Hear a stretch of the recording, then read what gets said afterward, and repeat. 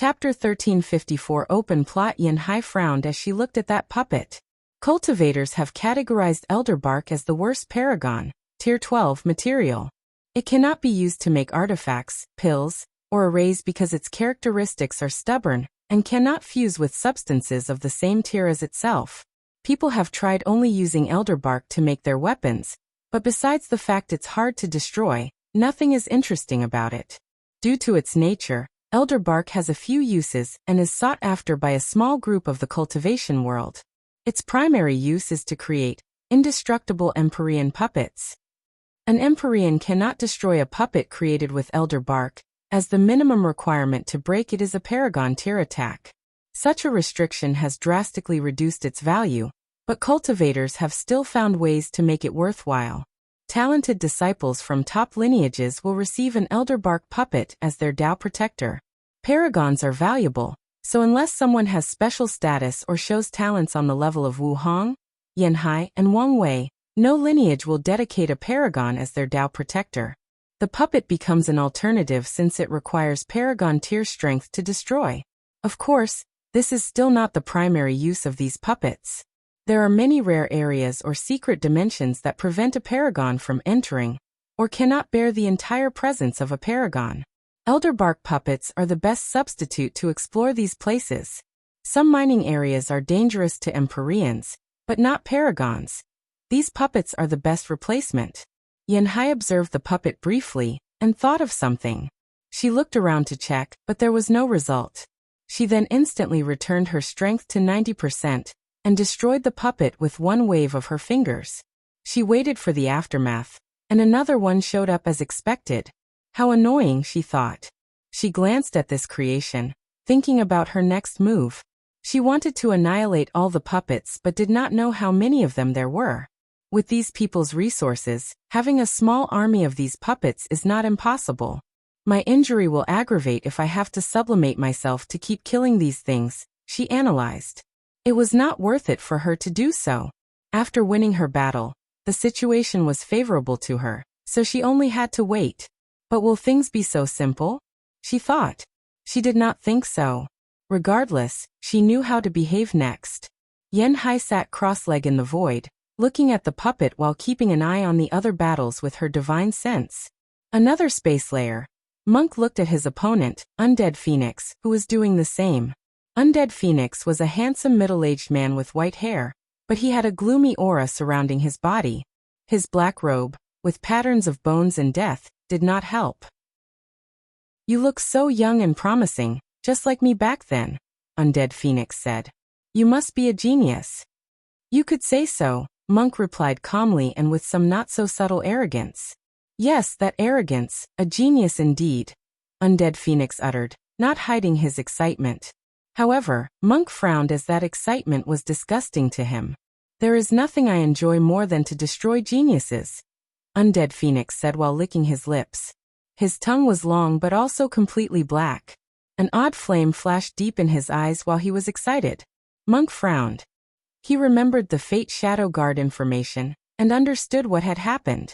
It seems that event twisted his mind and personality, turning him into a pervert who enjoys destroying other people's dreams and ambitions.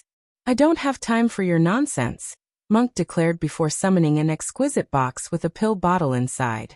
"My boss said he has a gift for you, but wondered whether you would dare accept it." Oh, Undead Phoenix was intrigued while also on guard. "It's the cure to Five Feathers Curse," Monk continued. According to him, the best resources in the world can only seal that curse, unless these two took action. This cure is the only one, and he wants to hand it to you. The Curse Master's bloodline curse was a nasty one. The better the sacrifice, the more terrifying the curse. Wang Wei had previously prepared a decent sacrifice, but Paragon Jimin showed up, and he could not pass this opportunity. Using a paragon, especially one with such significance in destiny, a sacrifice made that curse a nightmare. However, the effects were so incredible that Wang Wei believes the subsequent plans will be much easier to maneuver. Undead Phoenix's breath became uneven. He stared at that pill bottle, unable to extricate himself. He was not stupid. He knew this was an open conspiracy, using his hatred for Five Feathers to manipulate him. But he did not care. He would do anything to make this woman suffer the pain he experienced. Undead Phoenix resisted the urge to rush over and take the bottle. He waved his hand, and it flew in his hand. He checked it for any plot but discovered nothing suspicious. Good, good, good, he exclaimed 3 times. He grinned, showing all his teeth that were as white as bones. Normally, I like to take my time with talented individuals like you, slowing and methodically increasing the despair until their mind breaks. However, I'll make an exception out of you and give you a quick death. Look, aren't I generous? Sick bastard, Monk cursed. His aura increased, and his already tall body increased to 5 meters. His bronze skin showed brilliance, and his muscles were still the definition of exaggerated perfection. He teleported before his opponent and punched. Undead Phoenix was calm. A bone shield materialized before him, easily blocking the attack. What a rude bastard. He casually punched back, and Monk flew back a few light years like a rag doll. His body is so strong. But I don't sense the aura of the Power Dao realm. Could it be an impure body refiner? Impure body refiners are people who cannot take the pain, survive the tribulations of the Power Dao realm, or whose body refining does not match their path, so they find alternative ways to improve their fleshly Dao. In return, they do not have a willpower manifestation, terrifying defense against all Daos, or will immortality. Monk realized this single punch had broken 5 of his ribs, but he did not care, as such an injury was minor. The opponent did not even apply any Dao will to that punch, so he had healed most of it by the time he could stop his momentum and prevent his body from flying away. Force strike. Monk raised his hand. He condensed his physical strength before sending toward his target. His attacks acted similar to condensing air pressure, except they were created from physical force. Undead Phoenix remained calm, only using his bone shield to defend. He had a sneer and contempt in his face that drove Monk to a rage. The future leader of the barbarian race materialized a crystal armor that covered his body. He rushed toward his opponent and kicked him. Undead Phoenix was still calm. Now that's better. But only a little. His mouth released a terrifying flame that instantly burned half of Monk's body. However, the barbarian king was ruthless and did not hesitate to explode the other half of his body. Damn you, Ant, Undead Phoenix cursed. He was relatively intact, except for a few holes in his clothes and scratches to his face. However, these things healed or repaired themselves at a rate visible to the naked eye. Monk's new body appeared a few kilometers away. As the ancestors said, there is truly a vast gap between each level in the Paragon realm. In this brief encounter, Monk realized he might have been too impetuous and arrogant. From what he learned from his clan and Wang Wei, these parasites were the weakest in their realm. Yet they could still play with him like this. Monk's new body appeared a few kilometers away. As the ancestors said, there is truly a vast gap between each level in the Paragon realm. In this brief encounter, Monk realized he might have been too impetuous and arrogant.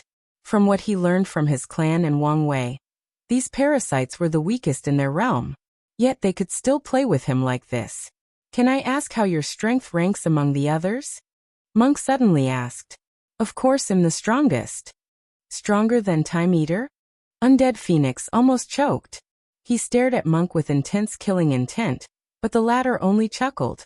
According to the boss, Time Eater is on top, followed by Earth Emperor, 7 Cauldron. You and Blood Dragon are on the same level at 4th, but you have the advantage in ruthlessness and intelligence. Finally, 5 Feathers is the weakest, even without the curse. What stupid list, Undead Phoenix sneered. Earth Emperor is nothing but a lunatic and a pawn. That stupid Taoist she-male can only rely on her background. And you dare put me on the same level as that stupid and lustful dragon? I don't totally agree with him since I think you're above the Taoist, Monk said. But to be fair, he did say that geniuses will always be geniuses. He said you had the most potential among the others. Unfortunately, you're now a broken man. When will it be your turn to comment on my affairs? You have a point, Monk nodded. In that case, let's continue. He summoned a metallic puppet before fusing it with his skeletons. His aura increased drastically, along with his confidence. If you find any errors, ads pop up, ads redirect, broken links, non-standard content, etc., Please let us know report so we can fix it as soon as possible. Chapter 1355. Conversing with the Earth Emperor. Wang Wei and Earth Emperor looked at each other, clashing their aura. They looked like they were about to kill each other. However, both of them seemed to have something else on their mind. Wang Wei's focus was not on this battle but on the sealed space. These cowards removed the no-life array, Wang Wei thought. He figured this was an excellent opportunity to at least kill one of these bastards permanently. Still, once they realized they did not have the advantage and were forced to fight him, they removed the array to ensure that the worst outcome in this fight was losing one life. I need to focus on my primary objective, Wang Wei thought, which is to break that seal. But now that Supreme Unity knows where I am, things will not be so simple. However, this was Wang Wei's plan. That did not stop him from giving one of these people a lesson. Are you interested in working with me? Pardon me? Wang Wei asked. He thought he was having auditory hallucinations. There is no need to be surprised, Earth Emperor added. There are no eternal enemies in the world, only eternal interest. If our interests are aligned, there is no reason not to work together. Wang Wei observed him and realized he was telling the truth. I have to say you've caught my intrigue. How do you want to work together? What's the common interest you're talking about? To destroy the Great Qin Saint Court. My first thought is you're courting death, Wang Wei said, looking at him strangely. But my second thought is, how will their destruction benefit me? Resources. Why are you saying something so stupid? Wang Wei said with a frown. You don't think I lack resources because I've plundered the Dragon and Time Eater's territory, do you? How can these people compare to the foundation of such an ancient overlord? Earth Emperor argued. Plus, the human emperor has an unknown and secret origin. I'm sure you're interested. Wang Wei looked at him without a word. He did not hide the annoyance on his face, or the fact that the Earth Emperor was speaking nonsense. His entire body language was as rude as it could be. He made it evident that he was restraining himself by not calling him a moron. Of course, this is not the main reason. I think you'll agree. I want to know what makes you so confident. From what I know about you, you're quite protective of your friends and families. Earth Emperor continued, not hiding his smirk. His facial expression indicated he believed Wang Wei would agree to his request no matter what. Who are you talking about? Wang Wei asked. You don't know. Earth Emperor asked with a smile. The Qin court captured the Demon Suppression Emperor as soon as she ascended. No wonder I haven't heard about her, Wang Wei uttered. When gathering his team, he also planned to gather some of the people from the lower dimension without sufficient background under his command. So, what do you think? We can work together, Earth Emperor continued. I get most of the resources from the court, and in return, I help you save your friend. If I agree, how will today's battle go? Everything will be fine as long as you leave and don't touch the seal on the Void Illusion Realm. Wang Wei pondered briefly. He had no plan to team up with this idiot. It's written all over his face that he plans to backstab me. Moreover, the latter seems to think it was okay for him to get most of the shares while his remuneration would only be saving the Demon Suppression Emperor. What's your plan to destroy the Qin court? Asked. Although he did not plan to work with that asshole, he pondered the possibility of fake working with him and backstabbing him first. I can't tell you that since we don't trust each other. If you agree, we can sign a contract. Tell me a general idea so I can be more confident. I won't say anything until the contract is signed. Earth Emperor replied stubbornly. All right, show me the prepared contract. Earth Emperor hesitated briefly before taking out a parchment and writing a detailed control with over 10 million words. Wang Wei received and read it, but a minute later he burned the thing while sneering. It's obvious you don't have a plan and want me to come up with one. The contract contained a loophole that insinuated that he would oversee most of this plan. I'm telling you, I have a plan I've been working on for countless yuan epochs, Earth Emperor reiterated.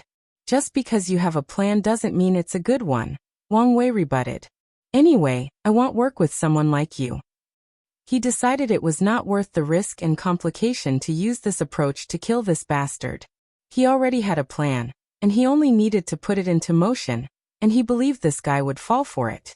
It seems the rumors of you being kind, benevolent, and generous to your friends are lies. Earth Emperor said with a cold face. No, they're true, but you seem to overlook something. The Demon Suppression Emperor is an acquaintance at best, Wang Wei replied. I've saved her and her people, so she already owes me karma. I don't need to go to extreme lengths to save her. Plus, I know for a fact she'll be alive until the human emperor returns from limbo. I have plenty of time. It's not hard to guess why the Qin court captured her. The Demon Suppression Emperors held both minor human emperor and heavenly emperor positions, and Ing Zheng would do anything to get his hands on them. Meanwhile, the same cannot be said for you, Wang Wei continued.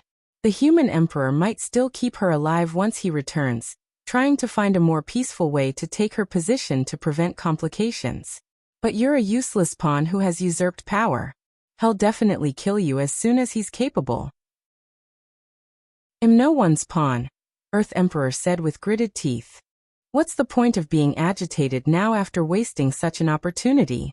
What are you talking about? Am I wrong? Wang Wei asked. Under normal circumstances, with your intelligence and capabilities, you would never have a chance to escape the human emperor's grasp. However, this turn of this era gave you a chance. With 1/9 of the world's resources and luck, you can bypass the limitation of your poor talent and cultivate to the peak of the Paragon realm. Although it would be impossible for you to become a primal under normal circumstances, you could have done it if you were ruthless enough. All you needed to do was risk your life to pass the unorthodox outlaw trial for Samsara Dao, and your future would have been bright. Earth Emperor could not pass the test based on karma, but the upper dimension offered an outlaw trial that was just a mighty heavenly tribulation. He could have passed if the Earth Emperor had been ruthless and willing to use most of his resources and luck. After gaining control of Samsara Dao, with 1/9 destiny of the world, you could get a job as a Yama King in the underworld, and use this opportunity to become a primal. The underworld is more than enough to protect you from the human emperor, and he would probably have given up on you as a pawn since it would cost him too much to retrieve you. But if you were bolder and wiser, the Eternal Ascension World's 1/9 luck was probably enough to get you the status as Earth Emperor. If you prove yourself, then all you had to do was take advantage of the human emperor's absence to destroy the Qin Saint Court and ruin his foundation. If you plan well enough, you might even kill him and get his human emperor position. After that, well, your future will be infinite. The Earth Emperor was quiet. Everything Wang Wei said sounded fine and dandy, but it did not meet reality. He was not like the others who let power get to him. At least he believed so. His cultivation was so low because someone was always watching him, not wanting him to get more powerful. Time Eater chose them because they were weak and had little talent, so how did he let them become as powerful as him? Additionally, how hard was the unorthodox outlaw trial? Many believe it's more challenging than the Paragon Tribulation, especially for people who want to change their Tao so late in their journey. How could he risk everything just for another Tao? In the end, it's as he said, I was not bold or ruthless enough, Earth Emperor sighed. He looked at Wang Wei, releasing a terrifying killing intent. The current world situation is strange and dangerous, and I need the counsel of a wise minister to help me through it. If I can get his soul, I can refine it into a wisdom artifact. There is no better reassurance as a monarch, or even in my cultivation journey, than to have a Tao overlord under my control feeding me ideas and plans. If you find any errors, ads pop up, ads redirect, broken links, non-standard content, etc., please let us know. Report so we can fix it as soon as possible. Chapter 1356. The ceremony is completed. Unedited chapter. The Earth Emperor's body, whose proper name is Shu Run, released a gray mist. It enveloped everything in its path and froze it at a fundamental level. Wang Wei's body moved out of the way, but the fog followed him like maggots chasing after expired meat. After realizing he could not escape, Wang Wei gathered the most abundant yang energy in his body and blew up, releasing a fiery fog to counter the enemy. His approach worked, but Shu Ren calmly released a black fog and molded it into a towering hand. Boom! The attack was too fast, and Wang Wei was sent flying. His two arms had turned into popsicles, and his soul heard owls of despair. Wang Wei remained calm and removed the enemy's shoddy application of a Dao artifact. His arm regenerated, and his soul was intact. Extreme Yin Spear. Shu Run waved his hand to condense a black spear. He threw it with unparalleled force, making Wang Wei's face turn ugly. He punched the spear, but his body took dozens of steps into the void. He looked intact, but anyone with discerning eyes could see the freezing signs on his arms and upper torso. Shu Ren's brow furrowed as he summoned hundreds of these black spears. They rushed toward their opponent, blocking the sky like they were raining. Extreme Yang Body. Wang Wei's body turned into an elemental-like fire creature as he desperately combated this rain of spears. The flame helped him with the freezing aspect of the attack, but the spears were too fast and there were too many. Additionally, he discovered that his speed was drastically decreasing with each passing second, meaning the longer this attack lasted, the slower he became and the more injuries he received. The raining spear ended, and Wang Wei looked like Swiss cheese. However, despite his situation, his eyes remained calm and focused. He suddenly teleported in front of Shu Run and kicked him. However, the ruler of the Great Chu Divine Dynasty was calm, almost too calm. His Dao was Extreme Yin, and he could separate it into Extreme and Yin Dao. He activated his Extreme Shield, easily blocking that kick. Then, with a thought, all the spears in Wang Wei's body exploded, sending his mutilated body flying thousands of light years away. Shu Ren activated Extreme Speed and rushed over, trying to annihilate the body in one fell swoop. Shu Ren's hands suddenly condensed a terrifying amount of death qi, turning his palm into a death claw. Then he headed directly for the immobile Wang Wei's head. Yin-Yang Reversal. As soon as the attack reached him, Wang Wei activated his Yin-Yang Dao, reversing the damage to his opponent. His actions were unexpected and swift, but not with the best effort. Shu Ren might have fallen for this trick if it had been before, but his time at the frontier awakened his instinct as a warrior. Extreme Defense. Extreme Regeneration. Shu Ren tanked Wang Wei's counterattack, but he also did not stop attacking. Most of the death qi from his claw dissipated, but the force of the claw still hit Wang Wei's body, sending him flying through the void. Shu Ren looked at his palm before looking at Wang Wei. "You're so weak. Logically speaking, you shouldn't be so weak." He did not let his current advantage overwhelm his senses. The frontier taught him the price of underestimating any enemy.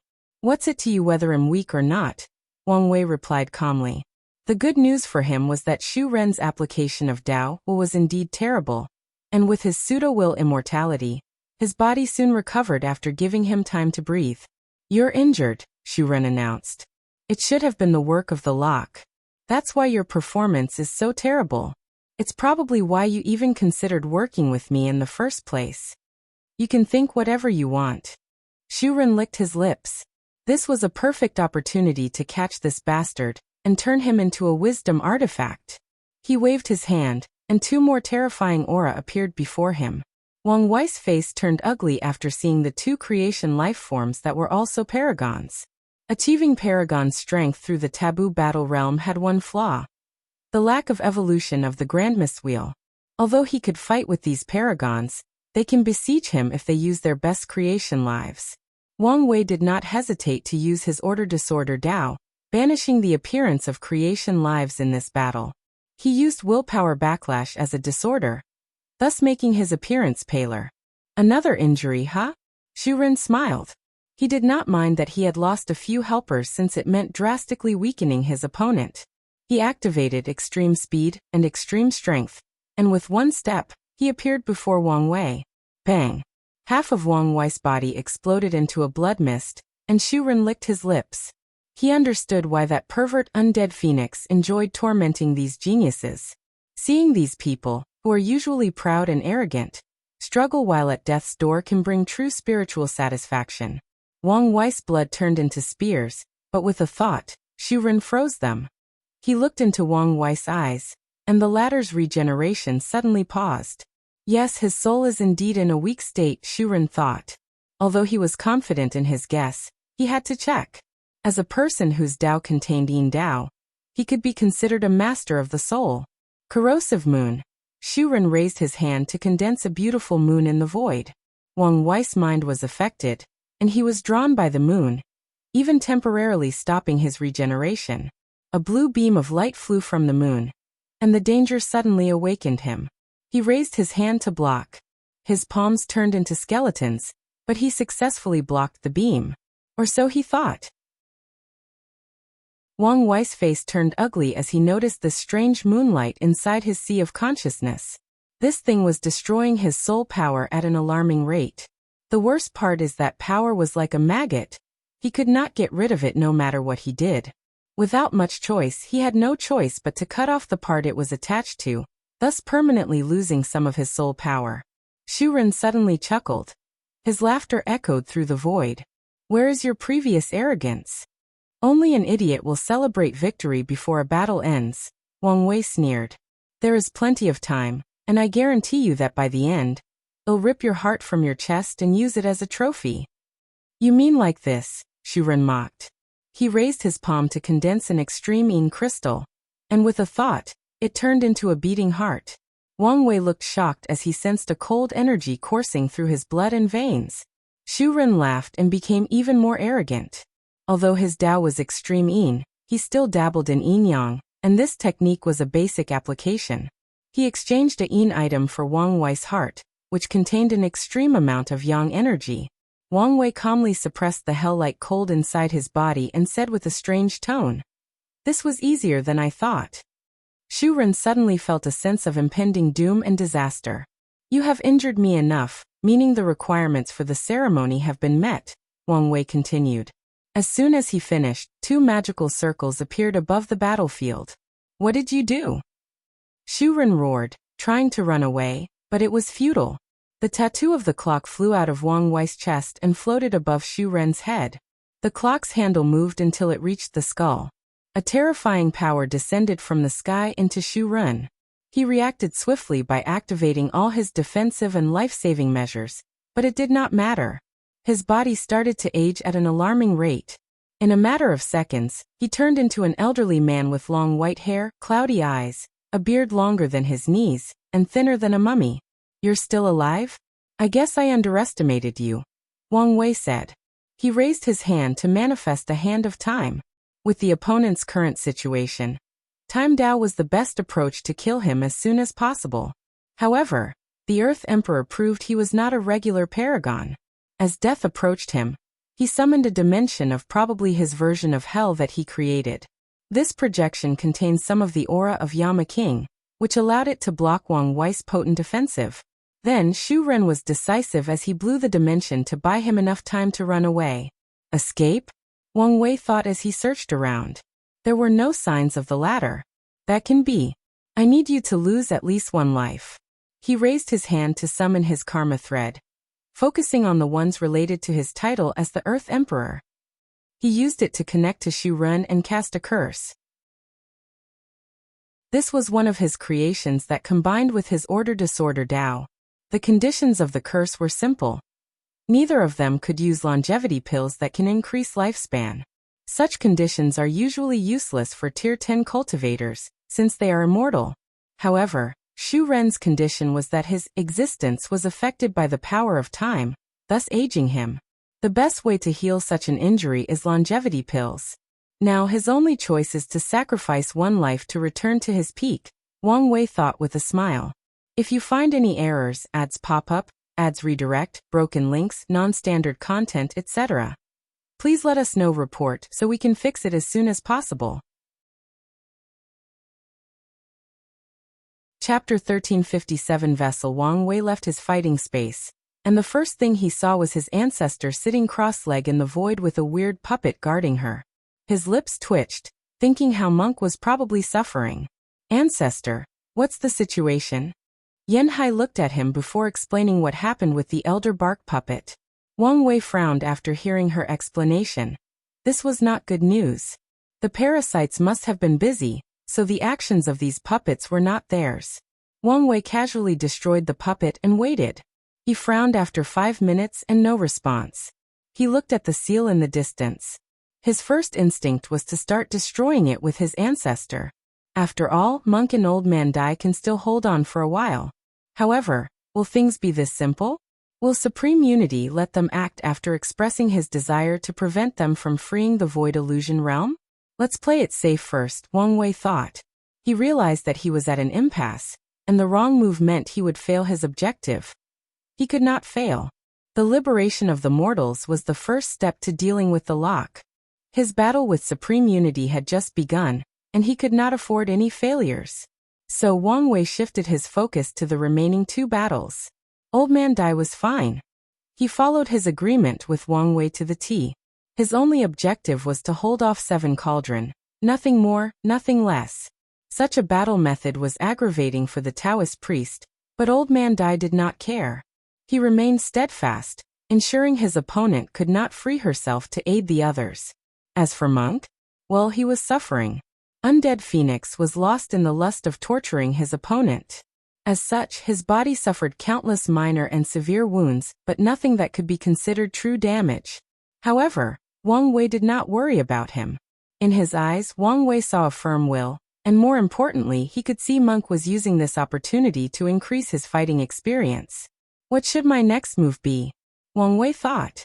Since he chose to play it first, his next move should be to free his ally so they can attack the seal together. The issue is who to help first. 7 Cauldron has the highest chance of something unexpected occurring, Wang Wei analyzed. His gaze then shifted to Undead Phoenix. Additionally, although I already plan to use him to deal with 5 feathers, it's in my best interest for him not to be in his best state. If he could severely injure the Undead Phoenix and release the news to 5 feathers, it should accelerate the speed at which they confront each other. Unless Supreme Unity intervened, there is no way for 5 feathers to heal herself in the next 100,000 or even million yuan epoch. Meanwhile, I only need Undead Phoenix's injury unable to be healed in the next 100 yuan epochs, forcing them to fight each other. Then, he'll have no choice but to sacrifice one of his lives to heal himself. With a preliminary plan, Wang Wei no longer hesitated. He accessed his future wife's treasury and took out a dagger. He observed this paragon artifact and nodded. This item was one of the best artifacts for assassination, especially for making the target suffer. Wang Wei then activated his power of nothingness and took the invisible characteristics of nothingness. He lurked in the unknown, waiting for the right moment to strike. According to his observation, Undead Phoenix had already lost himself. The latter's defense was at an all-time low due to how much he was enjoying himself torturing Monk. However, Wang Wei still waited. He waited until the latter's emotions reached a peak, and his defense completely collapsed. Then he appeared behind Undead Phoenix, and his dagger pierced his back and broke his spine. The attack was simple and looked so inspiring or ordinary. However, only Wang Wei and Undead Phoenix knew how devastating that simple piercing was. Firstly, Wang Wei's attack combined many powers, including his soul. In other words, Undead Phoenix's Paragon soul received a terrifying blow. He would have died instantly without the ring of white flame surrounding his soul. One of the true will applications that Wang Wei learned from his future wife was to make his will similar to a curse, making it harder to remove. He did not hesitate to use it for this sneak attack. Wang Wei even added his understanding of replicating viruses to make his true will even more challenging to deal with. As such, as soon as that attack succeeded, he knew Undead Phoenix would suffer in the future, unless he had some extraordinary means. But even that was not everything he did. As a final gift, Wang Wei injected his power of nothingness into Undead Phoenix's body. That alone should complicate things further. How? How can you do something as lowly as a sneak attack? Undead Phoenix uttered. Don't you know who I am? Wang Wei rolled his eyes. When did he have a reputation for being honorable? Earth Emperor thought he would do anything to rescue an acquaintance, and this Undead Phoenix thought that sneak attacks were below him. You will regret this, Undead Phoenix said with gritted teeth. A black flame enveloped his body, and Wang Wei retreated. Undead Phoenix turned into a black phoenix, but was only a black skeleton with no flesh or feathers. The black flame then consumed his entire body until there was nothing left. Wang Wei's lips twitched. These people may be bad at fighting, but all their methods of running away are extraordinary. How are you doing? Wang Wei asked. I'm fine. My injuries were nothing serious. Monk was telling the truth. It took him a few seconds to remove the opponent's Tao will and return to his peak. I sense the breath of ceremonial magic from you. Did you ask for some unknown being for power to end your fight as soon as possible? Monk asked. I'm not stupid enough to do such a thing, Wang Wei replied before briefly explaining the situation. A glint flashed in Monk's eyes as an idea flashed in his mind. Let's move, Wang Wei said. Time is running out. The two reunited with Yan Hai before entering Old Man Dais battlefield. Thank the heavens you're finally here. Thank you for your hard work. Wang Wei nodded before focusing on Seven Cauldron. The two stared at each other for a few seconds, making Wang Wei frown. Kill her as quickly as possible, he ordered. What's with the worry in your tone? Yan Hai asked. Haven't you realized? She's too calm. Indeed. Someone like Seven Cauldron should be panicking by now, trying to find a way to escape. However, she was calmly looking at them, with even some hidden disdain deep in her eyes. The team did not know whether Wang Wei was right, but they were not willing to risk it, so they all attacked simultaneously. The result was unexpected. A black and white shield surrounded Seven Cauldron, easily blocking the attack from so many paragons. Moreover, the unknown pure yin-yang power inside her body was activating, raising her aura drastically. Damn it, why didn't I think of that? Wang Wei cursed. He reacted swiftly by summoning his golden body of merit. What's happening? Old Man Dai asked, his voice not hiding his fear and worry. Of course, Wang Wei would not tell him he had figured out that the Seven Cauldron was Supreme Unity's vessel to use his power in the world, just like Feng Heng was to Mithriya. In my name and title as the honorary Buddha, Wang Wei's golden body uttered. I call upon the Mother Buddha to descend into the world to assist me in sealing this evildoer. Wang Wei knew only power of the same level could stop Supreme Unity, so he made the best response to the situation. As expected, golden lights manifested in this sealed place, followed by Buddhist chants and mantras. He successfully summoned some of Mithriya's power using his sage authority. A golden palm descended from the sky, releasing a golden magic circle to seal Seven Cauldron, and the descent of Supreme Unity's power. This is not enough, Wang Wei yelled as he watched Seven Cauldron's yin-yang symbol block his seal. Everyone, use your best sealing methods. Yan Hai was the first to react. She waved her hand to manifest 7 swords that emanated the power of stars. They formed a sealing array, channeling the endless power of Sword Tao and stars to seal their target. Old Man Dais' method was an enormous turtle shell with unparalleled weight and mass. He pressed it above Seven Cauldron, using its power to immobilize her. Monk's approach was to summon 33 ancestral spirits of the barbarian clan, and for them to work together to establish the 33-spirit temple sealing array. No one hesitated after Wang Wei spoke and went all out, but the worry on his face did not diminish, and that's because they were still at a stalemate with Seven Cauldron despite all of them taking turns. If you find any errors, ads pop up, ads redirect, broken links, non-standard content, etc., please let us know report so we can fix it as soon as possible. Chapter 1358 Heaven's Secret Crystal. Wang Wei observed the situation with a frown.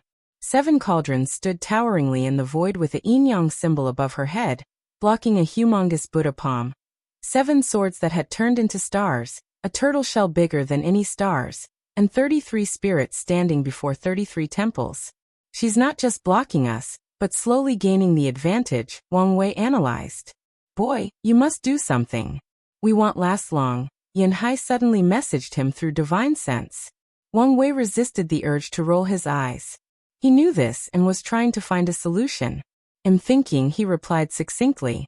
Wang Wei knew that time was not on their side, and the best way to solve this was to add more power to their sides, thus tilting this standoff toward them.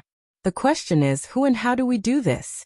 If I could summon Feng Heng to this place, Mithriya should be able to use more power with her vessel present, Wang Wei analyzed. But would Supreme Unity allow news to leave this place? Would he allow anyone to enter? Wang Wei swiftly eliminated this approach, along with others that require outside individuals to help. Most people cannot access this place, he concluded with a frown. Such a conclusion eliminated many other ideas, including using the other sages and borrowing their authority. Most people cannot, but there is still heavenly Tao, Wang Wei calculated. It's powerful enough, has the same ubiquitous characteristic as supreme unity, and is already in confrontation with the usurper.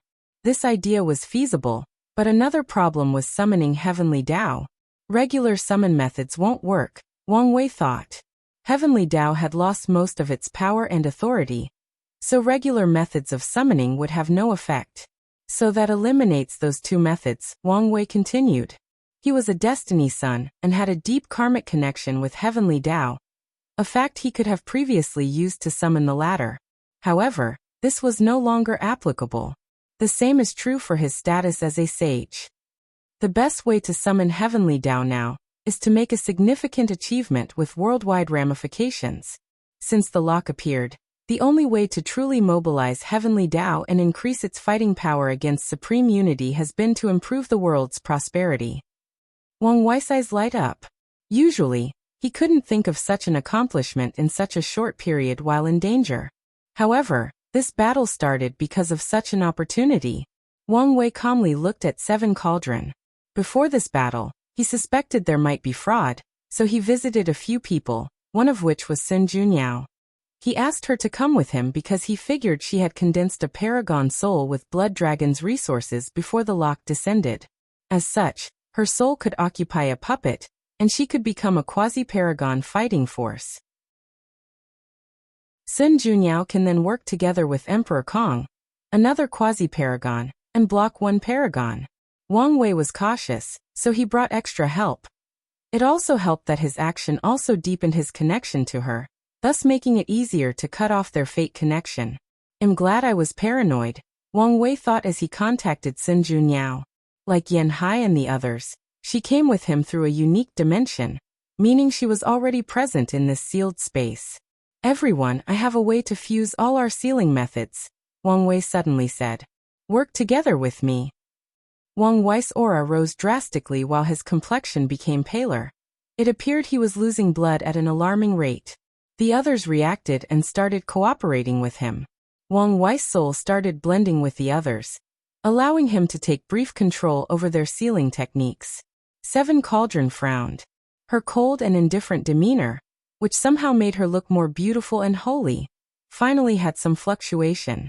Something is wrong, she thought, but she could not immediately figure it out.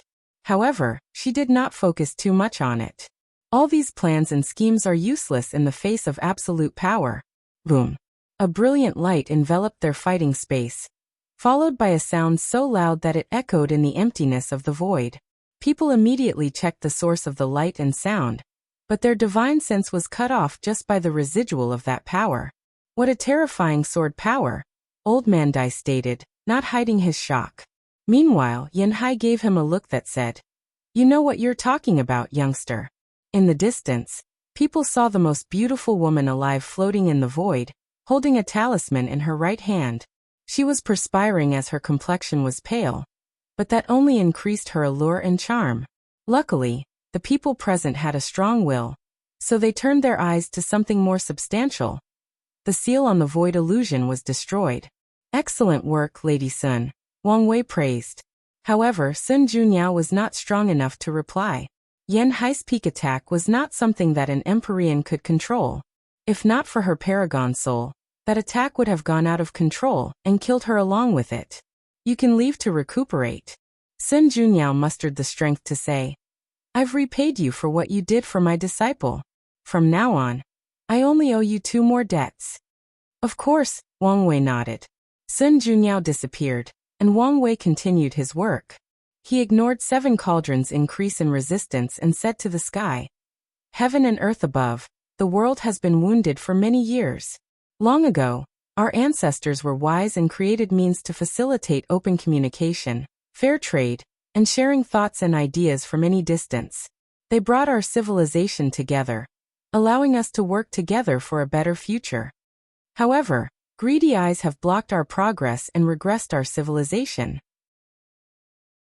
Today, after years of planning, using courage and wisdom, and gathering the strengths of many, I have freed the world. I have brought our civilization to its original track of prosperity and grandeur. Please, heaven and earth, be my witness. Wang Wei looked at the sky. His words might seem nonsensical or bragging, but he chose them carefully.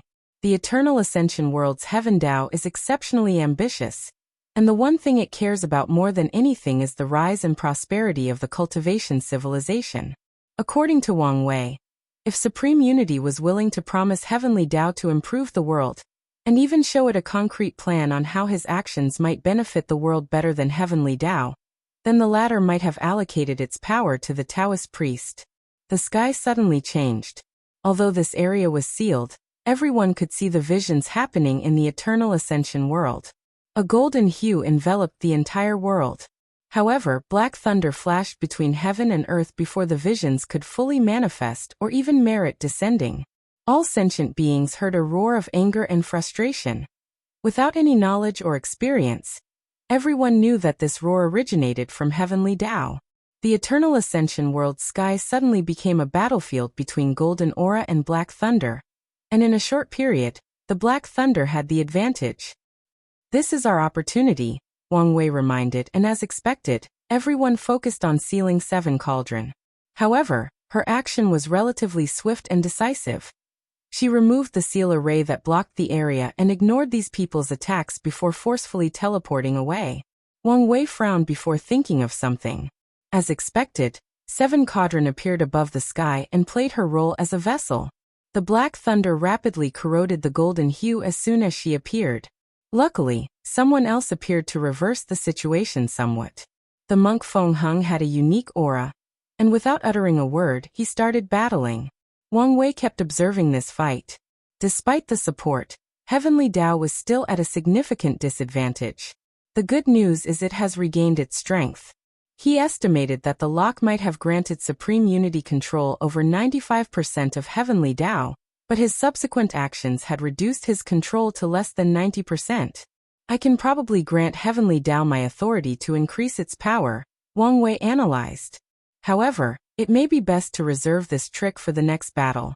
It's never wise for a general to reveal all its tricks in battle. Plus, the current situation is that fate is disturbed, and the secrets of heaven and earth are in chaos, meaning this is a great opportunity for me. Wang Wei did not hesitate. This was an opportunity that he could not waste. So he gathered Fate Dao and Yin Yang calculation to condense a crystal that he called Heaven's Secret Crystal. He looked at the ordinary-looking gem in his palm and nodded in satisfaction. Although this object might look simple and ordinary, he knew its importance. At this point in this chess game, when his divination becomes useless, he can use this crystal to perform a divination that is not influenced by anyone. If I use this at the right time, it should increase my chances of dealing with Supreme Unity. If you find any errors, ads pop up, ads redirect, broken links, non-standard content, etc., please let us know. Report so we can fix it as soon as possible. Chapter 1359 No More Lives. Everyone watched the battle in the sky for a few minutes before everything ended. All the vessels left, and they did not seem injured. The result was the golden hue celebrated Wang Wei's achievements, but it did not spread to every corner of the world. Additionally, he still received no merit for his accomplishment. I guess that's better than nothing, Wang Wei sighed. Heavenly Dao has a long way to go to have a chance in this fight. Additionally, he was now a genuine threat or obstacle to Supreme Unity, so he should cherish his life even more. Everything is over, Wang Wei declared while exhaling. Yan Hai flew over to him and tapped him on the shoulder. You did a good job, kid. Yan Hai found this youngster was as reliable as her brother Qiyuan. Thank you, ancestor. Yan Hai nodded. All right, it's time for me to leave. Don't you want to look at the Void Illusion Realm? I've seen it enough, she replied. All she cared about now was alleviating the effects of her injuries. All right. Yan Hai disappeared and Old Man Dai approached. Do you remember our agreement? I know. Next time, I won't contact or force you to participate. Remember your words, Old Man Dai said with indignance. The old man decided that he would change his hiding place. He did not trust that bastard Wang Wei to keep his word, so it was best to run away and hide from him. Wang Wei watched his departure. He guessed what the latter would do next and hesitated whether he should place something on him to track him. Ultimately, he decided otherwise. Old Man Dai was not a fighter, and involving him in these battles was not necessarily good. He also had to consider that this coward had a teacher, who may be a primal paragon. It's fine. I doubt I'll need him next time. He turned his focus to Monk. How are you doing? I'm fine, the barbarian king nodded. I've learned much in this battle. You're lucky this battle awakened you from your arrogance. Otherwise, heaven and earth would have sent you a humbling moment, Wang Wei said. Humbling moment? Look it up in your clan, Wang Wei replied. I will. Wang Wei nodded. Do you want to take a look? No, I have many things to digest from this fight, Monk refused. Plus, I have some thoughts I need to organize. All right. You can come to me if you need help. Monk disappeared, and Wang Wei focused on the hidden Emperor Kong. The latter only nodded to him before leaving. Meanwhile, Sun Junyao left without even saying a word. She did leave a polite message talisman. Wang Wei shook his head. The woman has drawn a clear line between them, and he was okay with that. He looked at the colossal portal in the distance, preparing to accomplish his goal. But out of nowhere, a green blade that contained the power of time pieced his body from the back. Wang Wei's danger intuition reacted at the last minute, but it was too late. The blade's power was overwhelming and wiped him out from with the power of time. The assailant waited as he knew Wang Wei was not dead. As expected, the void tore apart, and someone Wang Wei appeared. How many lives did I take? 2, Wang Wei calmly replied. According to normal sense, he should have lost only 1 life. However, after breaking through the battle taboo realm, his existence was on par with Paragon's, so the second-rank longevity resources and abilities he had were not as effective. So after this death he lost the only 2 lives he had left. That's about right, the assailant nodded. And how many do you have left? Wang Wei did not respond. His anger had reached the pinnacle after dying and losing all his revival methods. More importantly, he was schemed against. However, he controlled himself. How did you create projection from the seal? Time Eater smiled at him. You seem angry. Furious is more like it. That's understandable. Time Eater chuckled. All Dao overlords are arrogant by nature, and the thing that pisses them off the most is being outmatched in the field they are most proud of, wit and intelligence. I believe that is a flaw to anyone who considers themselves intelligent, not just Dao lords and overlords, Wang Wei replied. Maybe you're right.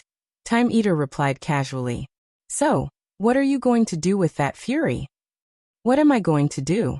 Well, at first, I only wanted to kill you. But I've changed my mind, Wang Wei said. I'll turn you into a great time paragon artifact. I'll use your Dao as the core, your body as the wax, and your soul as the flame. It seems this is not enough to quell my wrath. In that case, when I reach the same level as these 2, I'll revive your memories and consciousness, put it into a dog, and raise you as a pet. Yes, that should be enough. Wang Wei then looked in his eyes. That's my promise to you. Time Eater squinted, and a killing intent flashed in his eyes. However, he did not let it leak and soon returned to normal. At their level, even when you're angry, you're so careful. Only a fool would think he could control someone like you without absolute power, Wang Wei replied. A pet, you say? Time Eater chuckled. That's a good idea. I think you'll be able to brag anywhere in the known chaos universe if I have a Dao Overlord pet. Good. In that case, let's see who will be whose pet. Wang Wei watched him dissipate. He knew Time Eater would be a problem even if he were sealed, but he underestimated the time spawn. He thought it would take a while before the latter could use its means to interfere on the outside. It seems I'm not careful or paranoid enough, Wang Wei thought. He inhaled and exhaled to calm down. Now was not the time to let emotions such as pride rule his thoughts and actions. Instead, he focused on another problem, his lack of longevity resources. He could try to create one now, and although he would need 2 to ensure he had 1 life, it was still worth it. However, he felt that supreme unity would not let him succeed. It would be foolish for him to directly start researching methods of longevity, just after experiencing death. Such an act would be the same as writing on his forehead that he only had one more life left. I need to be more careful from now on, Wang Wei thought. He would have to rely on his avatars to revive if he died now. However, he had already killed all the ones in the upper dimension, meaning Wang Wei would have to return to the lower dimension. It's fine for ordinary people to ascend, but as someone who holds so much destiny and is responsible for the prosperity of the lower dimension, my ascension means something else. If Supreme Unity plays his card correctly, he could use the second ascension to extend his tentacles to the lower dimension. The lower dimension is Heavenly Tao's primary source of power. Supreme Unity cannot control Heavenly Tao entirely as long as it's under its control. Even if he completely controlled the upper dimension, Heavenly Tao could buy itself some time by guarding the lower dimension at all costs. As such, if Wang Wei dies and returns down there, he will never ascend again until the problem in the upper dimension is solved. In fact, Heavenly Tao itself probably wouldn't allow him to ascend if he wanted to.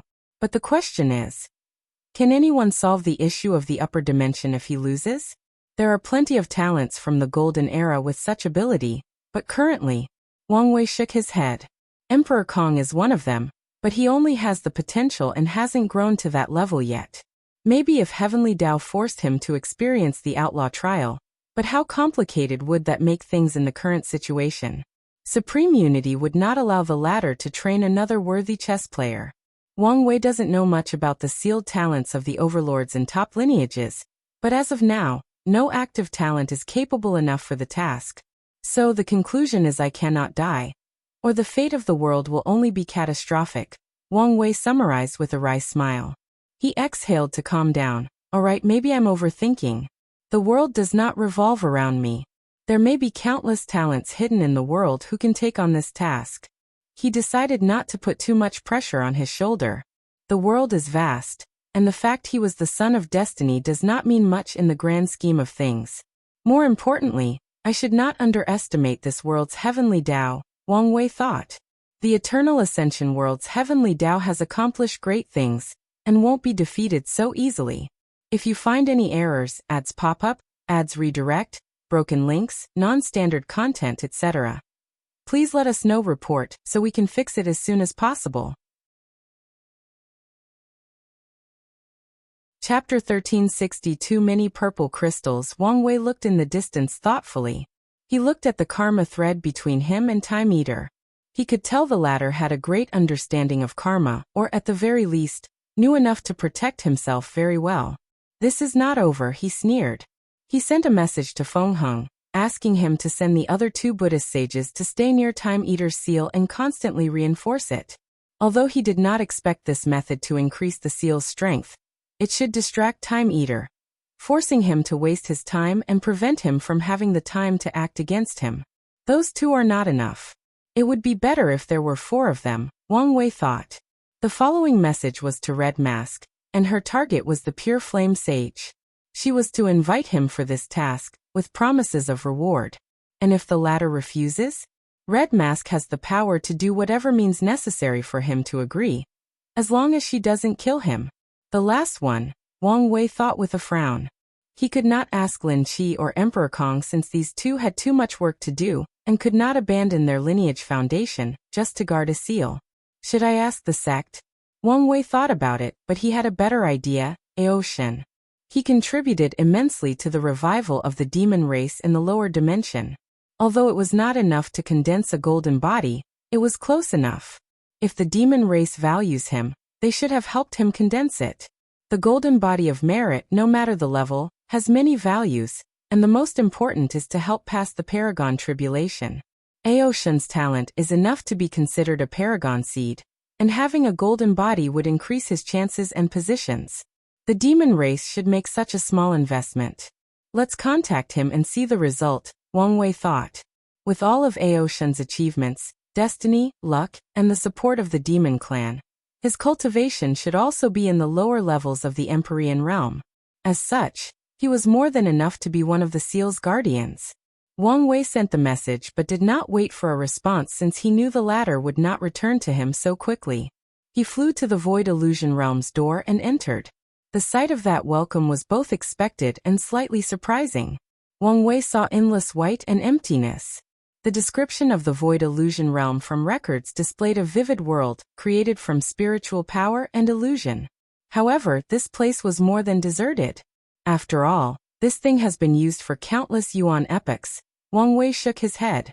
He summoned the Ma clan's luck condensing artifact. And as expected, a unique magic circle suddenly emanated from it. Wang Wei marveled at transcendent methods. All his methods and knowledge were useless before this power. He also realized that he had wronged Maitreya. If not for her holding off most of Supreme Unity's power, Wang Wei would have absolutely no way to fight back. At least, not before he fully becomes a primal and has enough knowledge and experience about transcendence. The magic circle opened a portal to the core of this realm, and Wang Wei immediately salivated. He saw a vast mountain range in a specific corner of this core, with each mountain composed of purple crystals. He recognized these purple crystals as condensed soul energies. Near this mountain range was a vast ocean, and Wang Wei knew this ocean was liquefied soul energy. Such quantity and purity, Wang Wei commented. The quantity was mind-boggling, but the truly valuable aspect of these crystals was how perfectly purified they were. Her accomplishment in the souls is on another level. I guess that makes sense since her main Tao is illusion. Despite his greed, Wang Wei did not rush over rashly. Instead, he slowly approaches. As expected, a formation appeared to block his path. He observed and studied it clearly before shaking his head. Ma Liqiu was not stupid, so she took some precautionary measures to ensure Wang Wei kept his end of the bargain. The protective formation had one purpose: to ensure Wang Wei kept his word. More importantly, it could only be opened by someone with the blood of the Ma clan, and that person must reach the Paragon realm. It's really not easy to take advantage of these old guys that have lived for God knows how long, Wang Wei sighed. Let alone the ones that have already started their transcending path. He shook his head and ignored this formation. He knew that even if he asked the sect's best array masters to try to break this thing, it probably wouldn't work. And even if they found a method, Ma Liqiu probably left a means of self-destruction. However, it did not mean that Wang Wei was out of chess moves. He could control the person who becomes the Paragon. He could injure their existence after the latter opens the formation for him, and even send the latter into reincarnation once he has what he wants. However, Wang Wei had an even better way. Willpower is a terrifying power. If I can train the Ma clan Paragon to have a frightening amount of willpower, then it will be a question of whether Ma Liqiu can take over their bodies to revive. Even if she can, this approach should be enough to delay her. He now knew how he would train the Ma clan's descendants.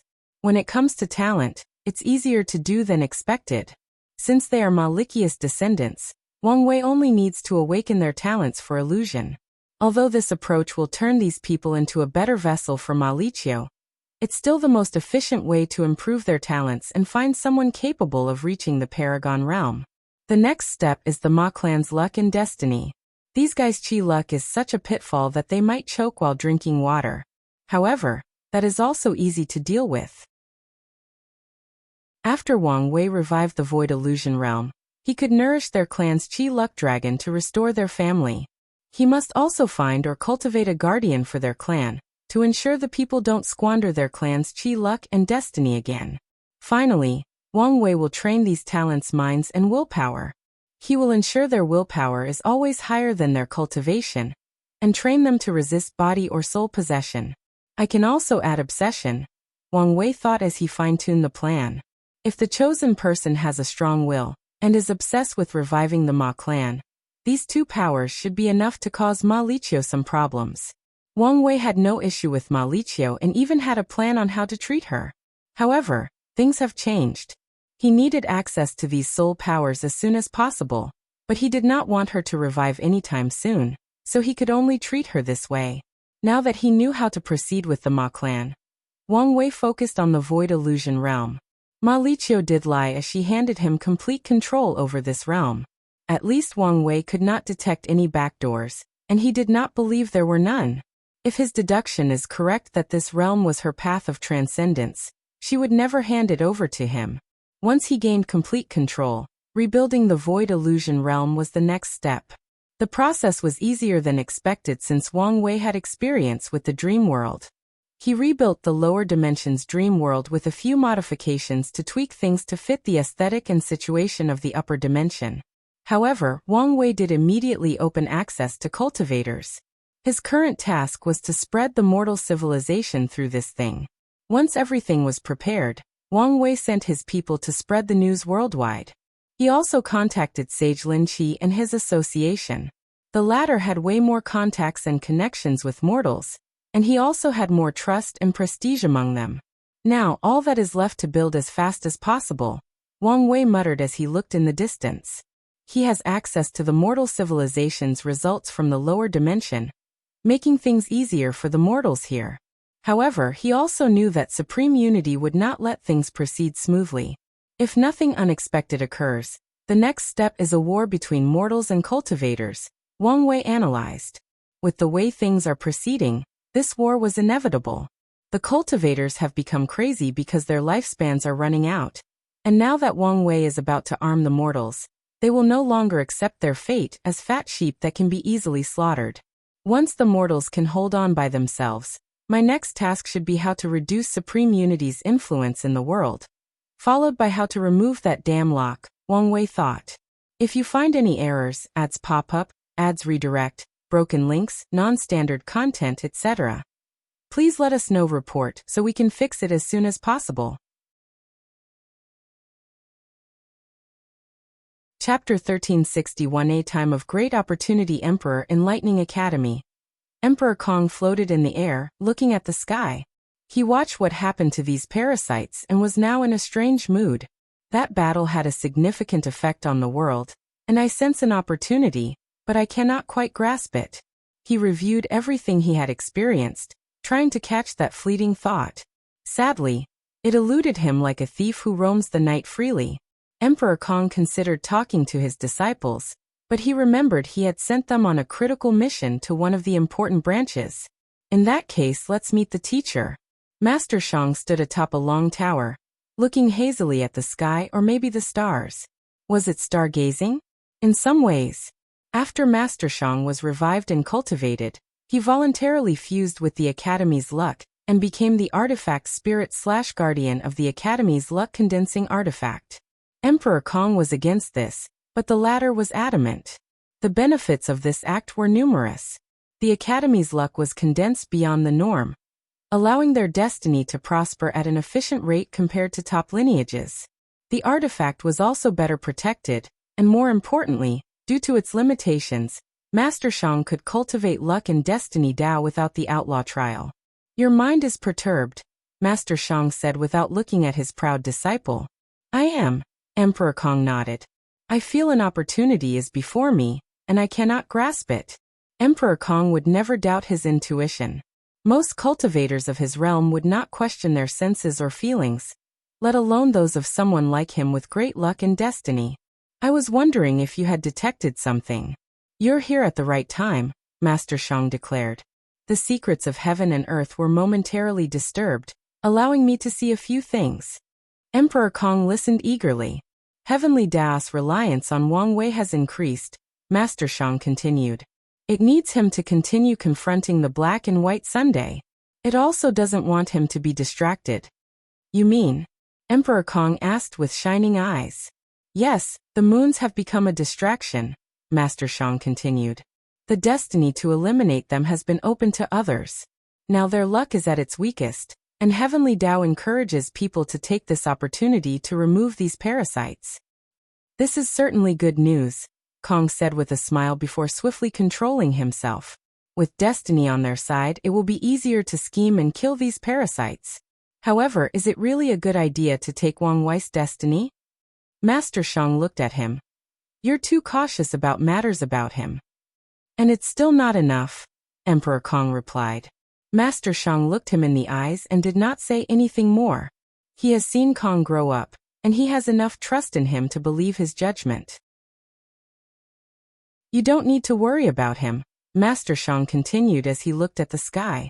Heavenly Dao knows what a terrible mistake it would be to ruin their relationship in the current situation. As such, it has already planned to make it up for him. Additionally, Some new changes have occurred in the moon's chi luck. Oh, what did you see? It has become extremely easy to plunder their luck, Master Shang continued. As long as you kill them once and force them to lose one of their lives, you can plunder a great deal of their luck and destiny. This is our academy's chance. We only need to kill one of them once, and the gain will be worth it. I understand. Emperor Kong nodded with shining eyes. He thanked his teacher before leaving. He needed to summon a meeting to discuss the next step. Dao Opening Sect, a meeting of the elders and patriarch. Have you heard the news? Sect Master Yu Kai asked. What news? An elder who had just appeared asked. He was in isolated training to heal his injuries from the lock, and was cut off from the outside. He wouldn't have shown his face if not for this emergency meeting. The parasite's luck and destiny has become easier to plunder, someone explained. That is good news, but is it enough for such a grand meeting? We don't need their luck and destiny. Stupid, think of the implications. What implications? Even if they are all dead, nothing will change with this fucking lock above our head. Yu Kai sensed a fight was about to occur, so he raised his hand to stop everybody. Today's topic is whether we should intervene more in the outside world. Now that everyone is caught on, let's discuss the pros and cons. The main pro is we can revive the ancestors, and they will finally free us, someone said. The overlords and top lineages had too deep of a foundation. To facilitate their power and control, Time Eater played politics and convinced them to seal most of their top powers and resources, such as paragon artifacts, puppets, and talismans. As such, these lineages desperately need the return of their ancestors to free themselves. The con is the two sons are now more active than ever. With the latter's power, it might be easier for him to stop us from reviving our ancestors. Or even worse, use this opportunity to wipe us out. The room became eerily quiet. How long has it been since their sect has not felt a threat of death? At the top of their power, they were the ones who decided others' life and death. But now, everything was reversed. Grand Elder, what do you think? Yu Kai asked, looking at the elderly woman in a plain blue robe. As a sect master, Yu Kai only respected Grand Elder Yin Shui. The sect's political situation was complicated, with countless families and significant suppression of the sectarian faction to prevent the birth of another powerful family. When this era started, and the sect faced a catastrophe, people's first instinct was to choose one of the three ancestral families, Wang, Yan Li, as their next leader.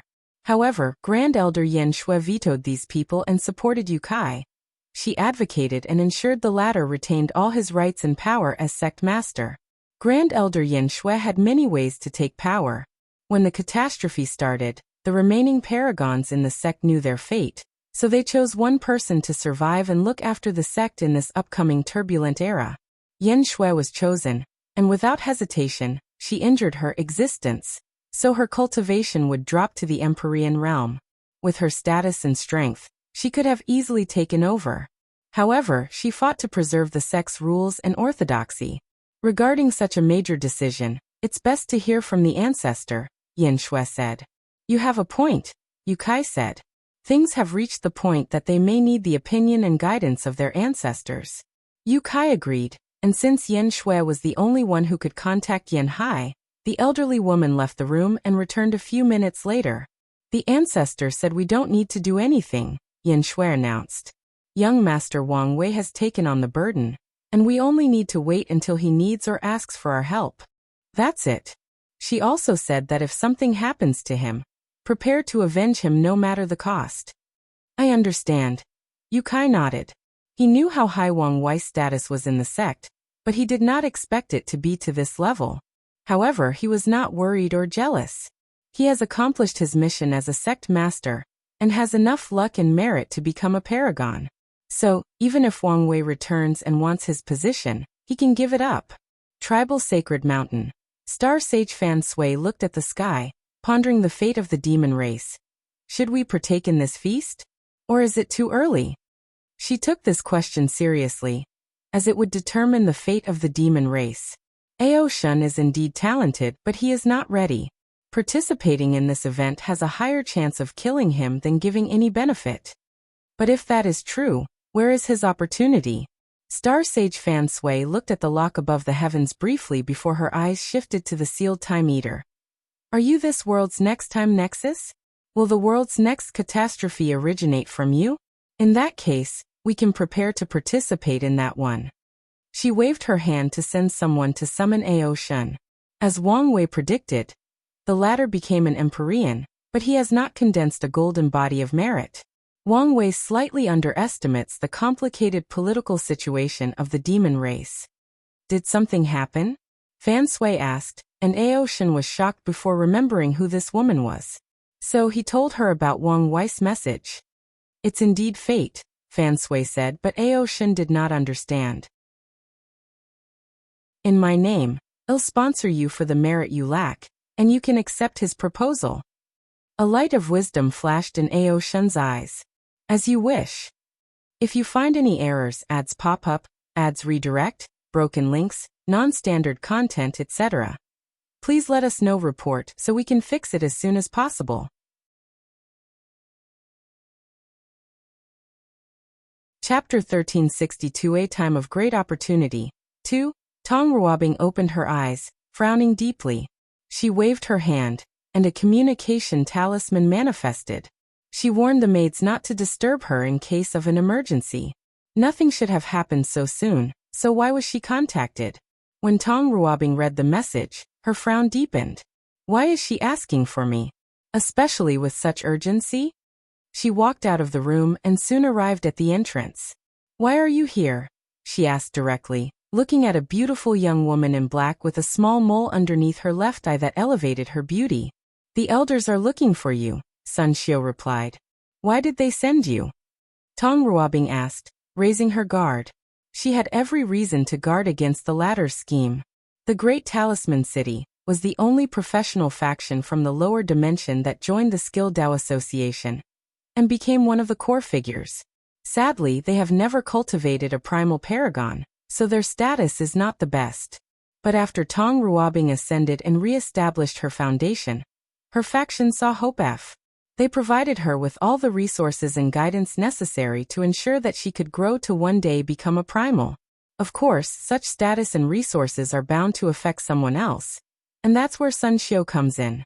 Before Tong Ruobing's ascension, she was the most promising talent in the association to become a primal. Still, after only a little over 10,000 yuan epochs, their status has become the same as they competed for the position of primal seed.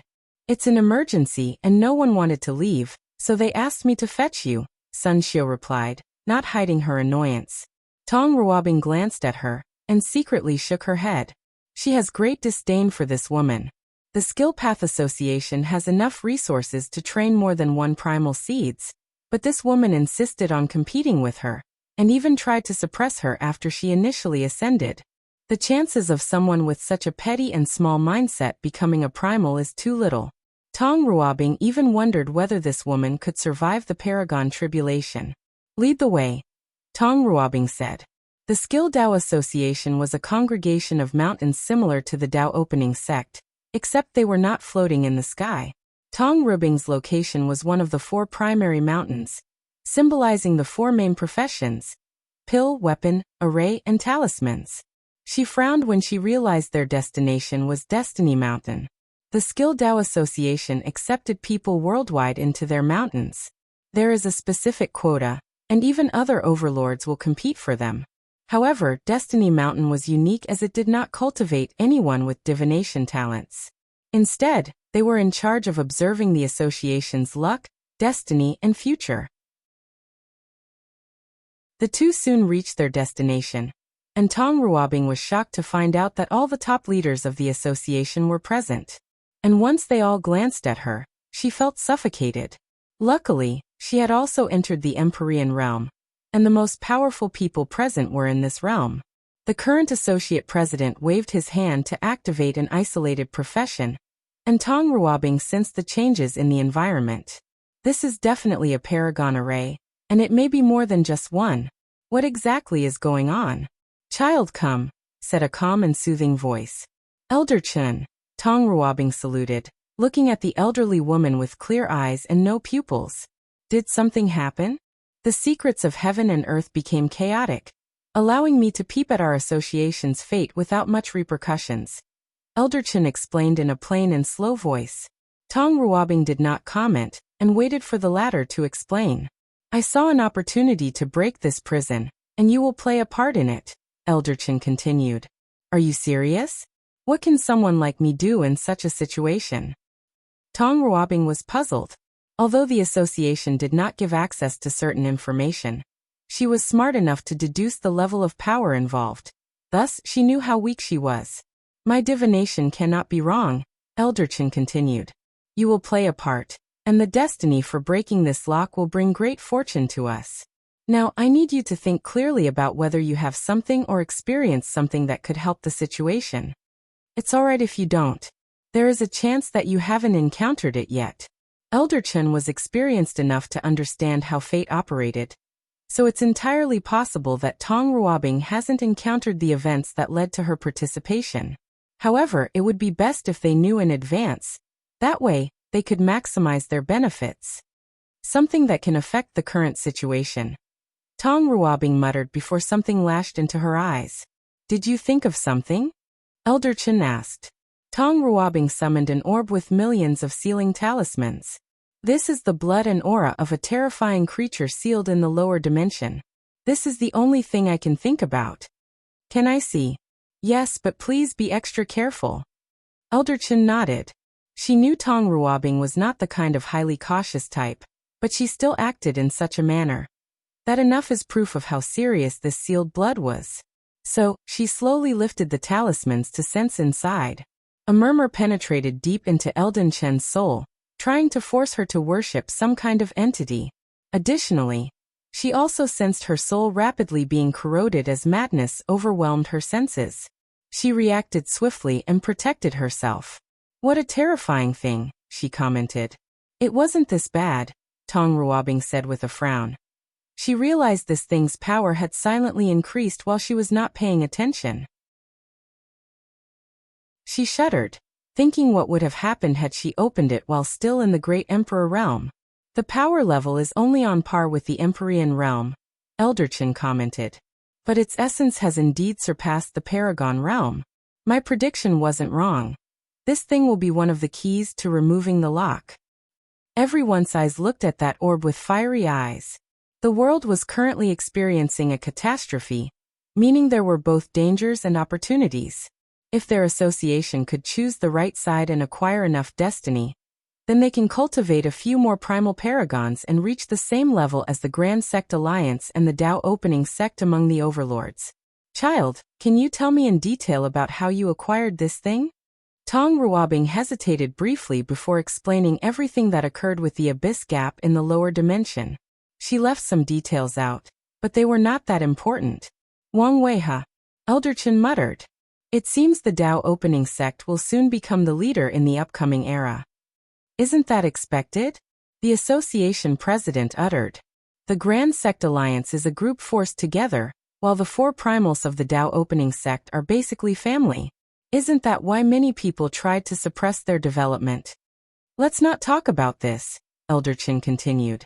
She more than many people understood that some things were destined. Child, can you lend us this for a while? No problem, Tong Ruobing agreed without hesitation. She knew she had no choice in the current situation, and this thing would probably only be helpful after becoming a primal. Don't worry, we won't take your things without compensation, Elder Chen continued. As a reward, you will be granted the position of primal seed, with all the status and resources. Additionally, you will be the one who carries the destiny from breaking the lock. Elder Chen, the association president said. It's fine to give her the position, but the matter of destiny must be treated with care. Elder Chen calmly looked at him. Haven't you understood? Some things are already destined. Why was she the one with this blood? Why did Wang Wei choose to bear the world's destiny, and why did she have a close connection with him? Everything seems random or coincidental, but it's just fate working its miracle. I understand what you mean, but... The association president continued, unwilling to let such an opportunity pass. We can wait until we can contact the ancestors, but I guarantee they will make the same choice. Then let's just wait, the president responded with gritted teeth. He knew his talent, and that reaching the peak of the Paragon realm was far-fetched. However, he now had a chance to see higher peaks with this upcoming destiny. Elder Chen looked at Sun Xiu and sighed. Little Xiu, why is your mood so chaotic? Sun Xiu was quiet. Our association was one of the Overlords. Do you think we don't have the resources to train more than one primal seed? Why are you so small-minded? With such a mindset, how do you expect to carry the Sun Clan's name and glory? The Sun Clan patriarch looked at his daughter with a frown. Their clan is a descendant of the association's primal, meaning they have one of the highest status. Previously, he indulged his daughter since she had some talent, but now, he realized she may not be enough to represent the Sun Clan in the upcoming era. It seems I may have to find another heir, he thought. However, thinking about how doting his wife was, he added, All right, let's give her one more chance. Elder Chan, what should we do now? Our priority is to purify this thing and keep the essence, Elder Chen stated. That is probably the key. But can this thing be purified? When Elder Chen opened the orb, the elders sensed the evil power emanating from it, and were not confident. We must try, she replied before suddenly thinking of something.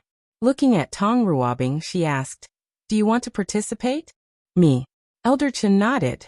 No problem, Tong Ruobing replied calmly.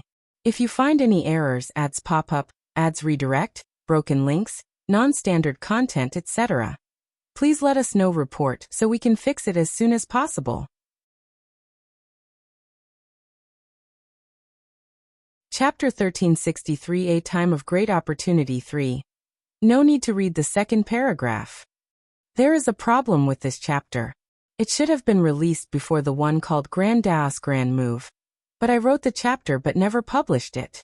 I'm also having a problem with fixing this issue with S rules that you cannot delete more than 1,000 words of a published chapter.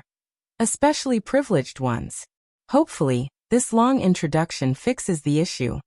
I just tried and it did not meet the requirements, so I must add more. I'm sorry for this introduction. You don't have to read it. It's one of the requirements for me to fix the issue. Maybe I should have deleted the entire thing and republished it. However, that probably would cause more trouble, and there is the fact it's not fair for the people who already bought the chapter. Alright, this should meet the word counts. Qin Longwei, the supervisor of the Great Chu Divine Dynasty's prison, received a strange request today. A middle-level minister of the agricultural department wished to meet him secretly. At first, he wanted to refuse, but the latter provided him with some information about one of his enemies. Qin Longwei thought this might be an opportunity to take down the latter, and maybe even get promoted. When he arrived at his destination, he checked the surroundings to ensure he was not falling into a trap. He felt relieved that the only person present was that small minister. Tell me your news and don't waste my time, Qin Longwei said directly. Although his department was on the lower end of the dynasty, his rank was still above this little clerk. As such, he did not give the latter much face. Sir, I only want some guarantees, said the clerk with a trembling voice. Tell me your information before we can even negotiate.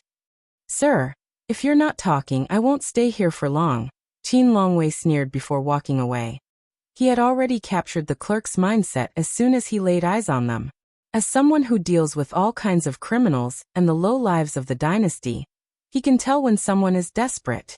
So, knowing he had all the advantages, Qin Longwei acted accordingly to ensure maximum benefit. He knew that any time now, this clerk would call him back with more desperation in his voice. Sadly, he overestimated his abilities this time. The small clerk suddenly released a shadow that swallowed Qin Longwei before he could react. He did not scream, nor did his intuition activate. He was swallowed completely. A new Qin Longwei appeared where he previously stood, but his eyes were different. He had lost the cruelty and brutality raised by torturing and killing criminals for countless Yuan epochs. Instead, his eyes were sharp, cunning, and powerful. This transformation lasted only seconds before Qin Longwei returned to his previous self. This new version perfectly captured the former Qin Longwei's aura, personality, facial expression, memories, etc. You can leave, and don't let anyone see you. Qin Longwei, no, Paragon Jimin said to the clerk. The two left separately, and Jimin took this opportunity to review Qin Longwei's memories in detail. The prisoners from the hidden layers were taken out, he murmured. I was right. Something is wrong with Shu Ren. When he was the prime minister, Paragon Jimin knew that the hidden layers of the prison contained powerful body refiners or cultivators that could be absorbed to help Shu Ren heal in case of an emergency. Only a few people knew about it, and only the emperor could order people to remove these prisoners. Now that I have confirmed the news, what should my next step be? Paragon Jimin thought. As soon as the Earth Emperor returned, he liquidated the prime minister and many other identities Jimin had, forcing him to start over. Luckily, he knew enough about the dynasty to slowly return to the top by stealing the lives of important ministers. If he is given some time and without interference, Jimin is confident he will once again be the prime minister, and this time, with his Paragon realm cultivation, his hiding ability will drastically increase. Jimin looked at the sky when he returned home. His eyes saw the Qi Luck Dragon of Great Chu. The normal eyes cannot see anything different about it, but he can see the instability of the dragon, especially after Wang Wei injured Shu Ren. It has become easier to plunder the luck and destiny of these people. And this might be the fastest way for me to recuperate, Emperor Jimin analyzed. But what should I do once I return to my peak? Take revenge on Wang Wei? No, that's pointless. Although the latter did scheme against him, he indeed saved him. Additionally, Paragon Jimin knew how difficult it would be to kill a master of karma after owing the latter a debt of saving their lives. Not to mention, he has speculated that Wang Wei has Paragon tier strength, hence why Shu Ren was injured. My ambition has always been to use the current chaos to build a powerful faction to prepare for the upcoming era, Paragon Jimin analyzed. By now, the rebellion should only be bones and skin, leaving only a few of my diehard supporters. In that case, I'll need to use my status as the first Paragon to condense my luck and destiny, and to rally people into my lineage. Lao Qin, where have you been? Yelled a gruff voice as soon as Qin Longwei entered his house. He recognized it as his voice and yelled, I went to get some fresh air. You didn't go drinking again, did you? I've told you many times not to associate with these scoundrels. The prisons are full of people whose minds have been twisted. Some came to the prison to satisfy their hidden urges, while others became like this after years in that terrible environment. It did not help that the prison had a unique cultivation technique that absorbed baleful auras and negative emotions. Qin Longwei's wife never liked how her husband associated with these people, by taking them drinking. No, I haven't, Qin Longwei responded. Let me check. A divine sense descended on the room that scanned his body, especially his mouth and aura, making Paragon Jimin's lips twitch. Good, it seems you've started to listen to me more. Jimin ignored his wife, and entered his cultivating room. From Qin Longwei's memories and his experience as a prime minister, he knew the prison supervisor position was not simple. The emperor has absolute power.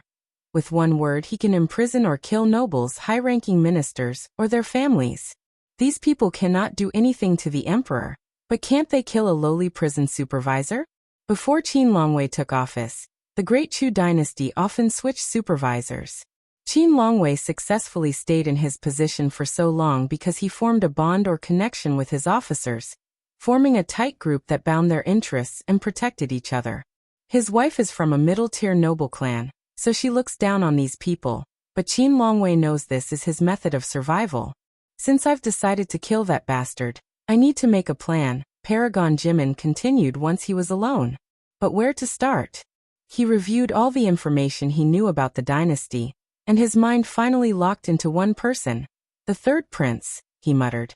Shu Ren seems lucky in this department, so he has given birth to a few children. However, all the princes or princesses in the current dynasty can be said to be mediocre. Only a few have reached the Empyrean, and most are in the early stages of the Great Emperor realm. Of course, everyone knows it's not because of these heirs' talent, but they just stop cultivating out of fear. They all knew that the few of their brothers and sisters who cultivated to the peak of the Empyrean realm disappeared. Except for the third prince. He reached that realm long ago, but nothing has happened to him. The discerning eyes could tell that it was not for the lack of trying on the emperor's part. Yet the third prince is alive and well. Although it seems he has little power on the surface, as the prime minister, Jimin once discovered the latter had a terrifying intelligence agency under his control. This man has always been an enigma. And if there is someone who might be willing to work with me to kill Shu Run, it's him, Jimin analyzed. Alright, it's decided. However, I should be careful when dealing with him. He had long suspected that the third prince intentionally revealed his intelligence agency to test him. And the fact that he did not report this to the emperor showed the former prime minister's character. Jimin exhaled to calm down. Although he had a preliminary plan, he did not want to act immediately. The current situation was dangerous, and Shu Run was sensitive during this time of weakness. It may reveal his actions if he acts now. Jimin uttered as his vision penetrated this house and glazed at the dynasty's Chi Luck dragon. It became weaker.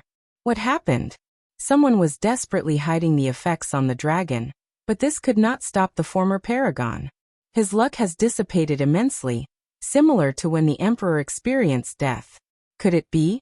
The only explanation was Shu Run used one of his longevity resources to heal whatever damage he experienced in the previous battle. He's quite resolute, Jimin praised. The situation was ever-changing, so it was wise for Shu Run to maintain his top fighting shape. As for the loss of his luck, he could still recuperate it with the correct method. Unfortunately for you, this is a chaotic time, and destiny is against you, he sneered.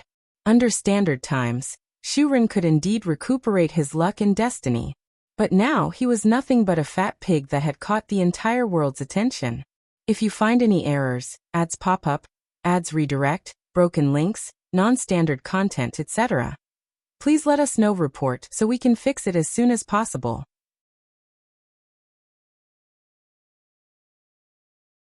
Chapter 1364 Heavenly Daos Grand Move, unedited chapter. There is a missing chapter labeled A Great Time of Opportunity 3. It should have been released yesterday, but I made an error and did not push the publish button. Go read it since there is some vital information. Wang Wei sat cross-legged before countless mortals with 369 billion of them chosen as the leader, and imbued with great destiny by Wang Wei and Heavenly Dao. This number sounds large, but considering the unfathomable number of mortals in the eternal ascension world, that number meant nothing. Fortunately, Wang Wei went with quality over quantity.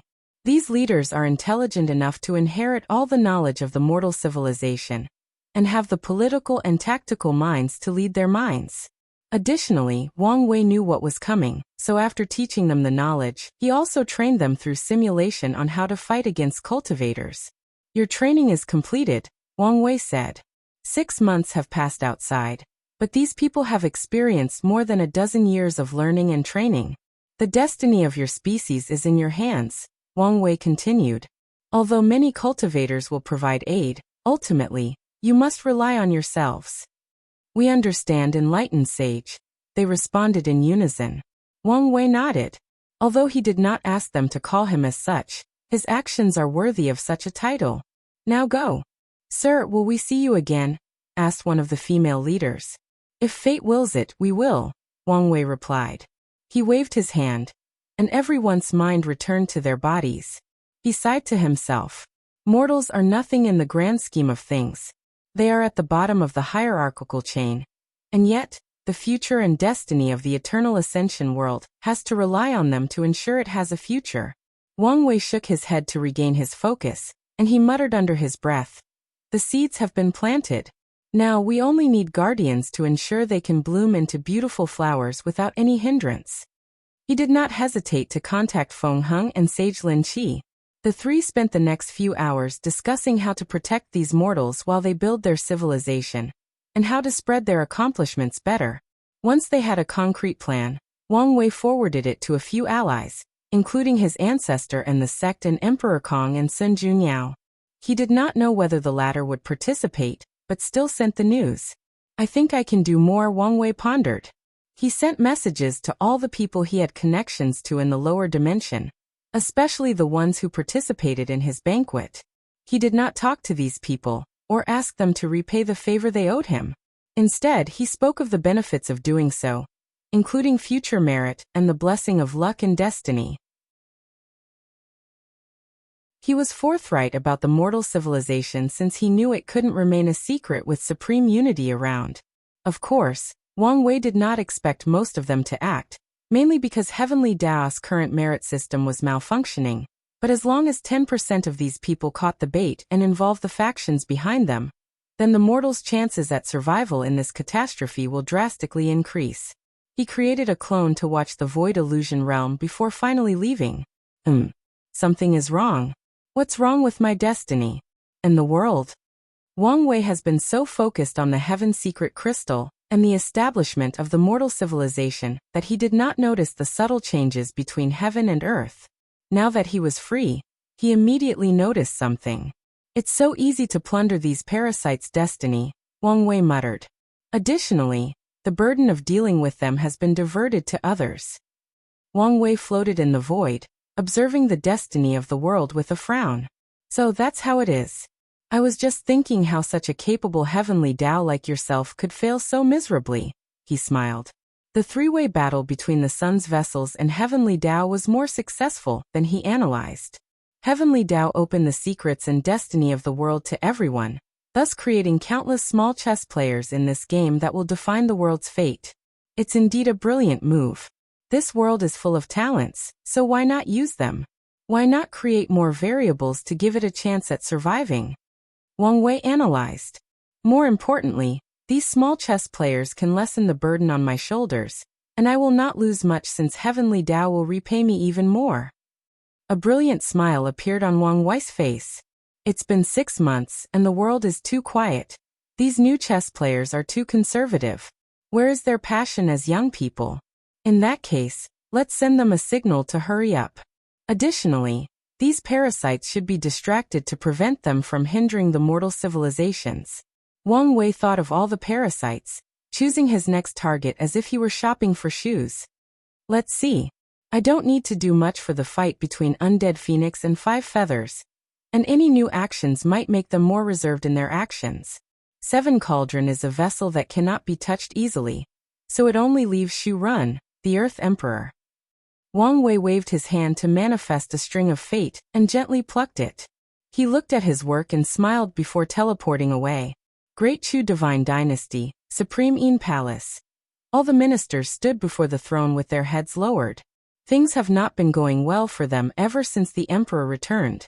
Forget how they had so much power and wealth when the Emperor was not here, but he's been moody and aggressive ever since the latter's return. There have been times when he acted like this before, but not to such a level, nor did it last for so long. Today, the Emperor discovered major corruption in the Treasury Department, and everyone was scared. After all, not a single minister present in this room can confidently say that their ass was clean. With all the chaos and the Emperor's absence, isn't it normal for them to take some resources secretly?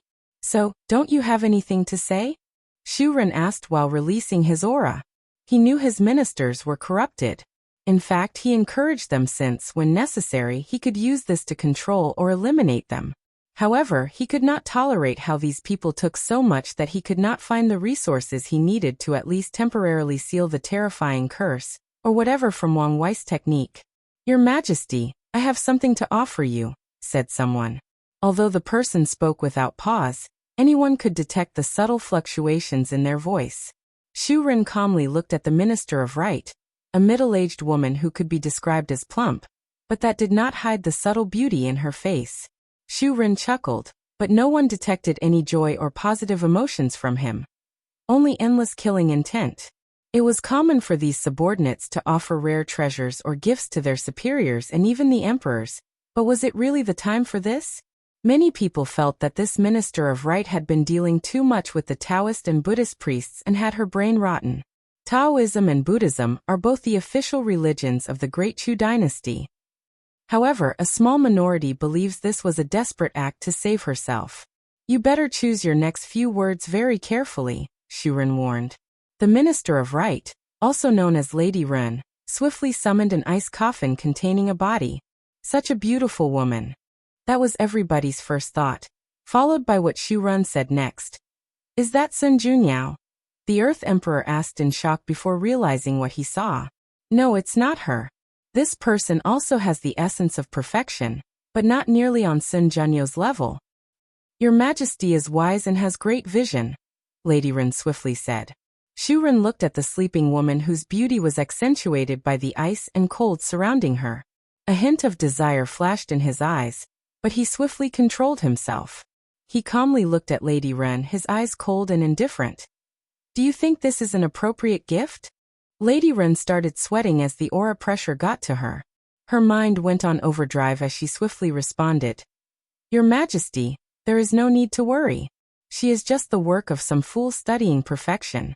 I've found her during one of my fortune encounters, and I can hand over the place for His Majesty to investigate. Additionally, Your Majesty can control every aspect of this woman. You can place as many secret restrictions on her and control everything she does, including her meal. You can even check and change her memories as you see fit. Lady Ren did not know what she was saying. All she knew was that she spewed everything she could think of to appease the Emperor's suspicions. You have a point, but this Emperor is not such a person, Shu Ren responded, smiling slightly and removing his aura. However, I should be cautious and double-check. He snapped his finger, and someone floated from his shadow. You know what to do, right? Yes, my lord. Good, Shu Ren nodded, looking at the beautiful woman. Then he waved his hand to put her away. What about the corruption case? The shadow asked. Shu Ren looked at these people. As long as they can repay most of the stolen money. And if they can't, if they can only pay 60% or more, send them to prison until I'm in a better mood and I remember them, Shu Ren continued. If it's less than 50%, add a weekly dose of torture, and if less than 20%, just kill them. Many ministers' bodies trembled. Many already used those resources to gain personal strength or more political and military power in the dynasty. Some have wasted it on pleasures and such.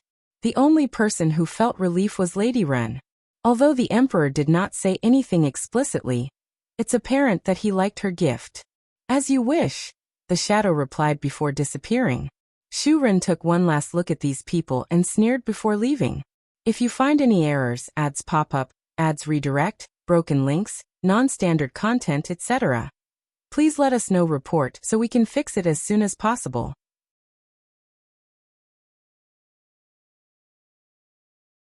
Chapter 1365 Shu Shu, how is it? Shu Ren asked, looking at the shadow kneeling before him. I have investigated it clearly. She is the product of a genius from the Golden Generation called the Moon Knight Paragon. According to records, he once saw a perfect woman during an eclipse and has been pursuing the path of perfection since then. And you're sure such a person exists? There are many records of his existence. And the Minister of Right is not the only person who has found one of his experiments since his disappearance. Shu Ren was quiet, with his index finger tapping on his armrest.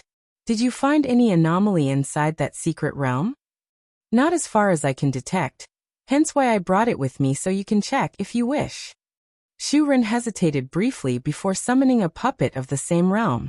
He linked his visions to the object before sending it inside. The puppet had a powerful divine sense, allowing it to check for the unknown. More importantly, it served as a proxy in case something was wrong. As long as Shu Ren was careful, he would have plenty of time to protect himself or escape while the puppet was being eradicated or influenced. He was careful and spent a few hours searching, but this was an ordinary secret realm that served as a laboratory. The only things worth noticing were how old it was and the faint aura of perfection remaining around. Shadow, tell me your honest opinion. Do you think someone is plotting against me? Shadow pondered briefly. In the current era, there is only one person with enough knowledge and ability to pull such a scheme, and that's Sun Junyao. However, after killing the blood dragon, she has no motive or capability to pull another stunt like that again. She has plenty of motive, Shu Ren sneered. His words plunged the room into momentary silence for a few seconds. Then he continued. What about Wang Wei? Shadow was silent. Speak. Shadow no longer hesitated. There has been no evidence that Wang Wei has such a great understanding of perfection, and granted that it's not his Tao, The only way for him to scheme something like that would be for him to team up with Sun Junyao. Don't beat around the bush and state your opinion. If this is Wang Wei's scheme, I cannot think of the latter's objective, Shadow explained. Not to be rude, but this unfinished product does not have Sun Junyao's charm, so what would be the plan of using her as bait? And even if she was Lord, you are not as weak-willed as the lustful dragon, so the same plan would not work. Maybe this is just a distraction, Shu Ren said with squinting eyes. Instead of focusing on her, our eyes should be elsewhere, for example, Lady Ren. No, she's too obvious, so most likely a pawn. Shu Ren felt he was into something. The perfect woman was a distraction, and Wang Wei's attack was coming somewhere else. There is another possibility we may have overlooked, Shadow suddenly said. Oh, her creator. The Moon Knight Paragon? Shu Ren asked with a frown. Are you suggesting he's alive and might want his test subject back? That's right. He might not allow anyone to touch her if he values her. That's a little far-fetched, Shu Ren disagreed. He's been missing for heaven knows how long. And even if he's alive, he won't be in the Eternal Ascension world. And as you know, it's impossible to return here in the current climate. Unless he's achieved the same realm as the two suns. That's even more absurd, Shu Ren replied before pausing. Do we have any records of him entering the ultimate taboo? He has long disappeared before the ultimate taboo, Shadow replied. And Shu Ren almost sighed in relief. But that doesn't rule out that he entered from other worlds. Indeed, Shu Ren acknowledged before thinking deeply. I still think your idea is too far-fetched and has too many loopholes. If Wang Wei wanted to use such a person to eliminate me, he would have to know in advance that the Moon Knight Paragon has reached such a realm, and he would also have to understand that this frozen woman was significant to him. Unless he's not the one responsible, Shadow responded. If not him, who else? Are you saying this is a plot from one of those 5? Time Eater, to be specific, Shadow continued his analysis. You should know that he has a much better information network involving affairs in foreign chaos worlds, so it's not impossible for him to hear the news about Moon Knight Paragon. Furthermore, we know that he's not the type to remain subordinate, so what is the best way, in this current situation, for him to retain his autonomy and as much power as possible? Make the world chaotic by distracting the two suns from paying attention to him. There is no better way for him to succeed than to introduce another powerhouse on their level. Shu Ren frowned. Assuming you're right, what role do I play in this grand scheme? Hasn't he always wanted all the world's luck and destiny for himself? Shadow stated. According to his original plan, he would choose people on the Moon Council that he could easily control and deal with, and when the time was right, he would eliminate them and take all their luck and destiny. Shu Ren had to admit that Shadow's analysis made sense. If Time Eater's plan succeeded, he would have killed 2 birds with 1 stone by diverting the two suns' attention, and killing him in the process. An intense killing intent flashed in his eyes before dissipating. What do you suggest we do? Shadow did not immediately reply. Well, sir, the simplest way to solve this issue is to put the woman away. Whether this is a scheme or not, we will have no problem as long as she's no longer our problem. Your approach is too conservative, Shu Ren immediately answered. Plus, wouldn't I be telling the world that I fear either Wang Wei or Time Eater if I sent her away? Brr, sir. Shu Ren raised his hand to stop him. Your analysis is sound and impeccable on paper, but there are still many flaws. For example, why hasn't the Moon Knight Emperor returned to the Eternal Ascension world after his cultivation success? Did something happen to him? Did he abandon his home after achieving such a level of power? Shu Ren's body on the throne suddenly relaxed. Achieving that cultivation realm is not as simple as you imagine. Additionally, we know that there are others in the Chaos universe, but none have ever entered the Eternal Ascension world despite many wanting to. Shadow was quiet. His lord had a point, but he also knew that these points were nothing but excuses. Ultimately, he kept the woman out of pride and lust. Maybe he's not so different from the dragon after all. The only difference is he's arrogant enough to think he can see through any scheme and deal with it. In that case, sir, what do you need me to do? Keep an eye out for Wang Wei and Time Eater's actions, he ordered. Shu Ren wanted to be vigilant and prepare in case something went wrong. As you wish. Shadow disappeared, and the Emperor summoned the frozen woman. He pointed at her, and countless formations manifested in the void before entering her body. With this method, he could secretly control her life and death and monitor her mood, expression, and even thoughts. As for her memories, Shu Ren did not touch them until he discovered they mainly consisted of a middle-aged man with a cold expression experimenting with her by using countless formations. Shu Ren took a moment to check his work before finally opening the coffin. The woman looked beautiful, even though she was not completely perfect.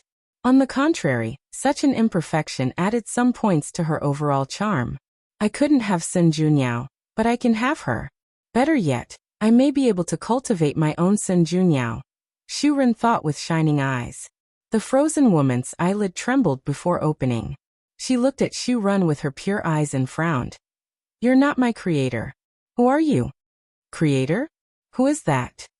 Shu Ren said. One of my ministers found you inside a secret realm. You were the only one there. The woman immediately became quiet as a somber aura emanated from her body. It was so intense that it even affected Shu Ren for a few seconds. Truly worthy of a perfect creature, the Earth Emperor thought. Is something wrong? He asked.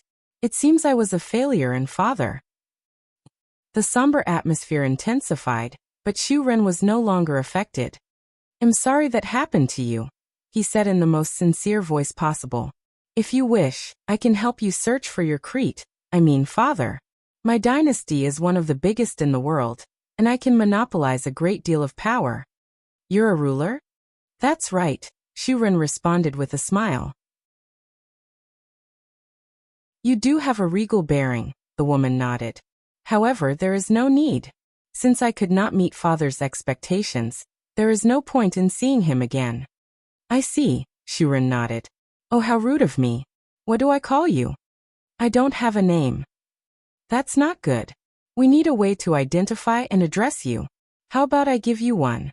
Let's see. Shu Ren did not wait for her to give her permission. The first thing I saw about you was your pure eyes. So let's use Shu for purity. We have some destiny, so it'll allow you to use the royal name. In that case, you'll be named Shu Shu. Shu Shu, the woman muttered. She did not focus on Shu Ren's rude behavior, as her mind was only focused on the fact that she now had a name. It's lovely, I like it. From now on, it'll be Shu Shu.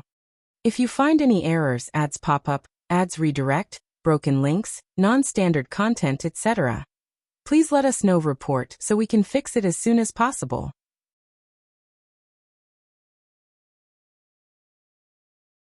Chapter 1366. Declaring war. Wang Wei returned home and summoned his team. Everybody soon arrived except for Monk. What happened? Is he in retreat? He has returned to the clan. Dulgun quickly explained. I stay here so I can relay his message. He apologized for the sudden departure, but he had good reason. He's planning on taking down one of the moons, but that requires him to return home. Oh, can you elaborate more? You sound very confident. I apologize, but I cannot say anything more since it involves secrets of our barbarian clan, Dulgun replied. Wang Wei was intrigued, but he did not ask any more questions. Instead, he took a moment to analyze the information he knew about the barbarian clan, and remembered certain rumors he had read about in Wu Hong's library. Could it be that ceremony? Interesting. He did not mind Monk's actions as long the latter could succeed. Wang Wei had to agree with Heavenly Dao's approach since he was starting to feel overwhelmed with all the things he had to do. So now more than ever, he was glad he had people to help alleviate the workload and pressure. Well, that's fine, he said. Anything to report? There is nothing significant except that the fate-changing hall has shown signs of collapsing, Wang Qi reported. As you know, these people joined because they needed an outlet to get resources. But now these resources are useless since they cannot be cultivated. Our non-immortal members are still active since they want to exchange for longevity resources to extend their lifespan, but the immortal members could not care more. A while ago, there was a craze of hoarding resources, but after a brief period, it has become quiet and desolate. Wang Wei groaned. The operational model of the fate-changing hall was flawed from the beginning. Operating on a pure reward basis, similar to mercenaries. Now that the rewards and benefits were useless, these people, who had no loyalty except to themselves, will not work for Wang Wei anymore. Although cultivation was impossible, fighting techniques are still valuable. We could use that to placate them temporarily, Wang Wei suggested. Dulgun had the same idea, and she even provided access to Monk's Pagoda, Wang Qi replied. Quite a few people were tempted to learn new fighting techniques to increase their strength, but they are not so desperate compared to before. It is still challenging to mobilize their powers compared to before. Well, it's good enough that we can still use them. Wang Wei stopped as he frowned. No, I overlooked something. He instantly became serious. The light of wisdom flashed in his eyes as something dawned on him. The people from the fate-changing hall are directly linked to me. Most of them even have my spirit particles in their souls, meaning they can be used against me. His face turned seriously as soon as he uttered these words. Then, Wang Wei fully displayed his quality as a Dao overlord. He ruthlessly and without a single hesitation ordered his spirit particles and the backup he put on these people to kill all of them. He did not spare anyone, including the few talents he had previously recruited or had his eyes on. With this single order, he killed countless loose cultivators, but Wang Wei did not care. He did not want to take risks with an opponent such as Supreme Unity, so he even wiped out his spirit particles, intending to condense new ones. He suddenly sensed something. It seems I made the right choice. He just realized a few people survived his attack. How could ordinary loose cultivators survive his method? There must be something wrong with these survivors. Lord, Wang Qi asked with a pale expression. He was the fate-exchanging hall liaison, so he noticed it when so many people died. He also knew the source, but he did not understand why. We are facing a terrifying enemy, and no amount of caution is enough. Wang Wei replied calmly. His eyes and tone were cold or indifferent, just calm, as if he had something as simple as sipping tea instead of killing millions of cultivators. But did we have to kill all of them? My power is not enough to determine who has a problem or not, so this is the simplest, most direct and most effective approach. Wang Wei also felt some pain. The hall was one of his ways to build his team so that he had some power before returning to the sect. He did not want to play politics, and having Paragon strength in his own team would make incorporating into the sect much easier. However, he had to sacrifice them. Wang Wei then turned his eyes to his current team. He saw fear in the eyes of people like the Flesh Demon, and he understood their mindset. Unlike Monk and his wife, these people were controlled by him, meaning they could also be killed instantly once they became a liability. I know what you're thinking and feeling, and I also know that you won't feel secure no matter what I say, Wang Wei said to the team. But I still must say it. I am not cruel, but I will be due to the circumstances. So try to act less suspiciously from now on. No, better yet, from now on all meetings will occur with a projection while I'm hiding somewhere else. Patriarch, is this really necessary? Wang Qi asked. This is not about trust, Wang Wei said, already guessing what he's thinking. We are dealing with powers beyond our very understanding, so this level of precaution is the bare minimum. Wang Wei turned to Dulgun. Do you have an opinion on my approach? No problem, she answered truthfully. She admired his decisiveness and ruthlessness, feeling much she and Monk could learn from. Wang Wei nodded after detecting she was not telling the truth. I have a mission for you guys, Wang Wei continued.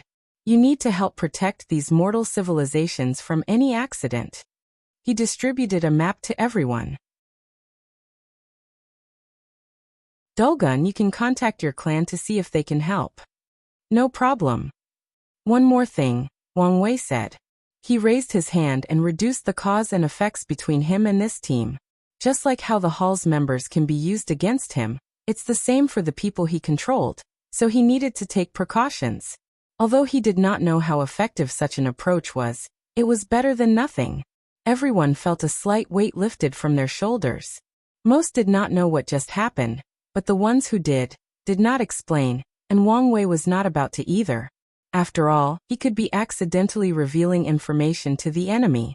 All right, everyone is dismissed except for Red Mask, Wang Wei ordered, and once he was left alone with his shadow, he handed her 2 talismans. I need you to monitor and even capture these people. Use your best judgment for what to do. Wang Wei was interested in the people who survived. He knew they did not do so with longevity resources since his spirit particle should have remained in their souls once they revived.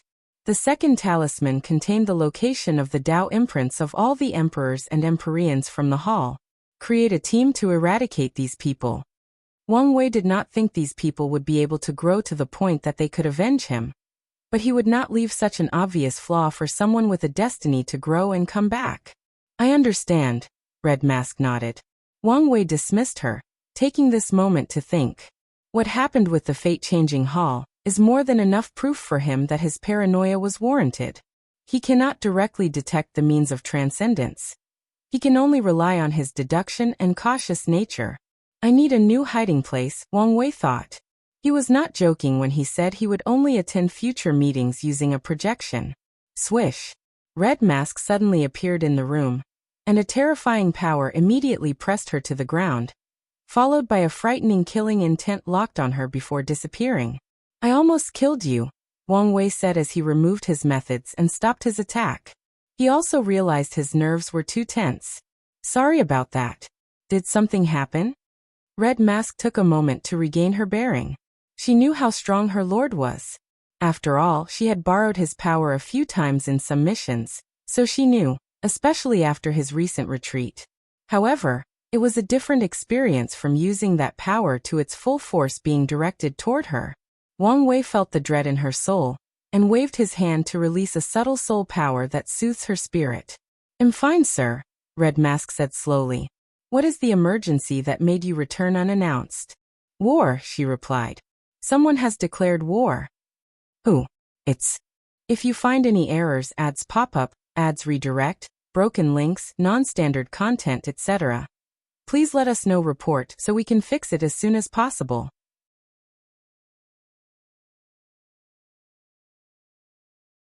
Chapter 1367 War. Five Feathers sat lazily on her throne, with all her subjects patiently waiting for her. She looked normal, but that's only because she was only using a projection. She still refuses anyone to meet her true self. Ambassador Blue Phoenix has returned, someone announced in the meeting. Five Feathers' demeanor changed after hearing these words. Bring her in, she ordered. A woman dressed in all black with blue hair walked into the meeting room. She had a cold and indifferent facial expression, and a chill emanated from her body as if she were not a person but a million-year-old ice block. Well? Five Feathers asked in annoyance. She had never been able to read Blue Phoenix's facial expression, since it's always the same. Usually, she found this fact intriguing since it was boring to always know what your subordinate thinks, but today, she was only annoyed. Unfortunately, her excitement would not affect Blue Phoenix's eternally frozen face. He refused. Blue Phoenix answered calmly. Damn it, Five Feathers roared, releasing a terrifying aura that scared everybody present. Why did he refuse? Blue Phoenix was one of the few who remained unaffected and answered. He said that seeing you suffer is the best reward. No matter what you offer, he will not give you the cure. Five Feathers clenched her fist. A part of her expected this answer from that bastard undead phoenix, but she did not expect after lowering her head and offering such a high price, he still refused. Does he think she was a soft persimmon? Good undead phoenix, she said with gritted teeth before calming down. There was still hope. Five Feathers looked at these people. How is the Red Phoenix's situation? She said it would take a few days to get an answer. A few days? I can still wait. Five Feathers said calmly before her eyes shifted to a small group in the room. This group was an anomaly in this meeting because everyone had a peaceful aura, and their eyes contained the light of wisdom. Anyone who saw them could tell they were scholars who spent most of their time reading books and comprehending scriptures. Have you found anything? Five Feathers asked. Your Majesty, we've combed through all the records, and the solution we gave you was the only one we could think of. In other words, you're useless, Five Feathers said with gritted teeth. She could no longer hide her curse, since she noticed her strength was weakening, and the suffering was intensifying. So she contacted these people to find a solution, but their answer was a bunch of nonsense. According to them, this curse was a curse of destiny, and a Curse of sin, cast by a paragon that held tremendous destiny and importance to the world. So, if she wants to remove it, besides the original cure, she would need the help of at least 4 sages, and have them pardon her sins. The scholarly group lowered their heads while 5 feathers looked at them with killing intent. Ultimately, she did not eliminate them. The world situation was chaotic, and it was unwise to eradicate a group of knowledgeable people. So, she closed her eyes and waited for a few days until Red Phoenix returned. Everyone waited quietly. Typically, these people with powerful cultivation could still stand for years, but under the natural pressure emanating from 5 feathers' volatile mood, many people started sweating after a few hours. Some people had to secretly take a few pills to last for the entire 5 days. Then these ministers heard the greatest sound in the world. Ambassador Red Phoenix has returned. The result? 5 feathers asked, her expression and eyes extremely cold. The Lord said there is nothing she can do, no matter the price offered. Is that so? 5 feathers answered, her voice still unforgettably calm. We surrendered to you and followed your orders, but you cannot help us in our time of need? Okay. Her eyes glow red, an indication of her madness. Now that she had the last hope of using power beyond the Paragon realm to remove that curse forcefully, 5 feathers had lost her last strand of reason. Summon all the Color Phoenix commanders and mobilize all our military forces, 5 feathers suddenly announced. Since he doesn't want to give it to me, I'll take it from his corpse. She stood up from her throne before dispersing. A few seconds later, a new 5 feathers appeared, but her expression was pale, and she had weird tattoos on her neck and arms. She looked at the group of scholars. Is there a way to temporarily seal this curse to prevent it from affecting my strength? The scholars looked at each other and swiftly communicated with each other. Then, an elderly woman, who seemed quite influential among them, stepped up to speak. If you only want to seal it temporarily, there are 2 ways we can think of. However, she stopped and did not continue. Speak, 5 feathers ordered. The first way is to do goods and gather merit. Heaven and earth think you are the ultimate sinner, believing you killed Paragon Jimin, who was the embodiment of hope for this era. If you do enough good, you can be forgiven, and the curse will be lifted. How much good are we talking about?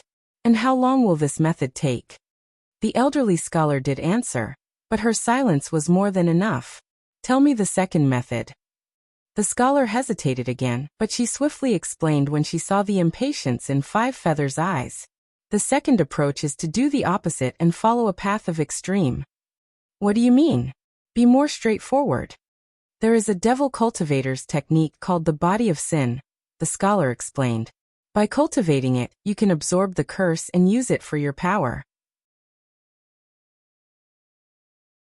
5 feathers' eyes shone brilliantly, and after seeing this, the scholar quickly explained. This method is similar to drinking poison to cure a poison. 5 feathers calmed down, explain. This method can indeed achieve what you want, but their curse will eventually backlash with even more force. Your Majesty can continue to absorb more sins to delay the backlash, which will only increase its potency. Eventually, this method will not be able to delay it again, and by then, I'm afraid the backlash will instantly wipe you out, Your Majesty. Is that so? 5 feathers muttered. No one could tell what she was thinking. There is still some hope, another scholar said as he stepped to the front. The world has changed, making it easier to absorb others' destiny. If Your Majesty can eliminate Undead Phoenix and take his destiny and luck, you can use it to delay the backlash for an extended period to find another solution. So what you're saying is that this war is my only choice at surviving? 5 feathers said with a cruel smile. Excellent. Let's start. Where is the body of sin? Since you mention it, I assume we have a copy? Yes. Let's begin. Wang Wei read the information about this war.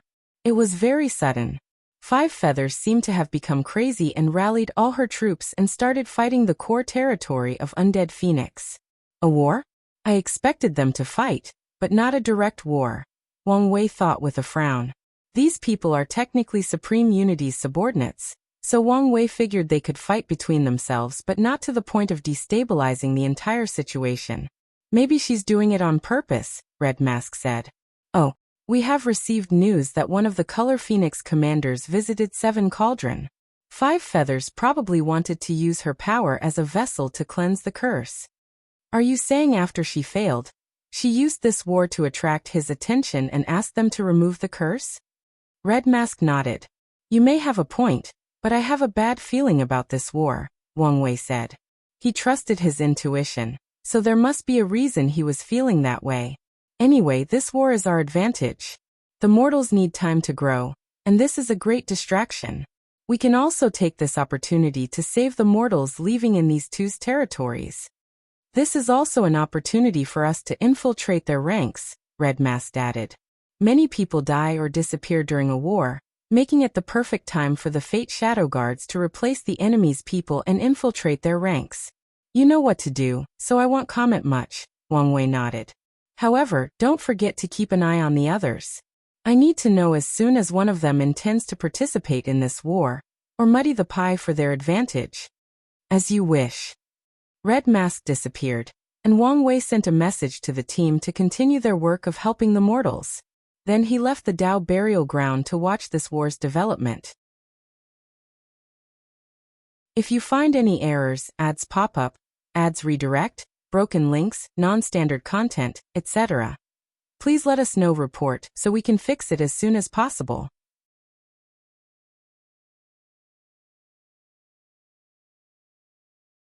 Chapter 1368. The Anomaly. Wang Wei was not the only one paying attention to this war. The entire world tuned in. 5 Feathers madness meant the war spread quickly and widely in just a few months. So everyone watched and waited patiently. Wang Wei sat cross-legged on some unknown dimension that was surrounded by countless ceiling arrays and a potent heaven-deceiving array. A mirror floated before him as he watched the commander battle between the two sides. On one side was 5 Feathers, 5 Phoenixes. White, red, blue, yellow, and green. Opposite them were Undead Phoenixes, 5 Undead Kings.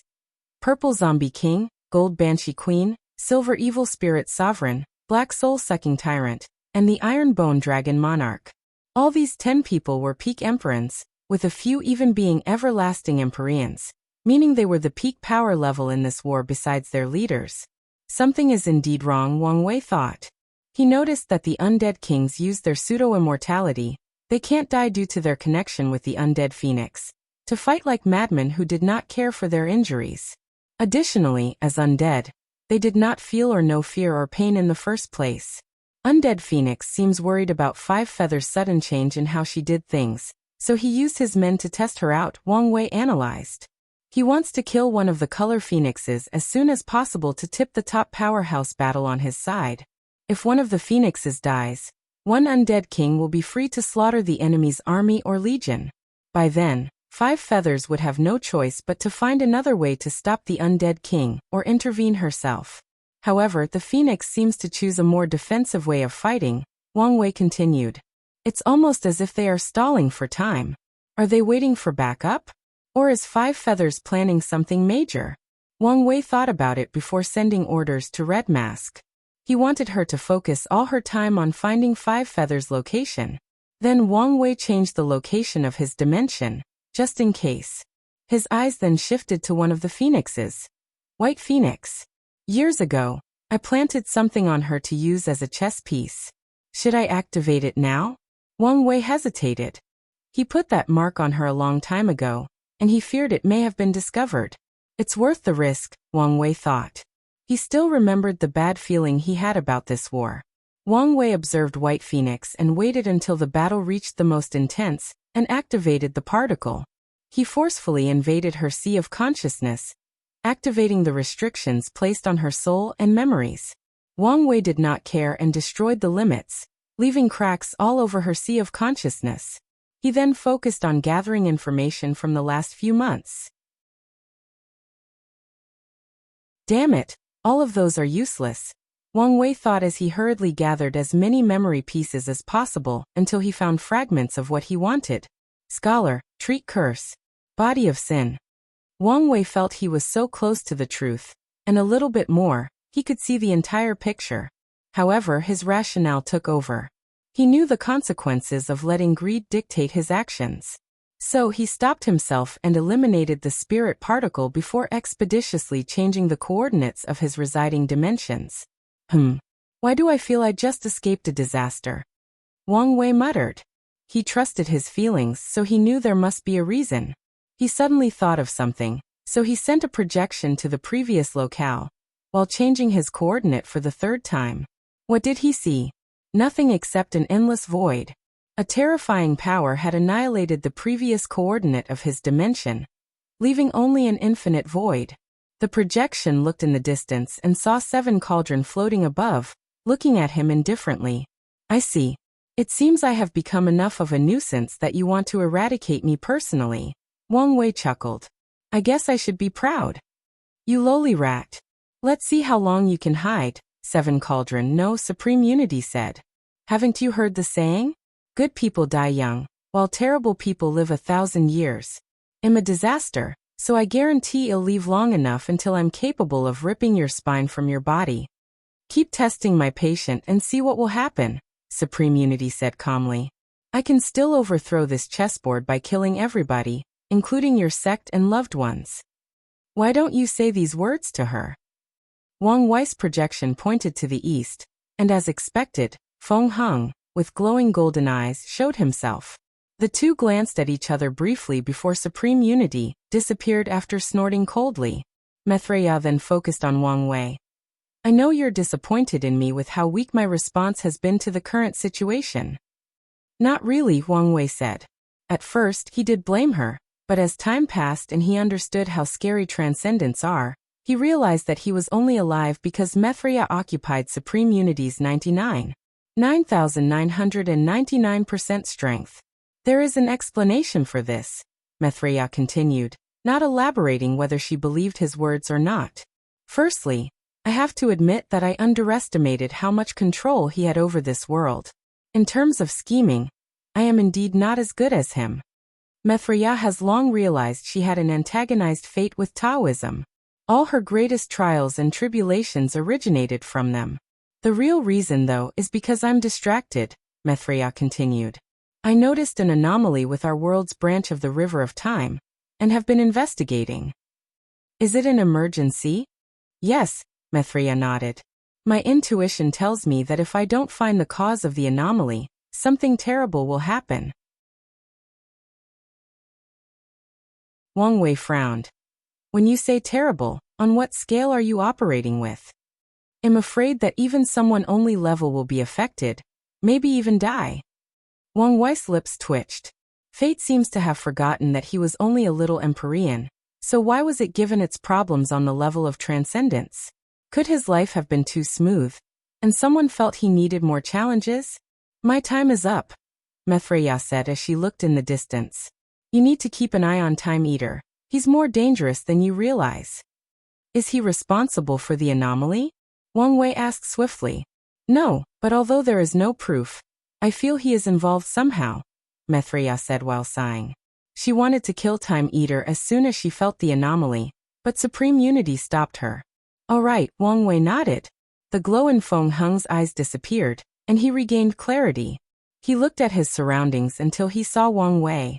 He bowed politely to the other before returning to the sect. What a mess, Wang Wei said as he opened his eyes after canceling the projection. He sighed and waited.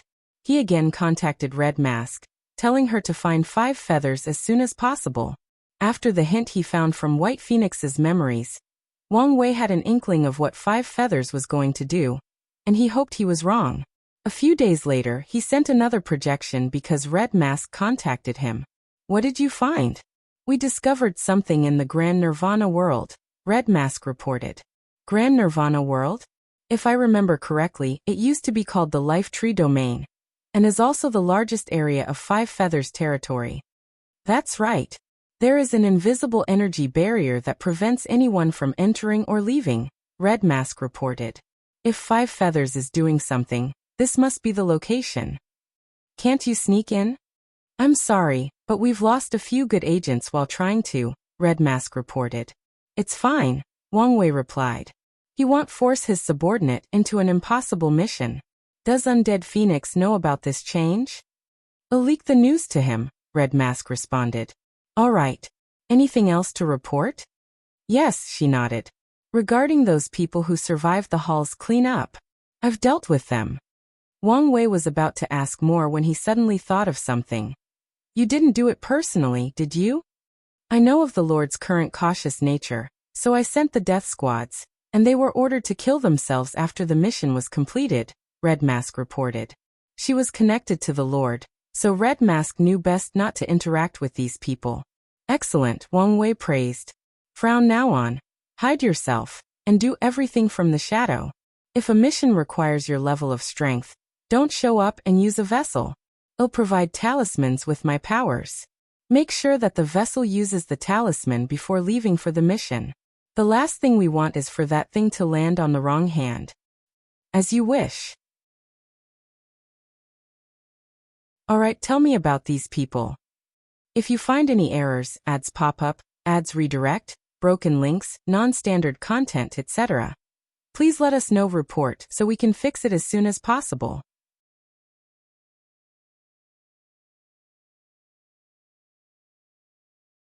Chapter 1369 War Crimes. The death squads found little information, but we did find some suspicious aspects, Red Mask stated. 2 of them recently had a fortunate encounter. We don't know precisely what they found, but it should be how they survived your cleanup, and how they probably plan to deal with you. Fortunate encounter? It's a very cliché way of controlling someone. In fact, it seems too simple for someone like him, Wang Wei said. Our analysis is the same, Red Mask added.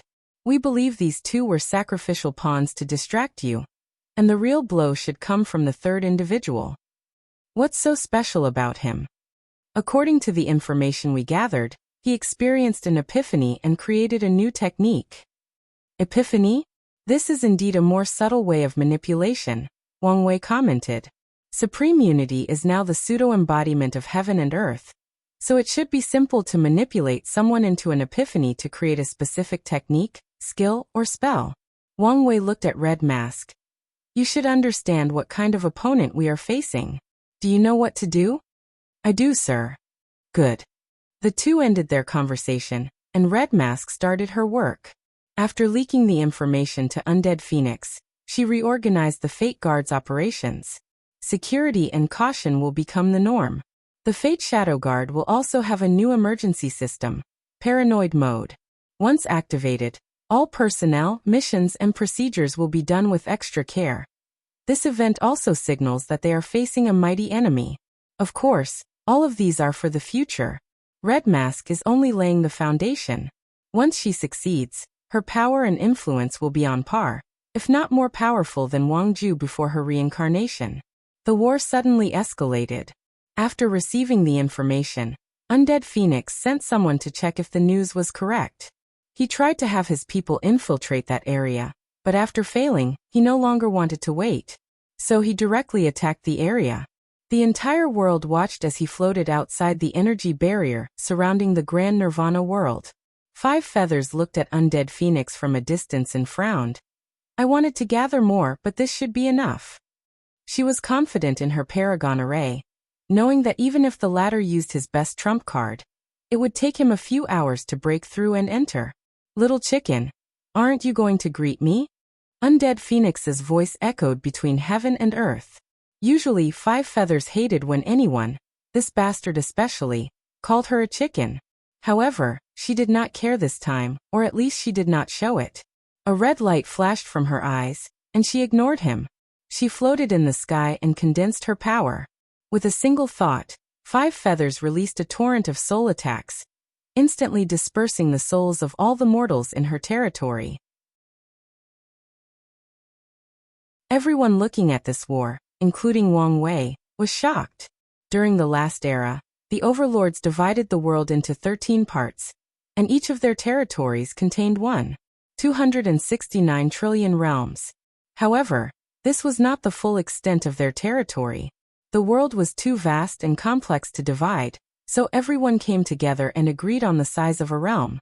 According to the previous division, the smallest realm will have a minimum size of 100,000 times the lower dimension. Anything smaller than that will not count as a realm, and no one will care about it. The Great Nirvana world, once called the Life Tree Realm, was one of the biggest realms under the control of the Myriad Clan Union. How vast was that territory? How many mortals did it contain? Yet the mad Five Feathers instantly killed all of them.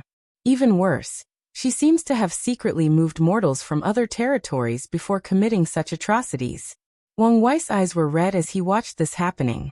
His anger and killing intent almost shattered his residing dimension. Luckily, he controlled himself fast enough and moved his coordinates. Damn this mad woman, he cursed. I'll fucking kill her.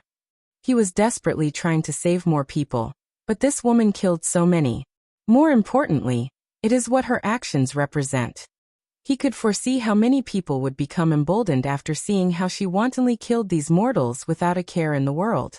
Wang Wei exhaled to calm down. Everything has a reason, so he wanted to know why she was acting this way, and he soon found his answer. In some way, this was his fault. Great Nirvana World.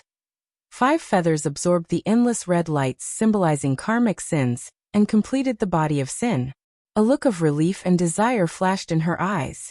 The pain and sense of weakness is finally gone, she muttered as she clenched her fists. What's more, I can feel my strength has increased. So, how powerful will I be after doing this a few times? The desire for power was almost palpable.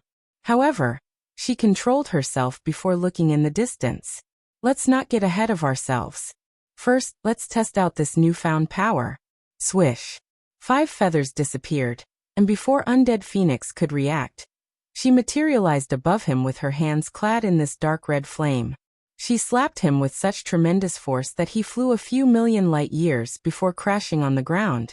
The shockwave from his crash should have been devastating for the mortals in that area, but there were none. However, countless unlucky cultivators pay the price instead. Karmic flame?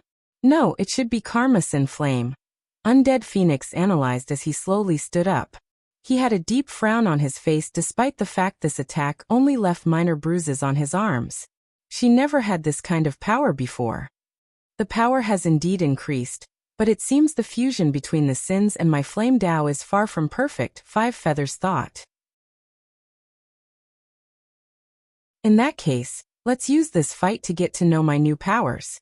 Wrath of the Dark Phoenix. A dark red phoenix manifested above her and screeched. The phoenix's voice is often described as one of the most beautiful sounds in the world. Most phoenix's cries also have magical abilities, including healing, removing negative attributes, or even blessing. However, this one was the opposite of beautiful. The best way to describe it was the amalgam of countless voices mixed in with a bird chirping. Undead Phoenix immediately sensed a soul attack from that sound. Numerous creatures embodying all the resentments and grievances of the mortals Five Feathers killed appeared in his sea of consciousness, trying to corrode it and destroy his soul. Undead Phoenix's response to this attack was calm, even nonchalant. His Tao involved a small portion of life and death, so Five Feathers' attempt to affect his soul could be described as shoddy to someone like him. So he controlled his soul to release a green flame that enveloped all these resentments. Then these souls immediately knelt on one knee before Undead Phoenix's soul. On my name, the Undead Phoenix, I grant you life as the resentment ghost. Come to being and avenge the one who has wronged you. The resentments left his sea of consciousness and fused into one. Then an unknown power descended and blessed him, turning him into a new creature.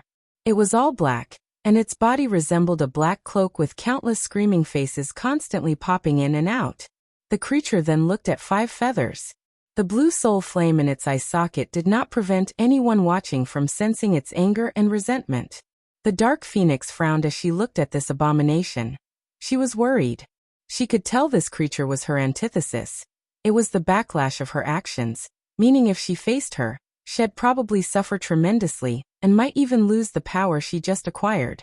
I just got this power and haven't fully mastered it, so it's not wise to fight such a creature, Five Feathers analyzed. She swiftly analyzed the issue, but it was another problem to think of a solution. The creature rushed toward her, and Five Feather chose to evade until she found a countermeasure. Meanwhile, Undead Phoenix had a creepy smile on his face as he enjoyed her embarrassing situation. Keep running, little chicken, until you can't run anymore. Then I'll finally have my revenge, he sneered. While Undead Phoenix had lost himself in his vice, Five Feathers was relatively calm, unlike her. However, whether it was the result of the body of sin, or a byproduct of her newfound strength, she acted like a seasoned fighter, and remained calm and composed while trying to find a solution. Five Feathers wasn't too bright, and her battle IQ was questionable, so it took some time to find a solution. Luckily, she could draw from experience, to be precise, the experience from her time at the frontier. She once witnessed how one of the invaders dealt with Undead Phoenix's undead army, and she was inspired. If you find any errors, ads pop up, ads redirect, broken links, non-standard content, etc., please let us know. Report so we can fix it as soon as possible.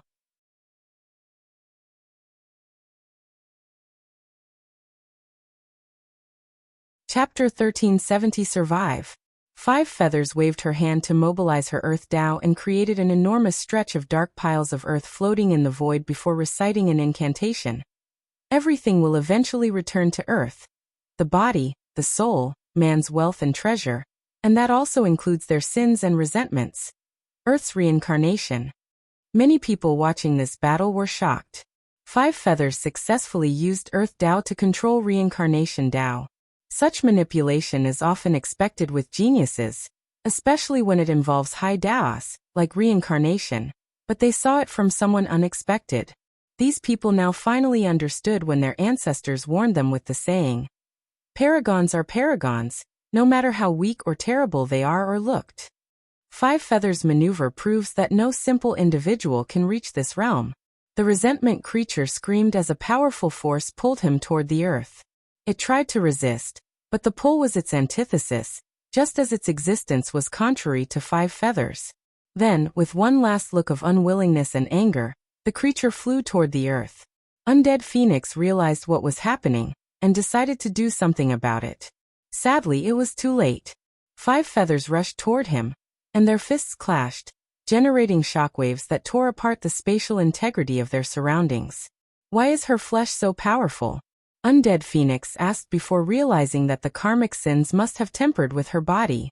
Adding that she was a phoenix with a decent fleshly body, Five Feathers was now considered a somewhat accomplished impure body refiner. "You damn pest!" Undead Phoenix roared. He summoned a bone trident followed by a pair of bone wings. He ignored the summon from the earth above him.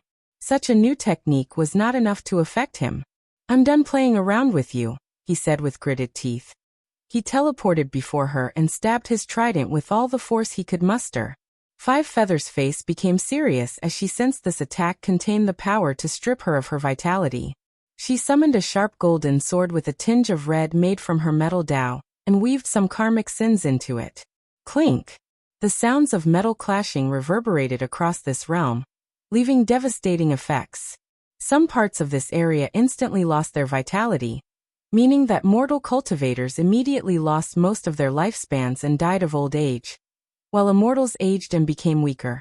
Additionally, the soil lost its moisture, meaning that from now on, unless someone fixes this area, these places will be dead and cannot grow any normal or spiritual food or herbs. The area touched by Five Feathers did not fare much better. Her metal sword embodied one of the main characteristics of Gold Dao, sharpness. However, Five Feathers went even further by using the power of resentment to boost her sword's cutting power. As such, the places that the attack reached were cut into particles smaller than atoms, leaving nothing in sight, including matter, energy, and even time and space. Undead Phoenix felt a sense of shame and anger. This woman has always been weaker than him, and the only reason he had not avenged himself was due to the restriction or balance of the others. Now he could do so, but he was failing. How could he accept that? How many nights did he spend thinking about what he would do to this woman once he had the chance? Fate had given him the chance, but it also laughed at him. "I must kill you!" Undead Phoenix roared after Five Feathers blocked another attack. The world suddenly turned black and white, and a spatial tear appeared above Undead Phoenix, showing a towering phoenix. The odd thing about that creature was it was all bones, but that only increased the deathly aura. The beast opened its bony mouth to fire a black beam, instantly raising Five Feathers' senses to the highest level. "I'm going to die" was the first thing that popped into her mind, And no matter what she did, she could not remove this idea, no, this sensation from her soul. She immediately used her most potent defensive measure by connecting herself to the earth of the entire world. Five Feather soon noticed it was easier, especially the initial connection. She instantly figured out that was because she had a deep connection to the grand nirvana world after wiping out all mortals from this place. Her focus did not remain on this aspect since the sense of danger did not dissipate. Five Feather added her other Dao to this technique. With her metal Dao, she could connect to all the ores and veins on the ground. The water Dao allowed her to communicate with all rivers, oceans, and water sources. Finally, the wood Dao granted her access to all plants, forests, and so on. With all these things or concepts protected, Five Feather felt safe, but realized that even this was not enough. Damn it, what kind of technique is this? She complained. Little did she know that Undead Phoenix had been brewing this technique for countless Yuan epochs for this one chance at killing her. I can't die. Not now, Five Feathers thought with gritted teeth. She still had a few lives to live, so dying was not that much of an issue.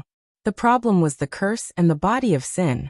If she died now, she knew the curse backlash would instantly activate and wipe her out from the face of the world. What can I do? Five Feathers thought.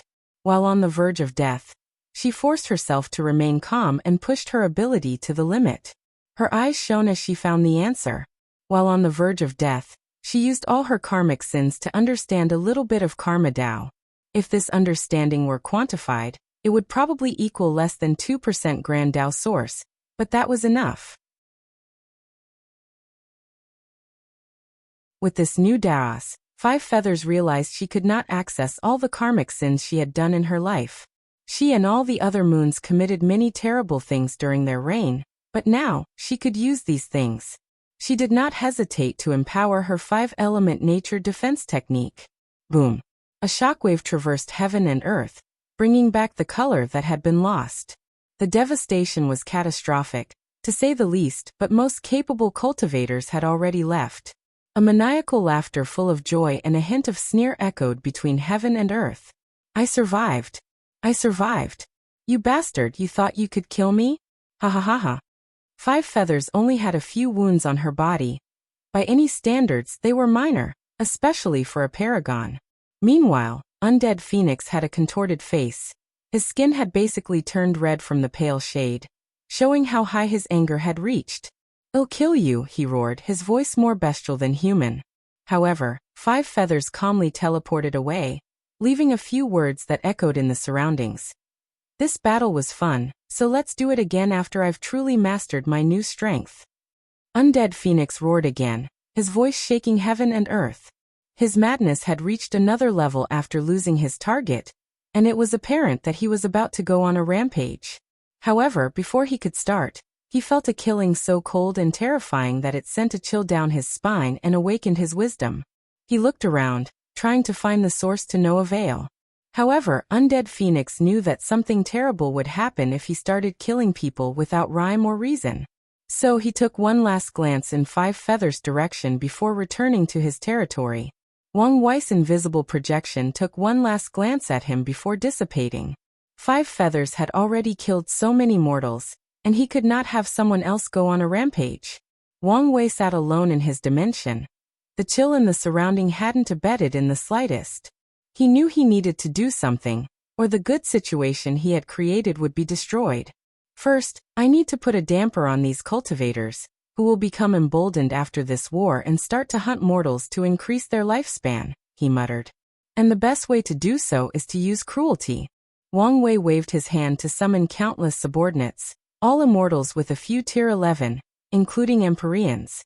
These people were the creation life forms that survived the tribulation during his previous retreat. He sent orders directly into their mind. This is the first true mission I've given you. Don't disappoint me. We will not let you down, Creator, they said in unison. Wang Wei dismissed them before changing his location. The next step is also to dampen Five Feathers' ambitions. I can't have her keep slaughtering mortals. He gritted his teeth, thinking about what just happened.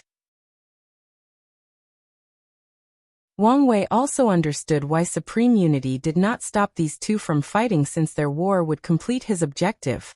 If you find any errors, ads pop up, ads redirect, broken links, non-standard content, etc., please let us know. Report so we can fix it as soon as possible.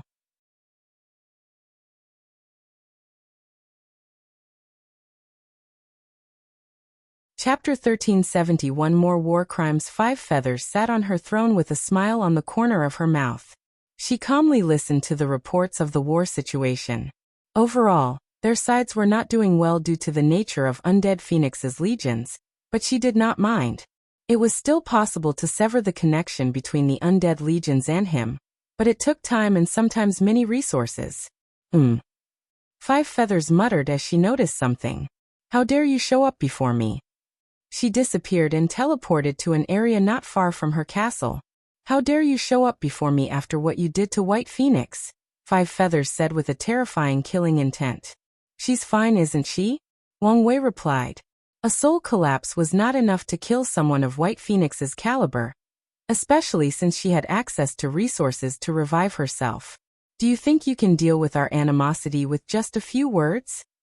5 Feathers sneered. It seems your new strength has gotten over your head. Wang Wei sneered as he looked her in the eyes. Did you forget who is in front of you? Do I need to remind you? 5 Feathers' body visibly paused for less than a second before she regained her bearing. What do you want? She decided not to bother him since she only faced a projection. After all, killing it won't have much of an effect. I came here to warn you. Wang Wei responded directly. Stop this mass killing of mortals or face the consequences. Is this a joke? Do I look like I'm joking? Wang Wei replied as his eyes turned cold. The killing intent he released was even scarier than the one he used on Undead Phoenix. Killing intent is a unique ability of most cultivators, and it usually forms due to how many people someone has killed. Wang Wei is young compared to most top powerhouses, and his personality that generally solves problems with talking means he has not killed as many people even compared to some of his peers. So why was his killing intent so fierce? There are two answers to that. The first of which is he can access his killing intent as the Myriad Devourer. In that void, he destroyed countless worlds and killed too many people to count. However, most of his experiences as the Devourer are still sealed, meaning it's not the primary source of his killing intent. The main source of power comes from his killing potential. If someone with his strength and mind wishes to kill someone, few people can survive. That's why his killing aura is so intense and potent. 5 Feathers calmly looked at him, not affected in the least. Then she started laughing maniacally. You cursed me, and I finally found a way to solve the curse. And you're telling me to stop? I will die either way, so why should I listen to you? Wang Wei frowned. He understood better than most how scary someone on the verge of death is, let alone a paragon with so much power and resources. If I don't do something else, this mad woman won't care about my threat. There are plenty of cultivators for you to kill, Wang Wei said. Not as much as mortals, and it's harder to form karmic sins from killing them, 5 Feathers replied. Not mentioning how much easier it is to kill mortals. That's easy to solve, Wang Wei said. You just need to manufacture a curse that operates like a plague, and ensure it targets only people with cultivation. Such a vile act is enough for you to build negative karma from killing a vast amount of cultivators. Wang Wei had long made the hard choice of abandoning most of the loose cultivators for the mortals. Most cultivators from a sect or faction have access to longevity resources, or can seal themselves to wake up in the next era. Only loose cultivators or people from weak factions have no choice but to kill mortals to extend their lifespan. So Wang Wei made the rational decision to abandon these people and save the mortals who are the backbone of the cultivation civilization. As long as they survive, all factions in the world will have a pool of talents, and new loose cultivators can also arise from them. A plague curse? 5 Feathers muttered with shining eyes. This was an excellent idea. Anyway, I've warned you, Wang Wei continued. If you don't heed my words, I promise you no matter the price I have to pay, I'll eliminate you from this earth as soon as possible. 5 Feathers calmly watched the projection disappearing, leaving her to her thoughts. No one knew what she was thinking, but she stayed there for a few seconds before returning to the meeting hall and announcing, Summon all the curse masters under our control. The ministers looked at each other, wondering what had happened to the Lord, but no one dared ask. Then someone stepped up and said carefully, "Lord, you recently killed all the curse masters." Five Feathers frowned as she remembered she did kill all these rubbishes once they could not find a cure for her. "In that case, put an announcement outside that we are hiring more of them. And tell the world that I will sign the most restrictive contract to ensure these people's safety." "As you wish." Pure Death Realm, Undead Palace. Undead Phoenix sat on his throne, releasing a terrifying aura. His world was slowly crumbling, mentally speaking. That attack was his life's work. He was sure he could kill her because he developed it specifically for Five Feathers and spent countless years concentrating its power. Similar to a swordsman who nourished his sword for one attack. That attack should have ended all his pain and suffering, but it failed. But that was not even the worst part. If it were before, Undead Phoenix would have been confident that his strength was enough to avenge himself still.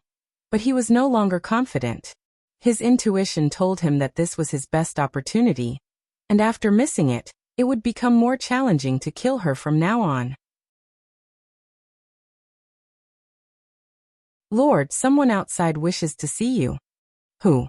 Undead Phoenix asked instinctively, while still being lost in his thoughts.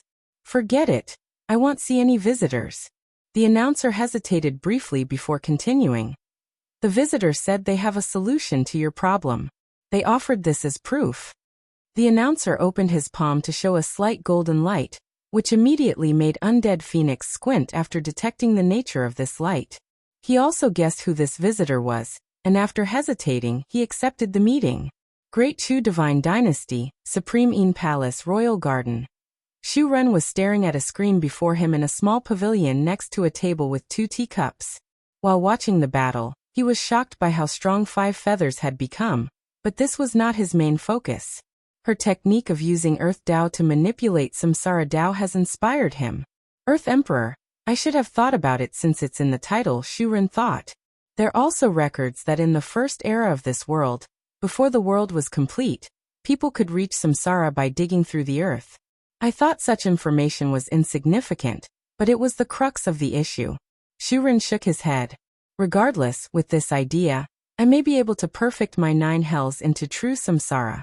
Your Majesty, why are you smiling? Did something good happen?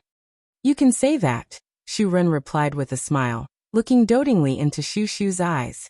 In that case, have a dream berry. Maybe it will make you even happier. She peeled the silver grape that was releasing mist and handed it to him. Shu Ren opened his mouth with a smile and let her feed him. You're right. It did make me happier, he announced. I'm glad I can help you. Supreme Een Palace, 9 Nether Sparrow Hall. The Empress, dressed regally in black and red, was slowly tending to her gardens. She was slow and meticulous, showing how much she cared about each of these plants. A maid slowly followed her, and the Empress was used to her. Where is His Majesty now? Empress Ningzheng asked. In the royal garden, the maid replied. With her? Yes, the maid answered in a low voice. I see. Ningzheng nodded before continuing to her lovely flowers. Your Highness, do you want me to? With our power, it's impossible to eliminate her, but we can still inconvenience some of her day-to-day life, the maid suggested. Why would we do such a thing? Ningzheng replied. Throughout Great Chu's dynasty, there were countless empresses, and she was the one who lived the longest. Why? 2 reasons. Firstly, she is the 3rd prince's mother, which provides her with a special layer of protection. However, the primary reason is that Ningzheng knew her place. She knew her position had little to no power, so she never fought for it or inconvenienced the emperor in any way. She stayed in her place and never did anything that anyone, including the emperor, could use against her, which is something that the maid should know. Xiao Chu, how long have you been with me? More than 200,000 yuan epochs, the maid replied. A long time indeed, Ningzheng sighed.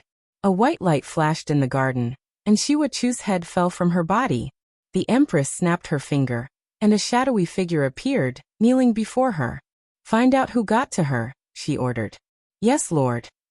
If you find any errors, ads pop up, ads redirect, broken links, non-standard content, etc. Please let us know report so we can fix it as soon as possible.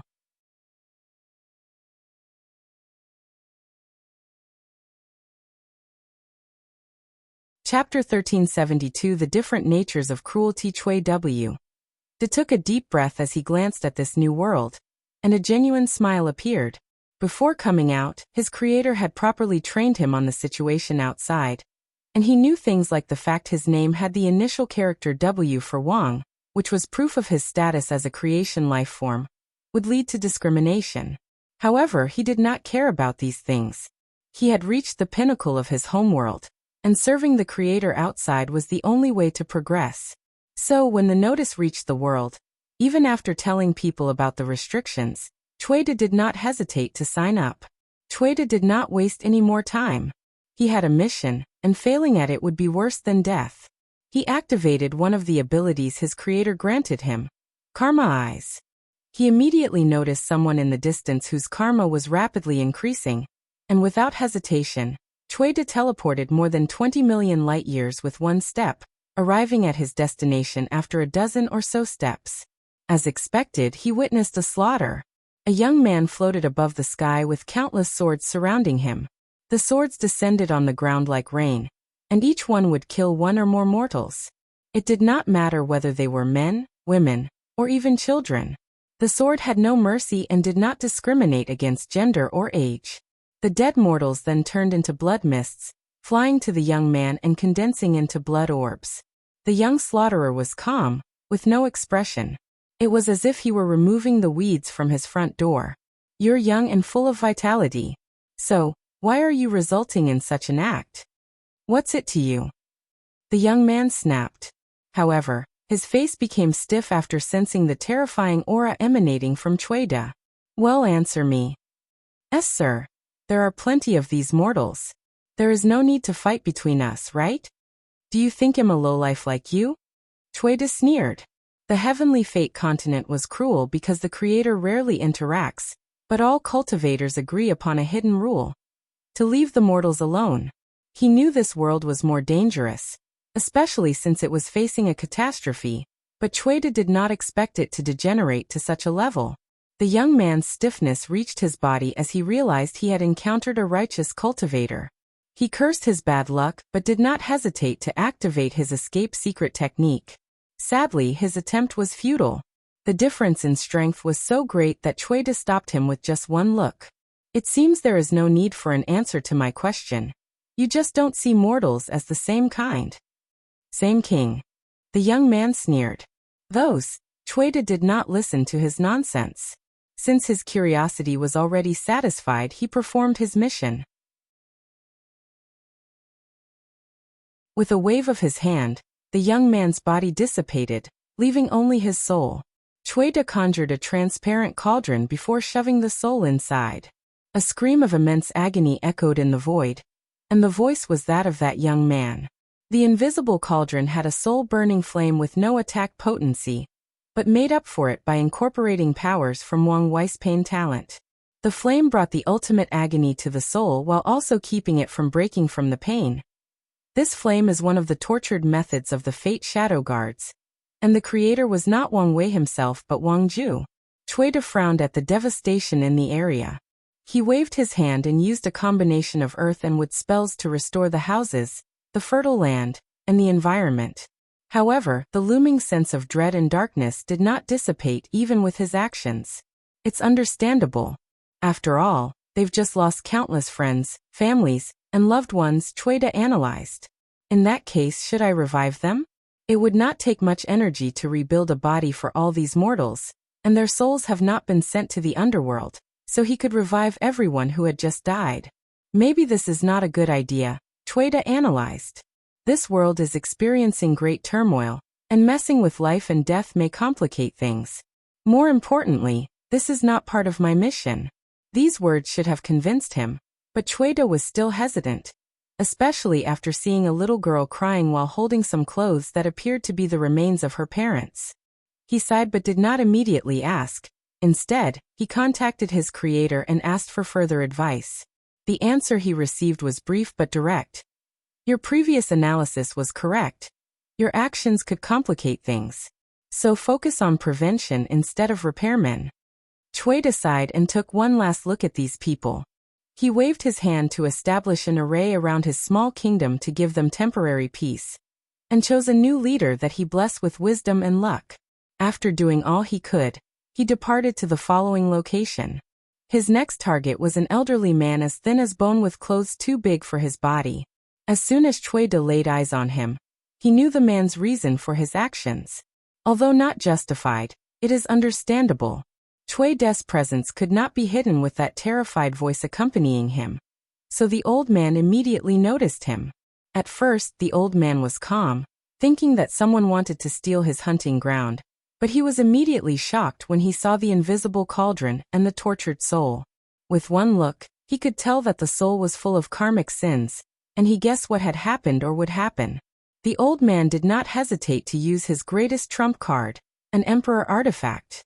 Although using such a powerful artifact with such weakened chi and blood would accelerate his death, it was better than being killed.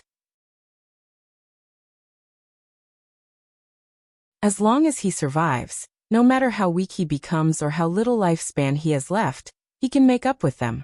The world was vast, and there were too many mortals. Chui did not waste his breath on this man.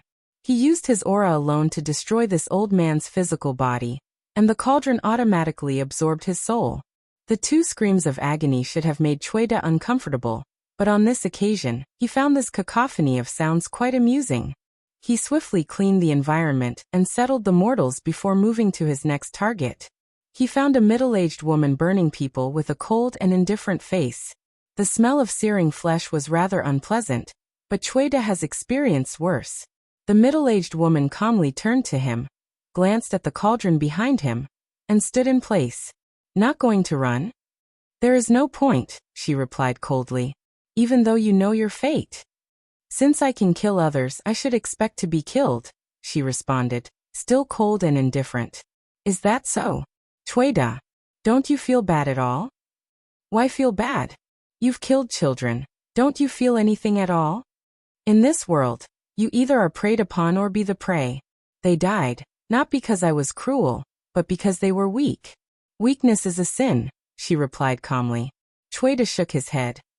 I thought women were supposed to be more caring than men. Cruelty has no difference between men and women. Fair point, Chui nodded before snapping his finger. And another scream added to the cauldron. I thought you would be able to resist a little. It turns out that in the end, you feel pain, just like the people you mercifully slaughtered. Chui shook his head in disappointment. For a moment, he thought of giving this woman a swift death because of her reaction and state of mind. And he probably would have done so had she resisted the pain for a little while. Chui looked at the devastation before him and frowned. It's too slow. He cast a clone spell, creating countless versions of himself. These clones only had the strength of peak quasi-emperor, tier 9-5. But Chui figured this was enough for most of these people. Unless he encountered some unfathomable genius. If such a situation arrives, I'll just show up with my true body and deal with the threat, Chui thought to himself before sending his clones away. He also continued his journey. Wang Wei was not the only one who realized the state of the world. Others may not deduce the situation as fast as he, but that's only because they do not have as much information, nor are they directly involved. However, there are many brilliant individuals in this vast world. So many people already understand the crux of this world's catastrophe. These people know they cannot allow the mortals to become extinct, or they will lose this war. So, as more of Wang Wei's life forms used this form of cruelty to warn these excited cultivators who became bold after Five Feathers' actions, many of these smart people realized his intention of using violence to warn and control these people and followed suit. With their swift actions, these cultivators quickly calmed down. No one wanted to experience their souls being tortured, and damage to their souls meant they could not reincarnate, and would lose the chance to regain the memories from their past lives. If you find any errors, ads pop up, ads redirect, broken links, non-standard content, etc., please let us know report so we can fix it as soon as possible.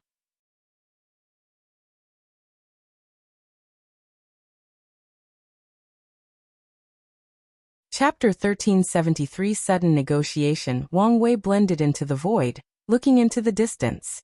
His powerful soul allowed him to observe a wide area of the eternal ascension world. Over the past week, he saw how the efforts of his people and the actions of other lineages quickly calmed down the effect of Five Feathers' cruelty. Although a few people tried to play in the dark, these people were swiftly dealt with to ensure the stability of the current situation. Excellent. Now I should be able to focus on training the mortals, Wang Wei thought. It's not feasible for them to rely only on cultivators. Now these wise factions can work together for the overall situation. But these factions have to support these mortals for everything and for an extended period. Then, it's a matter of time before they become mentally fatigued. The people at the top given the orders might not care about such a thing, but those executing these orders will start behaving differently once they get tired of helping mortals. It may sound like they have no power, but that is far from the truth. Although they cannot directly disobey orders, they have plenty of ways to delay or make it look like an accident. Ultimately, only mortals will suffer in that scenario. So, they must have some levels of self-sufficiency, Wang Wei thought. If only I could use the mortal art Dao. Wang Wei sighed. He hoped his analysis was correct and Heavenly Dao would remove the restriction on the mortal civilization, so that it could at least reach Tier 7. The current mortal civilization is only Tier 4, which is useless in the current situation. Wang Wei left his spot to return to his hiding space, and as soon as he sat down, preparing to enter the void illusion realm, he received a message from Red Mask. At first, he thought she was only reporting the current situation to keep him updated, until he realized the code used was for critical situations that required his input or decision. So he followed the previously established safety protocols before contacting by sending a projection to the designated area. What's so important? An ambassador contacted us, Red Mask stated. Ambassador? From whom? Wang Wei asked with a frown. Great Qin. Them? What did they want? No, more importantly, how did they contact us? Red Mask paused briefly. They captured one of our people. Someone betrays us? Or did they break through the agent? Wang Wei knew his Fate Shadow Guards were well trained, but this world's cultivation system was too old and too developed, so he never had the mindset that his methods were absolute. No, they released the captured individuals to ask for the meeting. Killing two birds with one stone, huh? Wang Wei commented. I will do better, Red Mask promised. There is no need to blame yourself. Our foundation is too weak compared to these ancient lineages. However, you should also not have the mindset that you underestimate anyone, especially the Overlords. I will, Red Mask nodded. What about the meeting? Do you want to refuse? No, I want to know what they want, Wang Wei said. I'll give you a location. However, make sure they follow the appropriate precautionary protocols. Refuse the invitation if they disagree. As you wish. Wang Wei sat cross-legged on a cushion with a small table with a pot and 2 cups. The void twisted, and a handsome middle-aged man with 2 streaks of white hair appeared on the side of his temple. With one glance, Wang Wei could tell 2 things about this man. His natural charm was extraordinary, which was why he probably was an ambassador, and secondly, this man was very annoyed. This feeling increased after laying eyes on him. He's also very arrogant, but he hides it very well, Wang Wei analyzed. He smiled as he invited his guest. Sorry about all this, but please sit down. I've prepared a pot of Dragoner's wine, known for its divine taste. I would have prepared something better, but you understand the current situation. Lord Wang Wei, are you trying to play mind games? What makes you say that? Wang Wei asked calmly as he served the wine. First, it was all those tedious measures you had me take before meeting you. But even when I followed them, you didn't even have the decency to show up personally.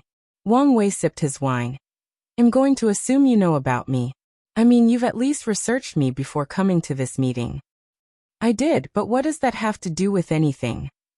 So, tell me, what do you think would cause someone of my strength and stature to act more cautious than a rat? Wang Wei asked, looking him directly in the eyes. The ambassador's body suddenly paused, and his aggressive aura abated slightly. I understand, but he paused, trying to build tension. He could not allow his opponent to control the start of this conversation. This is an official meeting. I'm sure there was no need to be so excessive. Even your emperor is hiding in limbo, not fearing to come out. Now, you're telling me that my caution was too excessive. The ambassador almost spit the wine in his mouth. He was speechless with just 2 sentences. He wanted to admonish Wang Wei for speaking about their rulers in such a manner, but then he remembered the latter's identity. Our great emperor, the black ancestral dragon, does not fear anyone, nor is he hiding. The injuries from the ultimate taboo were simply too severe, and he has taken his time to recover, the ambassador said. I bet you wouldn't have the guts to say that if not for this isolated area, Wang Wei retorted, making the ambassador's mouth twitch. Let's get to business, he said, trying to change the subject and regain control of the situation. What was your name? You never introduced yourself, Wang Wei suddenly said. Damn it, this bastard obviously knows my name, the ambassador thought. It's Dong Tian, and am the first executive ambassador of the Great Qin Saint Court. His voice did not hide the pride in his title. I know a very talented woman with the surname Dong, and not many people can bear having such an arrogant title as Heaven Tian in their names, Wang Wei calmly commented, but he did not mention anything about the latter's official title. I know your father. You better not say anything that will turn this conversation hostile, Wang Wei warned, and Dong Tian felt a chill down his spine. I was just going to say it was an honor to share the same name as him, Dong Tian swiftly said. Is that so? I guess I'm a little sensitive, Wang Wei calmly stated as he sipped his wine. Meanwhile, Dong Tian breathed in relief before quickly realizing he had lost control of this conversation. He considered himself a master of negotiation, but he had met his match. His mind went on overdrive, thinking how he could regain control. Tell me your purpose in coming here, Wang Wei said. Be straightforward. Is there any hurry? Dong Tian asked, trying to reduce the conversation's temper to regain control. Your presence has increased the possibility of me being discovered. So speak now or leave as soon as possible. I'm giving you 10 seconds. Lord Wang Wei, this is not how negotiations go. However, Wang Wei calmly looked at him without uttering a word. You see, you've wasted 5 seconds.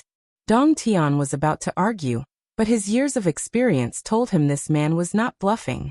He would be kicked out if he did not get to the point. Our dynasty wishes to offer you our full cooperation, he immediately said. Dong Tian knew the importance of his mission, so he decided not to risk it. We will provide you unimaginable aid in the upcoming confrontation between the mortals and cultivators. You, of all people, should understand how deep the foundation of any of the overlords is. With our full cooperation, you will have a far greater chance of protecting them and saving this world. That is a great offer, Wang Wei nodded. One could say it's the kind that's irrefutable. Exactly, Dong Tian agreed. And what do you want in exchange? Wang Wei asked. We only ask that you promise us something, Dong Tian said. Don't worry. It's not something that goes against your morals, or something that will hurt your sect. What you're asking is too vague, Wang Wei shook his head. There is no need to worry. Like I said, we won't ask too much of you. Unless you're more straightforward and tell me what you want, I can't agree to such a vague request. Especially since I believe you'll require me to sign a restrictive contract. But it's just for insurance, Dong Tian argued. Like I said, this is too vague. Wang Wei already knew what they wanted, but he wanted to see if he could get more information from them. If you find any errors, ads pop up, ads redirect, broken links, non-standard content, etc. Please let us know report so we can fix it as soon as possible.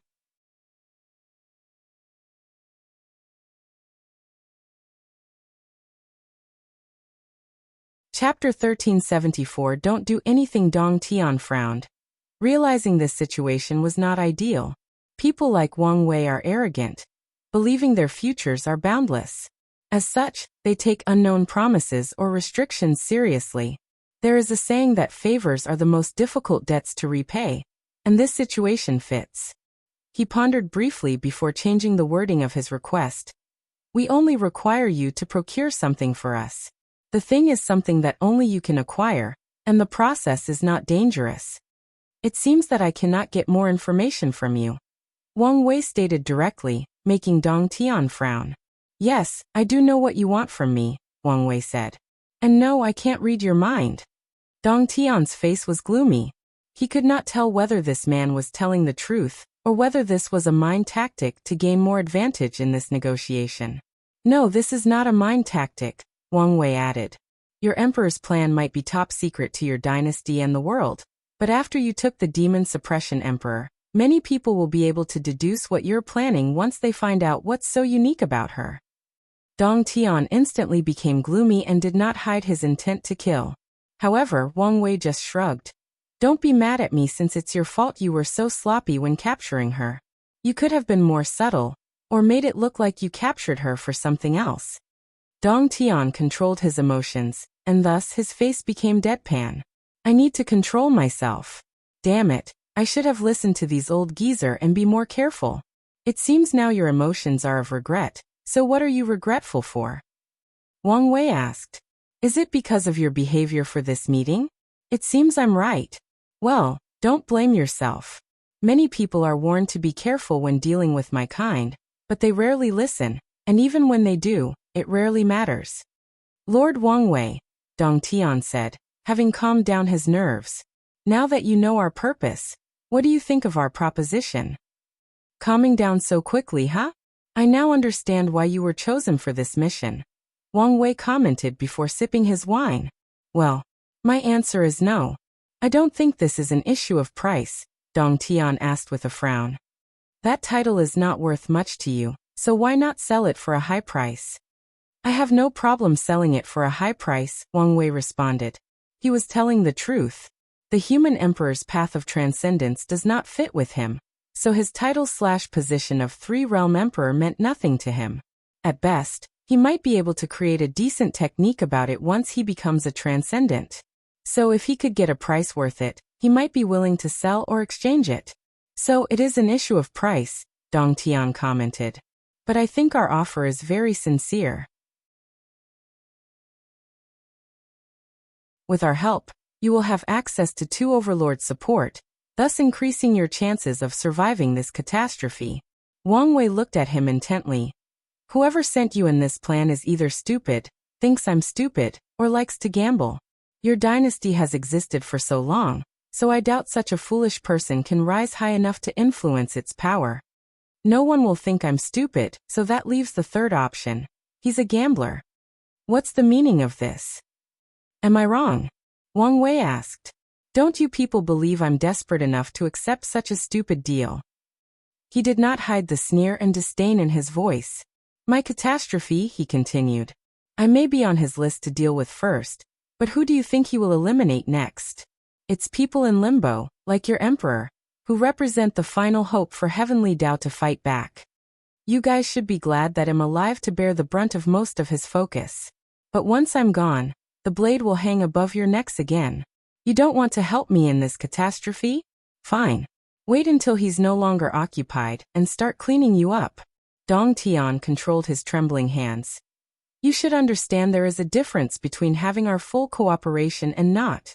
I don't care if you fully cooperate or not, Wang Wei continued. In fact, I know you will fully cooperate. Your dynasty holds the blessing of the human emperor position, and the world is in chaos. How could you not help? How many people have been waiting for an opportunity to take that position away from you? Wang Wei snickered. Go ahead, do it.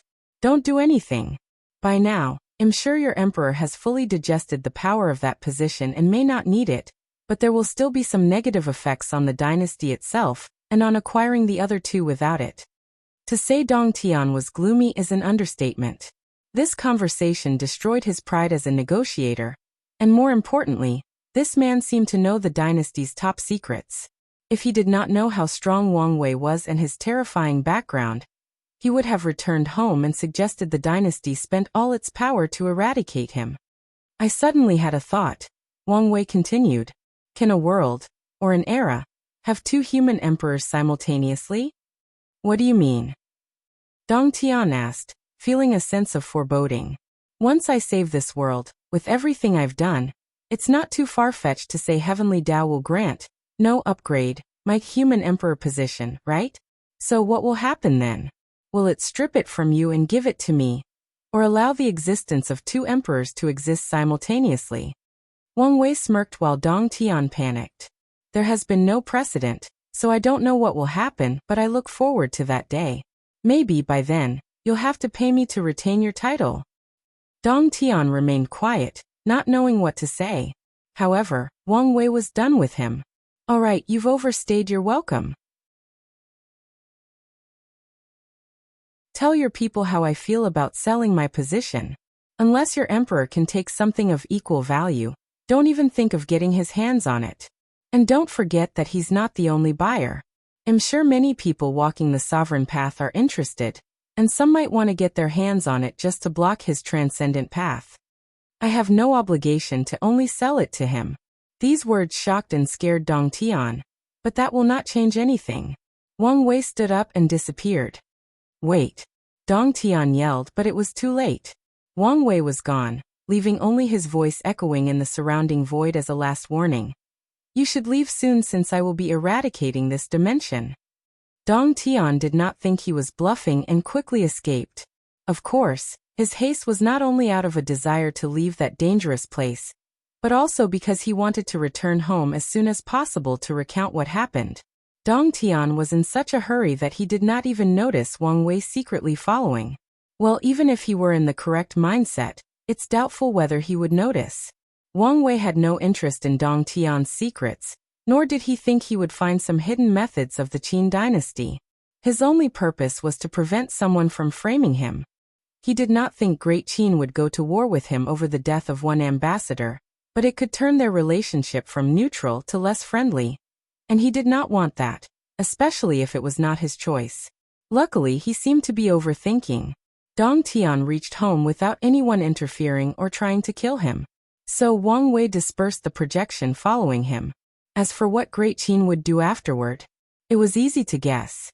They'll first contact their emperors and tell them about the meeting, followed by listening to his words and trying to cover the demons suppressing emperor's affairs. Although it was too late. Finally, they will get more involved in this catastrophe to ensure they, at the very least, can retain their human emperor position. Wang Wei now had more time on his hand to train the mortal civilizations. The Black Phoenix War, as contemporary historians labeled the current war between the two parasites, continued. The two leaders had not clashed since the last time, but the confrontation between their subordinates led to chaos, leaving a significant area of the world in turmoil. Everyone knew that this clash was building for a climax, and if that clash had no result, everyone would once again start building momentum for the next climax. This process will repeat itself until there is a victor or a major change that either stops the war or shifts to something else. If you find any errors, ads pop up, ads redirect, broken links, non-standard content, etc., please let us know. Report so we can fix it as soon as possible.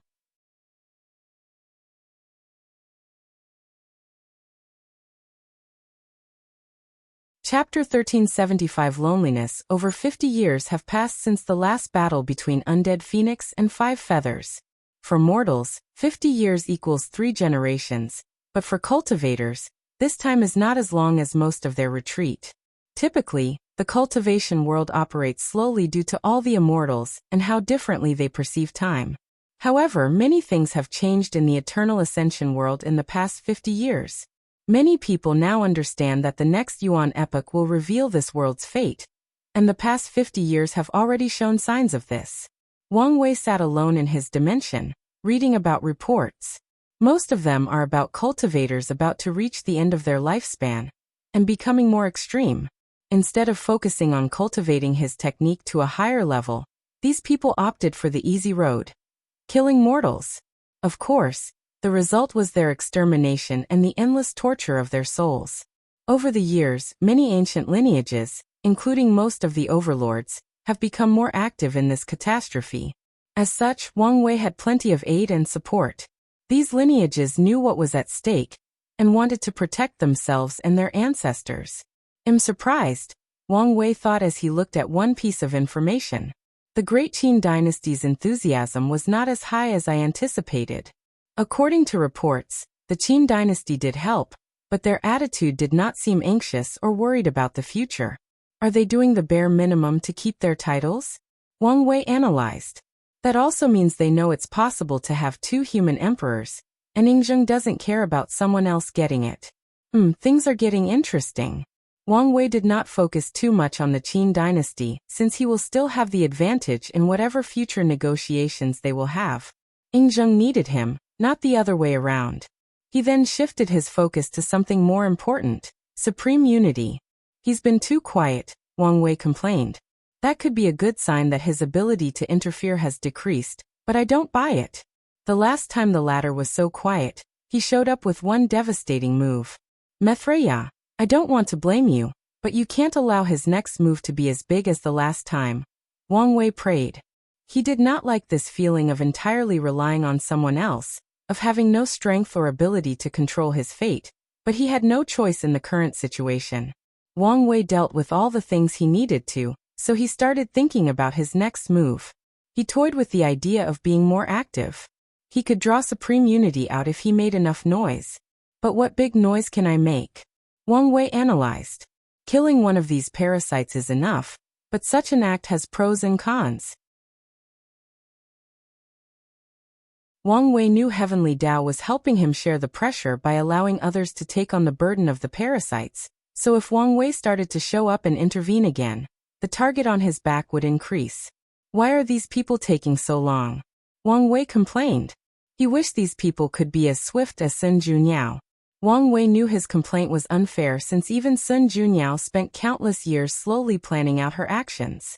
Wang Wei exhaled to calm down. He realized he was too stressed, and his thoughts became anxious. This is a lousy state to be doing anything. Time is not on my side, but there is no need to rush. The longer this peaceful state continues, the higher the chances the mortals have to grow and become independent. Wang Wei took out a jar of wine from his space to drink. His future wife took great care of him and left him many delicacies. Sadly, he had to suppress and seal the effects of his essence spirit flower to prevent lightning from descending from the heavens. It would be nice to have someone to drink with, Wang Wei thought, thinking about people he could drink with. His future wife is sealed.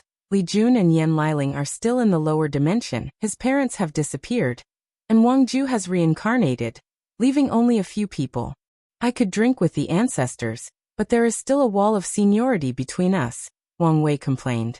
His ancestor, the Sword Empress, was easy to talk to, but she could easily switch her identity and start abusing her seniority. So, Wang Wei reckoned he probably won't be comfortable talking to her until his strength is near her. The only friends I have are Wang Qi and probably Su Shu, Wang Wei thought. Wang Qi respects me too much, and we cannot even be considered friends. And there is still a barrier between Su Sh and Tu due to our different backgrounds. Is this what the ancients meant when they said that the path of cultivation is lonely? Wang Wei sighed as he continued drinking. Wealth, method, land, and companion. Wang Wei muttered to himself. All cultivators know these are the four fundamentals. You can plunder wealth or methods and even steal a blessing land of cultivation, but the companion part is different. Nothing is more valuable in this long journey than having people you can trust, people that can provide emotional support. Wang Wei enjoyed the taste of the wine, but he could not get drunk. It's not because the wine is not strong enough or does not have the capability, but more like he did not dare. His mental faculty is his greatest asset in these trying times, so he could not allow anything to affect it. Ultimately, he sighed and put the drink away. Since he could not even get a buzz, there was no point in drinking now. Just in time, Wang Wei muttered. He needed something to distract himself, and this communication talisman arrived at the right time. Wang Wei read before frowning. Someone had something important to report, but wanted him to arrive personally to see it. After pondering briefly, he decided to show up. Wang Wei teleported to this vast world full of people, but they were all mortals. However, anyone who looks at these mortals can tell they are different from others. Everyone wore silk clothes, their qi and blood were abundant, and their eyes contained the light of wisdom. Additionally, Everything around them, from their architecture, transportation, agriculture, etc., reeked of advancement and civilization. 50 years passed outside, but 350 years in this world, and they've already reached this level. Although they only relied on knowledge from the lower dimension. That was still quite a feat. I should praise Du Tsong, Wang Wei thought. Among the many leaders he chose, Du Tsong was indeed extraordinary, hence why he sent one of his people as a protector. Jiaping, why did you contact me? Lord, you're here. Jiaping teleported before Wang Wei's projection and saluted. You know the protocols, so get to the point, Wang Wei said. According to the current protocols for contacting his subordinate, conversation must be quick and direct, meaning wasting time in small chat was no longer allowed. I understand, Jiaping replied. I have two things to report, one about this world's development, and the other is personal and can wait. All right, lead the way. The two flew to a secret laboratory, and Wang Wei saw the young Dukong mortals in the upper dimension have a lifespan between 500 and 1,000 years, so it was expected that Du Tsong still looked young. Sir, Du Tsong swiftly said before bowing deeply, shocking all the weapon refiners in this lab. They did not expect their influential and majestic leaders to bow to someone else. Jiaping has done an excellent job at preserving Du Tsong's majesty, and never allowed the latter to bow to him publicly, hence the reaction of these mortals.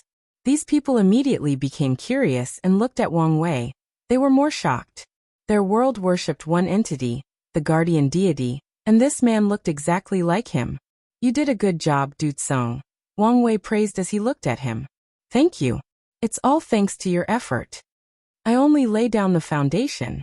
All the current success is the hard work of you and your people, Wang Wei said. He raised his hand to stop Du Tsong's flattery and continued. You should understand the future awaiting you. Your current peace is an illusion. Lord, don't worry, I know what is at stake, Du Tsong replied. He knew the future of their world and civilization was endless war. They could not hide in this place and wait until the catastrophe outside passed. Good, Wang Wei nodded. Although he sent Jiaping to protect these people, it was also a way to monitor them. Wang Wei did not want the sweet taste of peace to corrode these people, and have them abandon their mission. Now show me what made you so excited. If you find any errors, ads pop up, ads redirect, broken links, non-standard content, etc., please let us know. Report so we can fix it as soon as possible.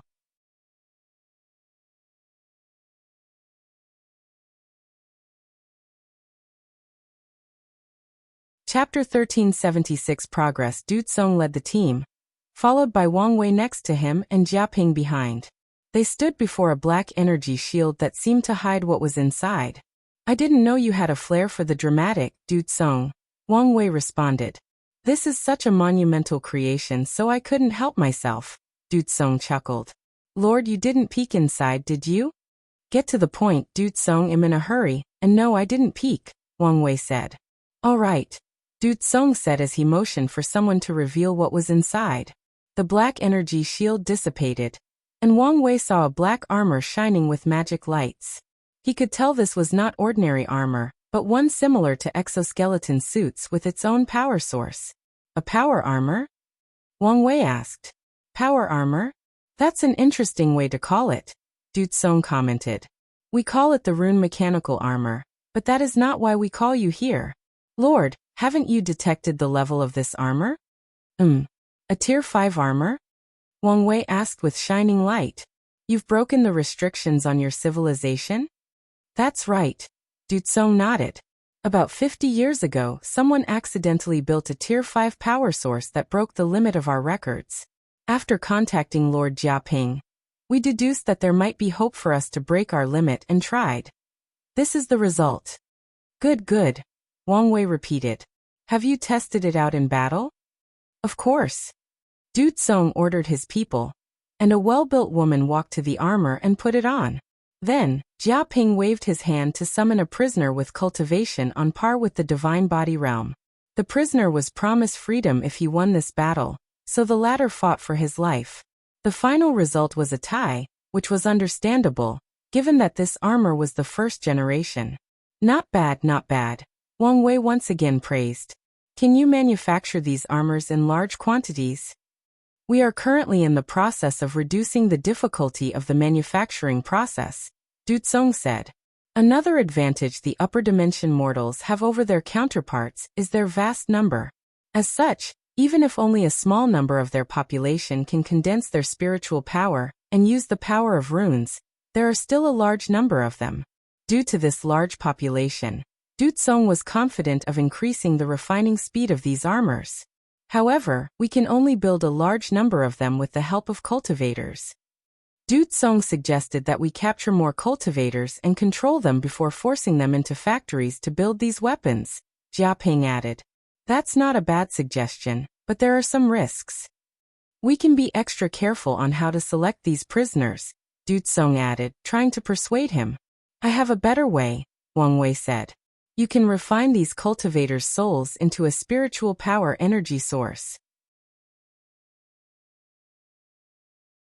Your civilization should accelerate its speed of improvement with an endless source of spiritual power. Du Tsong's eyes lit up. Spiritual power was the key to their civilization. It's why mortals can use runes and control the energies in ores, the environment, and other things. So it's obvious how such an artifact would drastically benefit them. Your idea is excellent, Lord, but I don't think we have the technology to refine something like that. I'll have my people refine it for you, and you can study it and try to reverse engineer it, Wang Wei explained. The spiritual powers of mortals and cultivators differ, so this artifact will require specialized attunement to ensure they can use it. Thank you, Lord. Your glory has blessed us again. Wang Wei did not pay attention to this level of flattery. Have you already started thinking about Tier 6 armor? Maybe even Tier 7? I have already shared the design with the other leaders and bases, Du Tsong said. Wang Wei did not want these leaders and different mortal civilization bases to be isolated, so he encouraged them to use the Void Illusion realm to share knowledge and advances. After discussing with the others, we already have a prototype blueprint of a Tier 6 armor, but we are clueless about the next tier, Du Tsong replied. You're stuck at the power of law, right? That's right. I don't think this is a power that mortals can control. Wang Wei did not believe these words. He knew that even technology civilizations could evolve to the point of controlling the power of law. The Rune civilization is a combination of technology and cultivation, and the fact that they can build a Tier 5 armor proves that someone was blocking their path upward. But now, this limitation has been removed. Under normal circumstances, that would be true, Wang Wei replied. With access to cultivators' souls, you can meet the requirement to access and even control laws. You don't need to worry about the effect of laws on your bodies, so that removes another obstacle, leaving only the influence of laws on the mind. Not everyone can control the power of law. Cultivators must have a good enough mental state to prevent themselves from being assimilated by its power. Most mortals cannot reach this level, but it's not impossible. You need to start developing methods to train willpower and the mental state, Wang Wei suggested. Unlike the mortals on Earth, these people have a long lifespan, meaning their state of mind can still reach the level of controlling laws. Will that work? Du Tsong asked, his eyes shining with hope and desire. It should. Plus, I'll leave my people preaching to you about the law. That should accelerate things. Great. Du Tsong said with a smile that showed all his teeth. Lord, have you forgotten the lock? Jia Ping suddenly said. It's possible that the act of mortals understanding the law is interpreted as cultivating or increasing strength, thus activating its effect. Du Tsong's smile was gone and he swiftly said, Aren't you exaggerating a little? We have acquired a great deal of knowledge and increased our strength, but nothing has happened to us. That's probably because Heavenly Tao has been protecting you, Jia Ping responded. However, once your civilization reaches the level of law, this will be another matter. Whether you wish or not, his gaze will be directed at you. Du Tsong was quiet, not hiding his unwillingness in his facial expression. We don't know that for sure. Do you want to take the risk? Jia Ping is right. Wang Wei finally spoke. We cannot take the risk. So this is it. Our limit will always be Tier 6? Wang Wei glanced at him. Du Song was obviously an ambitious man. Rather, he wanted his people to have the power to control their destiny. In the latter's mind, he probably wants his mortal civilization to be on par with cultivators. Wang Wei would not burst his bubble. According to his analysis, the minimum limit for mortals is Tier 9. Once they start to acquire the power of Tier 10 or above, even if it's the weakest, immortal path, no one will allow it. All cultivators who previously supported them will stop. By then, Grand Tao will also interfere. Although mortal civilization involves the power of cultivators, many of his cores originated from Earth science and technology, and Grand Tao will not allow its further expansion. Not necessarily. Lord, you have a way? Du Song asked. Artificial intelligence, Wang Wei thought, but he did not say these words out loud. Simple. You construct a soul powerful enough to control laws. The next step is to strip it of its emotions and change its memory capabilities into the ability to store knowledge or data. The third step is to modify its intelligence. Use runes that involve spirit, wisdom, and calculation to allow that soul to process a large amount of information and accomplish tasks beyond the norms. Once that is accomplished, you can leave the task of wielding the law to that soul. This method is feasible, Jiaping commented. In the current world situation, building powerful weapons is allowed, and this soul falls under that category. Yes, it's definitely feasible, Du Song said, almost yelling. Hold your excitement and think about the downside of this approach, Wang Wei said, his words acting as if he had dunked a bucket of cold water on Du Song's head. This soul, or this life form, will be vastly more powerful than everyone in your civilization, and it will be the core of your development, Wang Wei explained. Can you imagine how catastrophic it will be if something goes wrong with it? It's easy for such a soul constantly involved in the power of law to regain its normal intelligence and emotion, Jiaping analyzed. He could think of many ways for these mortals to restrict that soul, but Jiaping knew they were only stopgap measures. The crux of the issue is that these mortals control power beyond their limits. As long as this fact holds true, there will always be the danger of that soul going out of control. I understand this, but what choices do we have? Du Song said in a low voice. All right, no need to start feeling sorry for yourself about something that hasn't happened yet, Wang Wei said. Focus on pushing your people to Tier 6 before thinking about the power of law. I understand, Lord, Du Song nodded. He agreed with these words, but that also did not stop him from starting to prepare for the future. While Wang Wei and Jiaping left to talk privately, Du Song entered the Void Illusion realm to prepare for the future. If you find any errors, ads pop up, ads redirect, broken links, non-standard content, etc., please let us know. Report so we can fix it as soon as possible.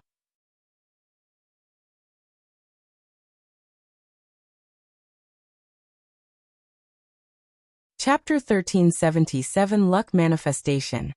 What do you want to talk to me about? Wang Wei asked directly. Jiaping pondered how to explain his situation, and realized it was better to be direct. I need blood, to be precise, Paragon blood. Is it just blood? That's not an issue, Wang Wei replied. But can I ask what you need it for? No, I need to get myself. Wang Wei looked at him. Is this about Monk? Do you feel pressure and want to prove yourself? There is no need for that.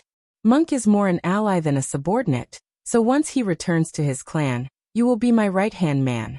There is no need to compete with him. No, well, I do feel pressure with Monk's strength, but this has nothing to do with why I want the blood. So this is about your double pupil, Wang Wei realized. That's right. The process for the third awakening requires me to fight a paragon for at least 10 minutes and draw its blood. Wang Wei frowned after hearing this. He was not as stupid or frivolous as when he had just ascended. He knew how powerful even the weakest paragons were, so he was not confident in Jiaping's objective. Do you have to awaken it now? Can't you wait until you've become a paragon? I can, but the requirements will be more severe, and the potential of my eyes won't be as good as if I did it now. I see. Wang Wei remembered reading how the process of awakening these physiques was similar to a test or trial from Heavenly Tao, so it made sense why Jiaping's test was as such. I think I can find a way, but you'll have to wait, Wang Wei replied. Additionally, you'll need more training. The last thing he wanted was for Jia Ping to die, because he knew nothing about chronospirits while fighting another paragon. I'll set up a training program for you in the Void Illusion realm. We'll talk again once you meet the requirements. Wouldn't that take too long? Are you underestimating paragons? Wang Wei rebutted. Didn't you see that monk suffered a loss despite having the strength of a paragon? I will increase your strength artificially, meaning you can't afford to make any mistakes. Understand? Excuse me, Lord. It seems I'm not in the right mindset. It's fine, Wang Wei said. It should be ready in a few hours. Wang Wei disappeared while Jia Ping returned to his work. Wang Wei's genuine body had a pondering expression as he gazed in the distance. The Qi Luck Dragon of the mortal civilization should have already been condensed, but I can't detect it in any way. It seems Heavenly Dao took them seriously. This was good news for Wang Wei, as this was further proof that Heavenly Dao had regained much more strength in this fight. The destruction of the lock might be a turning point in this whole thing. No, this is not just condensation, but manifestation and prosperity. Wang Wei continued to observe and analyze. The fact that Du Tsong's group successfully escapes the shackles of their civilization is proof of mortals' luck manifesting in the form of advancement and prosperity. Let's check on the others to see, Wang Wei muttered. His first visit was to the puppet demon. As expected, this group was influenced by him and started developing puppetry. The mortals in that world have applied Wang Wei's method to mass-produce puppets to create enormous legions. Furthermore, they have also built a Tier 5 puppet prototype, but theirs is still not fully functional. The group under the poison demon was even more exaggerated. Their focus has been on rune herbology, and they have developed countless medicines and poisons. Their two most significant achievements were a medicine that increased the upper limit of a mortal's lifespan by another 300 years, and a Tier 6 poison. Wang Wei was surprised by this discovery and wondered why no one reported this to him. And he had an answer. These people accidentally created that Tier 6 poison, and all other efforts to recreate it have failed. They've recently managed to refine a lesser version, which is Tier 5, and wanted to wait until they had cracked the formula before telling him. Wang Wei was skeptical and thought the poison demoness was secretly responsible for this accident. He had specifically ordered his people to be allowed to share their knowledge with their groups, but no direct interference was permitted. However, after checking, he discovered it was indeed an accident. Of course, to someone on his level, this accident was nothing but the manifestation of this civilization's luck and destiny. The next group Wang Wei checked on was the one supervised by the Curse Master. The latter did influence that civilization, but not by allowing these mortals to make groundbreaking advancements in Curse Dao. Curse Dao was a unique law involving cause and effect, meaning it was one of the side door Daos associated with fate. The entry requirement for this Dao is very high, meaning that mortal civilization couldn't have high enough accomplishments in just over 350 years. However, that did not deter them from making progress. These mortals had a different approach. Since they could not curse people, they would develop ways to protect themselves from curses. The curse demon provided enough knowledge, and they built from there. Wang Wei was satisfied with this group's approach. Cultivators have many strange methods of killing, and he was confident that the mortals had the most basic defense. So after encouraging them, he left for the next stop. The Bloodline Gang Lords group studied how to control and use demons and other races for battles. However, their results were subpar compared to the others, and after finding out it was because that bastard was not doing his job well regarding sharing his knowledge, Wang Wei beat him up and told him he would die the next time he came, and there was so little progress. Ever since the Grand Mist Gang Lord died, this bastard has lost his edge, Wang Wei sneered. If he had not been short on people right now, he would have killed that bastard for wasting his time. Alright, there is no point in getting upset. Let's check the last stop. Lord, has the news already spread? The flesh demon asked. What news? Isn't that why you're here? It seems something good has happened, Wang Wei commented. Show me. Wang Wei followed him to a lab and met the leader Sun Longwei. Sir, I present our greatest achievement, the Life Core Rune. Once implanted in our people, We can expand our lifespan to as high as 5,000 years, and this is just the first generation. We project that the lifespan limit can reach as high as 10,000 years. 13,690 years. That should be the absolute limit of mortal lifespan, Wang Wei commented. However, you have failed to see the true purpose of your discovery. True purpose? Sun Longwei asked. Cultivators can use it. Why would we want them to use our things? A radical? Wang Wei thought as he looked at them. Don't you remember why they are hunting you down in the first place? Limited lifespan, Sun Longwei muttered before looking at the projection showing the first-generation life core rune. This was not a coincidence, was it? You're smart, Wang Wei replied calmly. My methods of extending their lifespan failed miserably due to outside influence. However, this method should have a higher chance of success, and someone just used you to disseminate this method. Heavenly Tao, Sun Longwei muttered. He looked at this thing, lost in thought for at least half a minute. So what now? Continue your research and complete this thing as soon as possible. I'll order the other groups to provide you with more assistance and resources to ensure this project's completion, Wang Wei responded. Since this is vital, can't you take over the research to ensure it's done as quickly as possible? Sun Longwei said. His words showed his caring nature, but Wang Wei could tell he simply did not partake in this project that would benefit the people he so deeply despised and even hated. Do you think things are as simple as they appeared? Wang Wei sighed. This project represents your civilization's contribution to the world. Once you finish and it's publicized, Heavenly Tao can offer you more luck and destiny and better protect you from extinction. In other words, it's imperative you finish the work yourself. Understand? Don't let your emotions affect your people. Remember what I said when I trained you.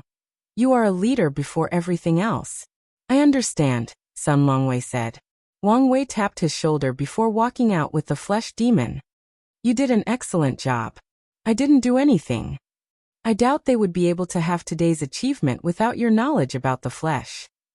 I'm just a pawn. Not everyone is worthy to be a pawn, Wang Wei commented.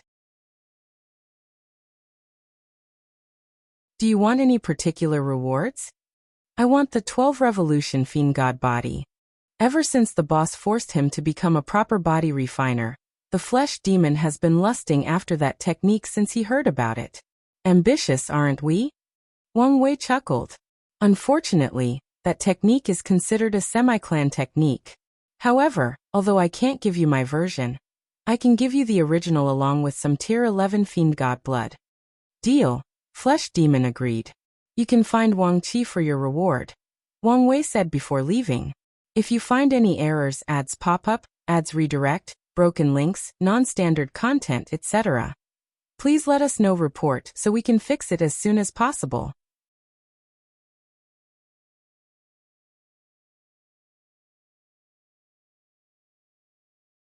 Chapter 1378 Suspicious Information. Wang Wei's next destination was the mortal groups under Buddhism, the Emperor Enlightening Academy, Sage Lin Qi, and many other lineages. Wang Wei did not have enough manpower, so he had to use these people as aid. As expected, the model of development was similar to his. With protectors providing knowledge in specific fields, these groups tend to develop in that area. For example, the group under Buddhism has made significant progress in the field of spiritual power, and even has some accomplishments regarding incense. Wang Wei did not hesitate to put them in charge of the creation of the Law Soul that he mentioned to Du Kong. The group under the Flame Blacksmith and another weapon refiner from Sage Lin Qi focused on material development. The new Tier 5 energy source and Tier 5 armor from Du Tsong's group were made possible due to the research from those two, and Wang Wei knew he would have to rely on them to develop the technology on how to use materials that could hold the power of laws. Everything is going well, Wang Wei analyzed. Now we only need time to develop. If the mortals can develop to be on par with quasi-emperors, this catastrophe will be handled without much issue. However, will things be so smooth? Wang Wei knew it would not. Wang Wei shifted his entire focus to the war. Everyone was waiting for the climax, and so was he. However, a few weeks later, Wang Wei received an alarming message. It's from her? And she wants to see me? Is this a trap? Wang Wei was in a dilemma. The message indicated it was something important, but the circumstances were more than suspicious. Let's see her, but I need more protection. Wang Wei first contacted Feng Heng and visited him at the 10,000 Buddha Haven. The sight was truly remarkable. He found himself in this endless dimension surrounded by this white mist that stretched as far as the starry skies. Countless golden Buddhas with their palms extended, and people lived on top. Subtle chants of scripture echoed in the background. It was hard to hear without focus, but its effect on soothing the mind remains eternal. Donor, what do you think? Feng Heng asked. It deserves its name, Wang Wei praised. If I remember correctly, only Buddhist emperors can have the title of Buddha and leave a golden body here, correct? The donor is both correct and right. Feng Heng replied before pointing in the distance. Notice the difference? There are no monks living on that golden Buddhist palm. Any monk who proves the Tao will have the title of Buddha. But that is the lowest level in our sect, Feng Heng explained. True or enlightened Buddhas are people who have a deep enough understanding of the Dharma, have created their own schools or contributed enough merit. The monks living in their palms are proof that they have the wisdom to teach or enlighten others. It seems Buddhism hasn't lost its roots, Wang Wei commented. Proving the Tao is proof that someone has high fighting prowess, not that they are enlightened or have achieved a high state like nirvana. Wang Wei was glad that Buddhism still recognized this truth. Indeed, Feng Heng nodded. Donor, your status as honorary Buddha is enough to leave your mark here. Is that so? In that case, I'm welcome, Wang Wei said. What do I do? Manifest your title's power and your understanding of Buddhism, and this world will do the rest. Very well. Wang Wei's body suddenly released a golden light, and an unknown power from this dimension descended and took the light to condense it into a towering golden body with mist surrounding it. It's indeed different from the others, Wang Wei commented as he compared his body to the ones from the enlightened Buddhas. There is no Tao, or should I say Dharma rhyme, that can help monks. Your body is better than most honorary members I've seen, Feng Heng commented. Donor, have you spent some time studying Buddhism? You can say that, Wang Wei agreed. He still planned to acquire his future self's ability to change the world by naturally helping him solve his problems. However, after discussing the plan with his future wife, they found a better approach than using Buddhism and other religions' domains.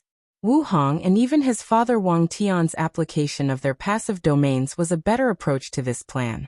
Of course, Wang Wei will not abandon studying religion and its powers, but it will not be his main focus. Donor, please follow me. The two flew away and soon arrived at a new golden body. It was a woman with an aura of peace and tranquility. The moment Wang Wei laid eyes on her, he had a feeling that this was the closest he could come to the realm of nirvana sought after by all monks. I'm guessing this is not your body, Wang Wei jokes. The master told me to move in here. Master? So it's official? As fate would have it, yes, Feng Heng nodded. I reckon this is the holy place of Buddhism, Wang Wei stated as he followed Feng Heng toward that golden palm. Is it all right to bring me here? Donor is a guest worthy of the highest reception, Feng Heng said calmly. In that case, I'm flattered. They soon reached a destination. A cave inside a mountain with minimal appliances. The entire locale screamed recluse or hermit, but Wang Wei did not mind. Donor, what is the purpose of your visit? Feng Heng asked after serving tea. I came for protection, Wang Wei said. He did not believe supreme unity could kill him while his true body was here. Wang Wei's projection arrived at the destination, a desolate dimension. He found no signs of his target, Zhenbiyu. He checked the surroundings and detected no ambush. So, with the utmost caution, Wang Wei entered to find a talisman floating at the center. He quadruple-checked before receiving the information, and his pupil immediately shrunk. The information he received was straightforward. Seven Cauldron was Supreme Unity's direct bloodline. In other words, she was his daughter. He had her long ago but never claimed or revealed it to the world. How did she get such news? The talisman revealed that information. Seven Cauldron has 7 commanders, all Empyreans with the highest fighting abilities. The most powerful one, who boldly called himself the Prime Cauldron, was enamored with Zhenbiyu, and he revealed the fact he was not only Seven Cauldrons' direct son, but also the grandson of one of the two sons. This is too much to analyze now. Let's leave first, Wang Wei thought before dissipating. 10,000 Buddha Haven. Wang Wei opened his eyes and frowned. The information revealed was shocking. Supreme Unity was a mystery.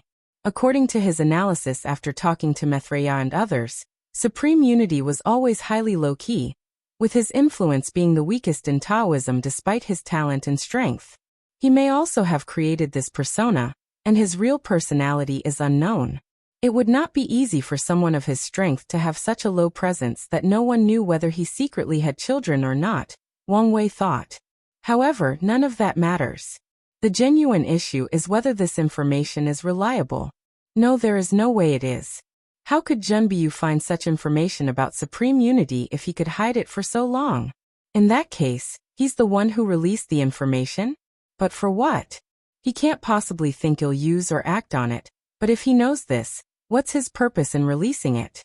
Wang Wei frowned as he pondered. I'm operating on the basis that this information is true, but is it? Seven Cauldron is his vessel, so that could explain why he chose her. However, vessels don't have to be blood-related, unless blood relationships allow him to use more power. However, the fights with Maitreya showed their vessels were similar in strength, unless Supreme Unity was hiding for a trump card.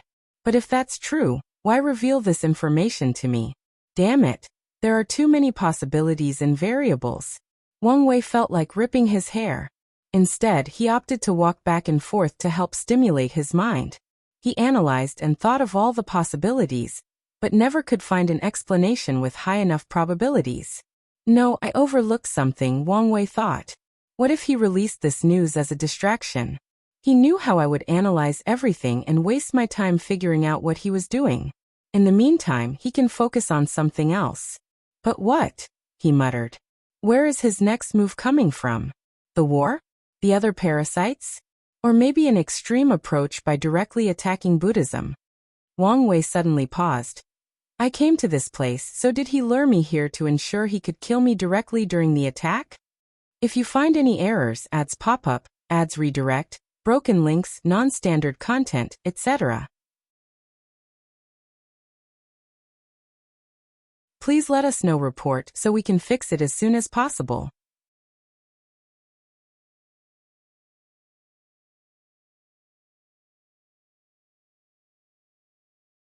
Chapter 1379 Terrible Lost. As soon as Wang Wei had that thought, he wanted to do something, but it was too late. His surroundings changed, and 4 monks appeared around him. Before he could react, they enacted a barrier. Boom. Wang Wei's attack hit the barrier, but it did nothing. He was about to try again when his intuition went on overdrive, so he looked upward. A towering palm with the power of yin-yang rapidly descended on him.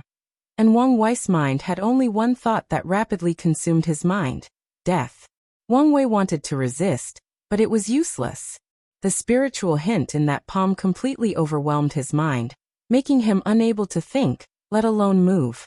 As things appeared, it appeared this would be the end for him, but fate seemed to be on his side. The palm reminded him of this pagoda trial, when he faced the wrath of heaven. He seemed to remember the anger and unwillingness he felt during that trial and quickly used it as a source of power. Wang Wei summoned his willpower to do 2 things. He bit the tip of his tongue and activated his talent, using the unimaginable pain to shock his system and regain clarity over his mind and body. The pain was so intense that it could have killed even someone of Wang Wei's willpower, but it was exactly what he needed in this moment of life and death. His body then acted almost on autopilot as he activated all his life-saving methods. Yin-yang protection, freedom from life and death, luck survival, destiny guidance, time remnant substitute, and his unifying technique, fate manipulation, death escape. However, despite all these methods, the sense of danger he felt did not decrease immediately. In other words, that attack had reached beyond his current paragon strength. Is this how things end? Wang Wei thought. No, I have a bright future ahead of me. I'm the man destined to reach the pinnacle of the universe and even transcend. How can I die here? My future self will definitely save me. His eyes sparked with brilliance before his death, and his intuition increased even more. No, I can't rely on something as fleeting as my future self, Wang Wei said. He pushed his soul and mind to the limit, doing trillions of calculations in less than nanoseconds, trying to find a way to survive. Then, it was as if the god of wisdom had whispered into his ears. Wang Wei activated his karma Dao and directly connected to Feng Heng. However, his attempts failed, so he changed the target to Emperor Kong. It's time to repay your karma, Wang Wei thought, and through the link, he borrowed something crucial from the latter, his golden body of merit. Wang Wei then fused it with his own, thus temporarily achieving a third-level golden body of merit. As he looked at the enormous golden body standing above him for protection, Wang Wei felt reassured until his mind told him another bad news. Chances of survival, 15%. What? Only 15%. Wang Wei wanted to cry, but he had long abandoned such useless emotion in this moment of life and death. He wanted to use his luck Dao to increase this probability, but it was futile. He had used all his trump cards. Is this really the end? Do I have to rely on chance to survive? Wang Wei was unwilling, but there was nothing he could do. That palm was descending at a speed he could barely react. The fact he could raise his success rate to 15% in such a short window was a miracle in itself. The palm crashed down, and the world went quiet. The people watching outside the barrier waited for the result. And once everything became clearer, a pale Wang Wei stood before everyone. He coughed a large mouthful of blood, and looked at a golden crown floating above his head. He did not survive on his own merit. At the last minute, this crown, representing his status as the Three-Realm Emperor, manifested and protected him. However, Wang Wei knew the power of this crown did not originate from him, but from heavenly Dao, which intervened to save him. You saved me, but at what cost? How much power did we just take back that you lost in the process? Wang Wei thought as blood oozed out from his ears and noise. Although he was saved, he was not happy in the slightest. Forget how he had just lost control of his life, of his destiny. He knew how terrible the consequences of heavenly Dao's interference were. Wang Wei suddenly felt the world spinning, and he could not stand still. His aura was dropping at an alarming rate, so he swiftly sat cross-legged in the group and closed his eyes. Unity, your hands have reached too far. A soft voice echoed between heaven and earth. Although it sounded calm, anyone with some discernment could feel the anger and wrath hidden. That little cockroach is really not easy to kill, a cold voice replied. Feng Heng no Mithreya looked at Seven Cauldron/Supreme Unity coldly. Although she had the highest state of mind in Buddhism, even that wasn't enough to keep her calm. However, her attention soon shifted to the power surrounding him. Incense. So that's how he did it? The 10,000 Buddha Haven was Mithreya's home court, meaning she should have the overwhelming advantage. Supreme Unity should not even dare take one step into this place, but he not only did but successfully assassinated one of their honored guests. How did he do it? The answer is simple: incense. After what happened to her, Mithreya outlawed the use of incense by all Buddhist practitioners. She even modified the rules of the 10,000 Buddha Haven to detect and ban that power as soon as it was detected. However, Mithreya was also a little extreme when she changed the rules. The 10,000 Buddha Haven is both a world and a powerful artifact. When Mithreya changed the rules, she programmed the artifact's spirit to be extremely strict. She always programmed it to make removing incense its main priority. Supreme Unity used this fact to his advantage.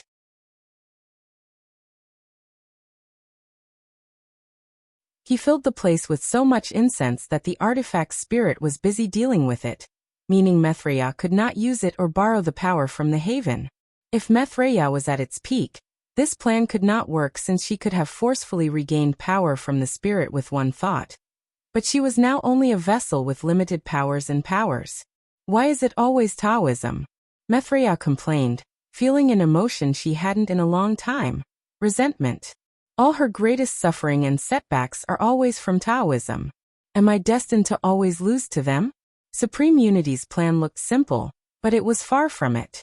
Forget how he knew about the rules of the 10,000 Buddha Haven. How did he secretly transfer such a vast quantity of incense into this place without detection? The answer to that question is also simple and obvious: the honorary members. Throughout history, Buddhism has always accepted honorary Buddhas as a form of diplomacy to make friends and allies. This practice did not stop even during the 2 Suns 7 Moons era. Supreme Unity had people he secretly controlled infiltrate this place using these honorary members. When the time was right, he used them as a medium to infiltrate and invade with a large quantity of incense. Maitreya regained her bearings. She did not utter another word and went on the offensive. She wanted nothing but to eradicate this man as soon as possible. However, Supreme Unity did not want to fight directly, so he evaded her while pumping more incense into this place. However, this time his target was not just the artifact spirit but all the surviving monks. He wanted to use the incense to corrupt them. Maitreya immediately realized his purpose, so she changed her tactic. Time was on her side. She knew the artifact spirit would clean up the incense, and it would do it faster than her opponent could bring more in. By then, Supreme Unity will be nothing but a sitting duck. So, she focused on damage control. Sadly for her, she also misunderstood Supreme Unity's objective. The scheming Taoist priest suddenly changed tactics. He teleported before Maitreya and embarrassed her before she could react. Boom! Supreme Unity blew himself up, killing 7 Cauldron and Feng in the process. The power of this explosion was truly potent, containing a hint of his power. Wang Wei suddenly opened his eyes as he sensed another danger. However, before he had to do anything, a golden light came from somewhere and blocked this explosion. He squinted as he saw a young man floating in the sky, his body releasing a holy light and a terrifying coldness. Monk Wuji? Is he also a vessel? No, he should be the new one. If you find any errors, ads pop up, ads redirect, broken links, non-standard content, etc., please let us know. Report so we can fix it as soon as possible.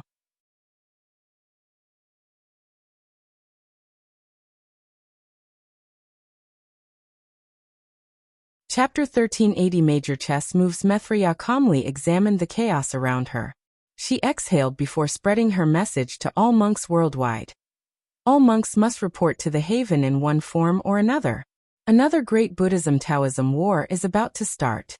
As soon as she uttered these words, the world experienced a slight tremor, eventually leading to a cataclysmic earthquake. She then flew to Wang Wei's side and frowned. What happened to Feng Heng? Wang Wei asked. I can feel he is gone even though his karmic threads to me and my memories of him are still intact. He is dead, true death, but only in a manner of speaking, Maitreya replied. Existence hierarchy. Huh? Wang Wei muttered. Half-step detachment is so high on the hierarchy that after Supreme Unity killed Feng Heng, it did not matter whether he had countless avatars, his secret vault still existed, or everyone still remembers him. He just died like that. Don't worry, he'll be fine as long as I'm alive, Maitreya reassured. But what if something happens to you? Maitreya was momentarily silent. I'll revive him when the time is right. When will that be?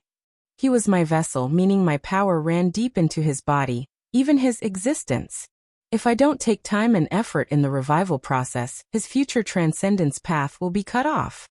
So, that's why I can feel 7 Cauldrons' karma line. He doesn't care about her future, so he can instantly revive her. But you do, meaning you've lost probably the best vessel. Wang Wei chuckled to himself, but his laughter was self-deprecating.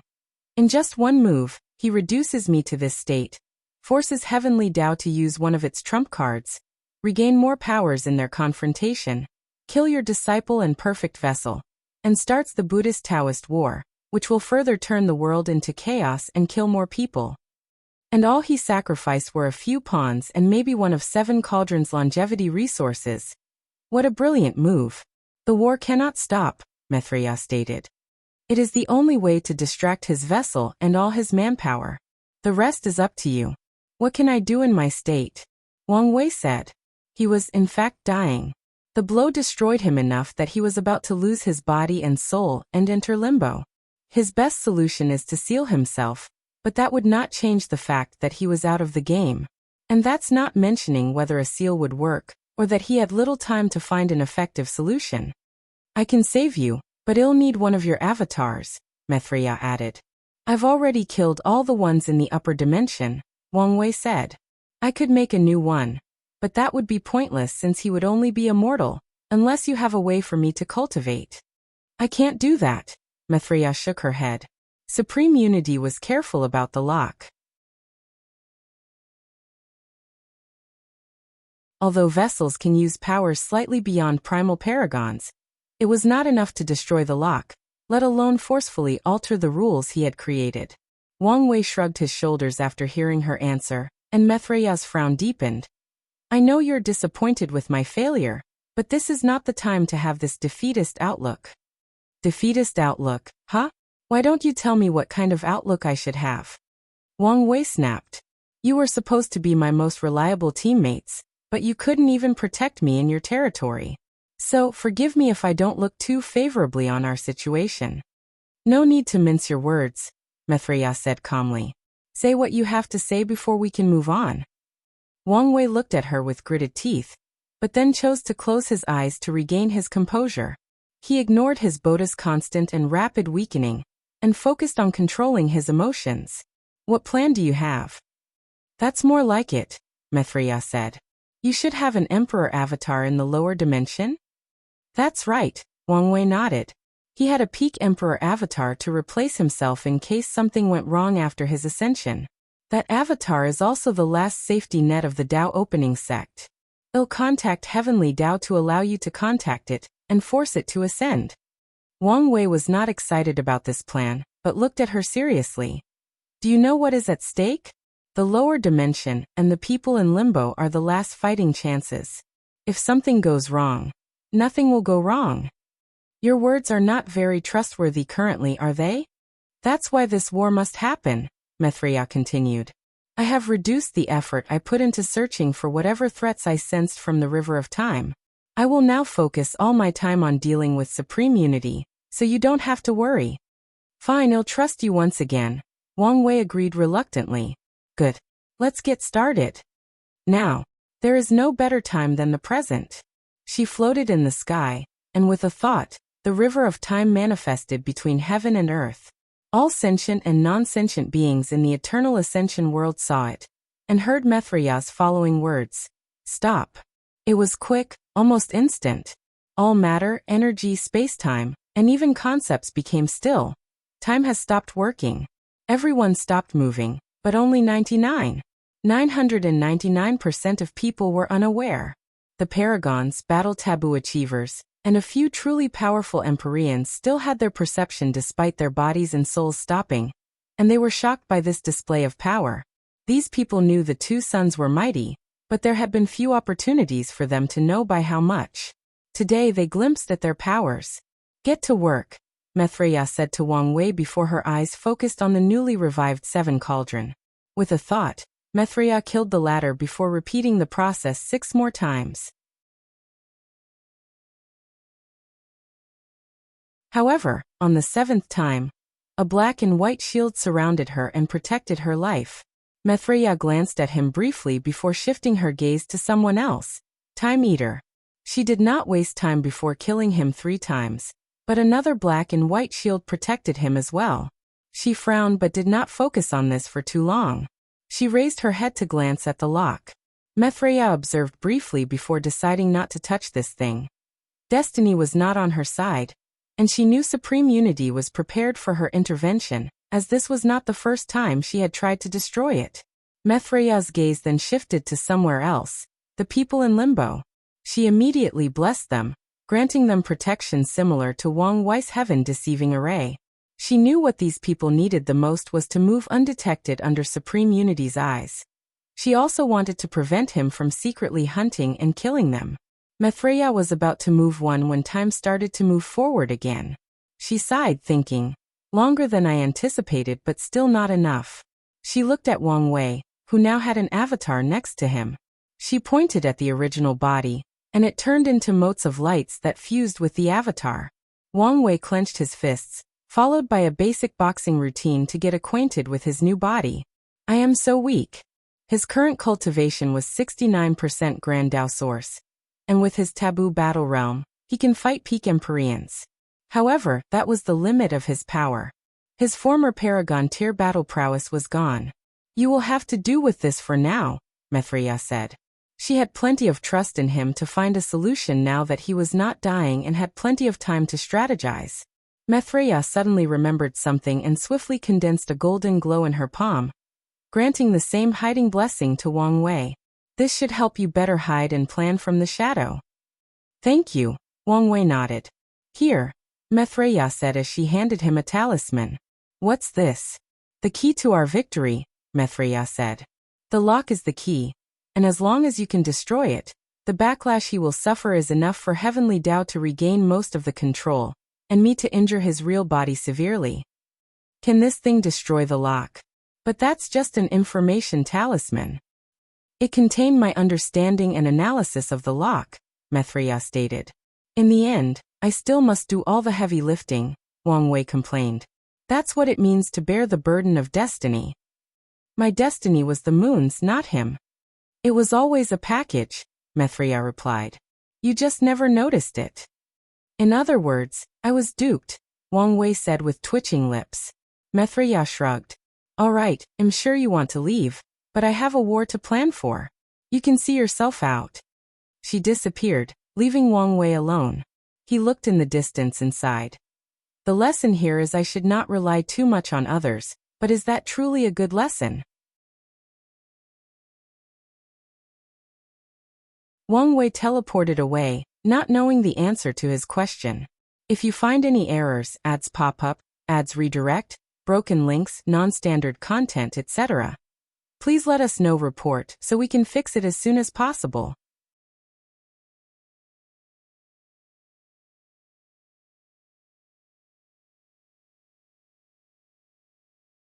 Chapter 1381 Dao Overlord's Mind A. I made a mistake. Prime Cauldron was changed for First Son in Chapter 1378. A suspicious information. For a reminder, First Son was first introduced in Chapter 1212.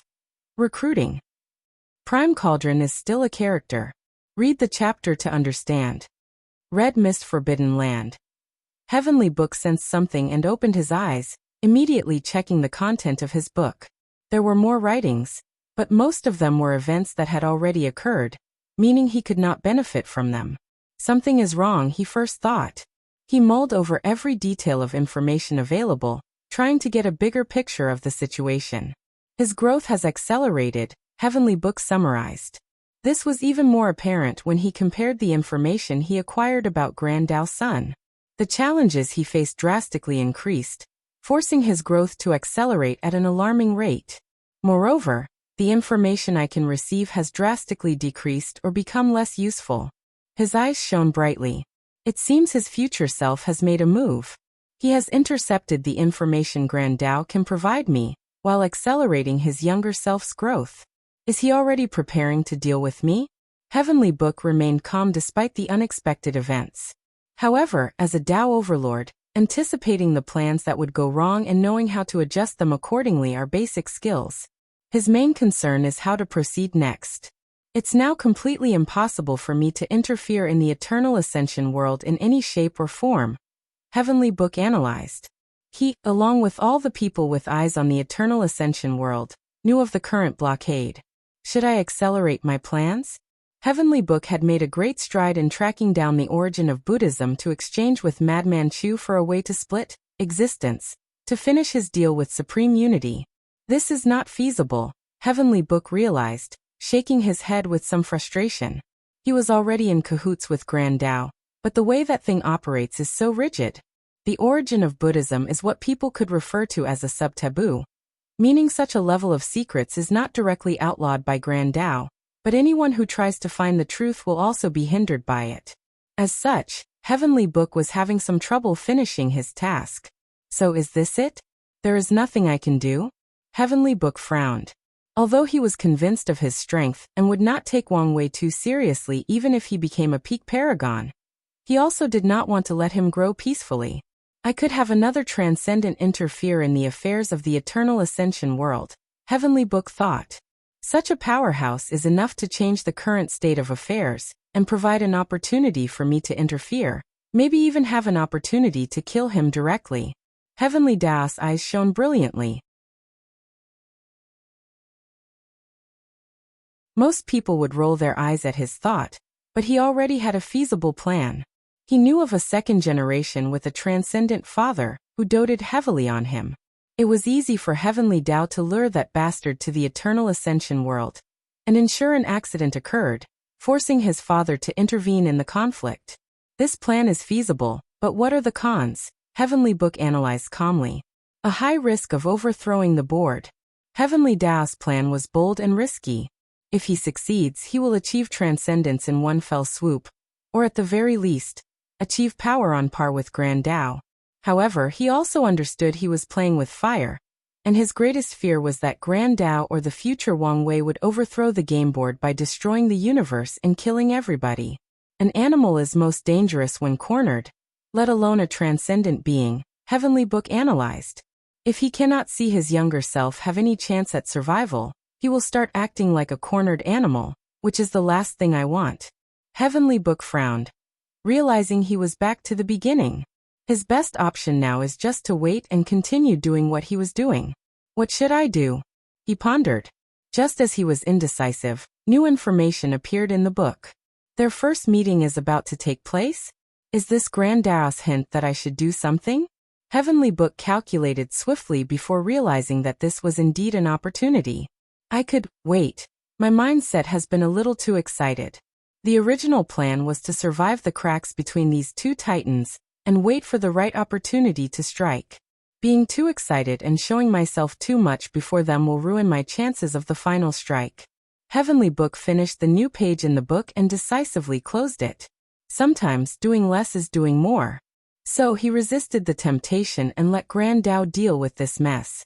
Although he was a pawn, he was not the absolutely loyal kind, meaning he was also not the kind that could be discarded at will. Heavenly Book did not wait long before receiving another secret contact from the Heaven Cardinal, but he ignored it.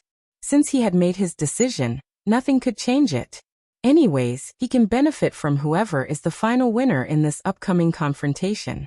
Eternal Ascension World, Secret Dimension. Wang Wei returned to his hideout, thinking about what he experienced, what to learn from it, and how to operate in the future. Paranoia is an excellent way to protect myself, but it also made me predictable. So, how do I act from now on?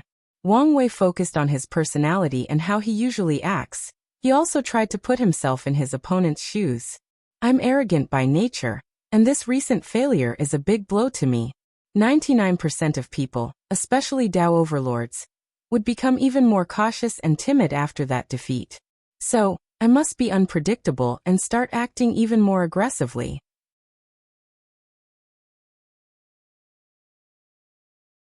Then, when people think they've figured me out, I switch to a more timid way of behaving.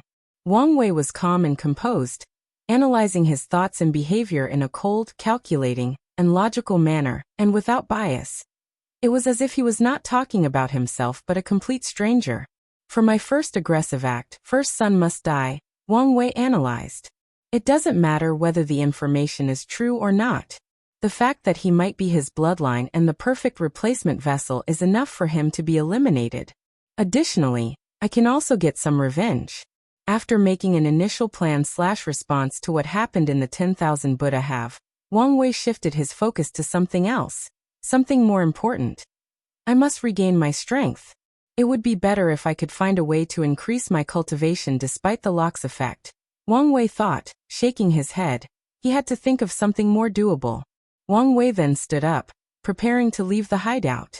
He already had an idea of how to get his strength back, but he needed to see his ancestor first.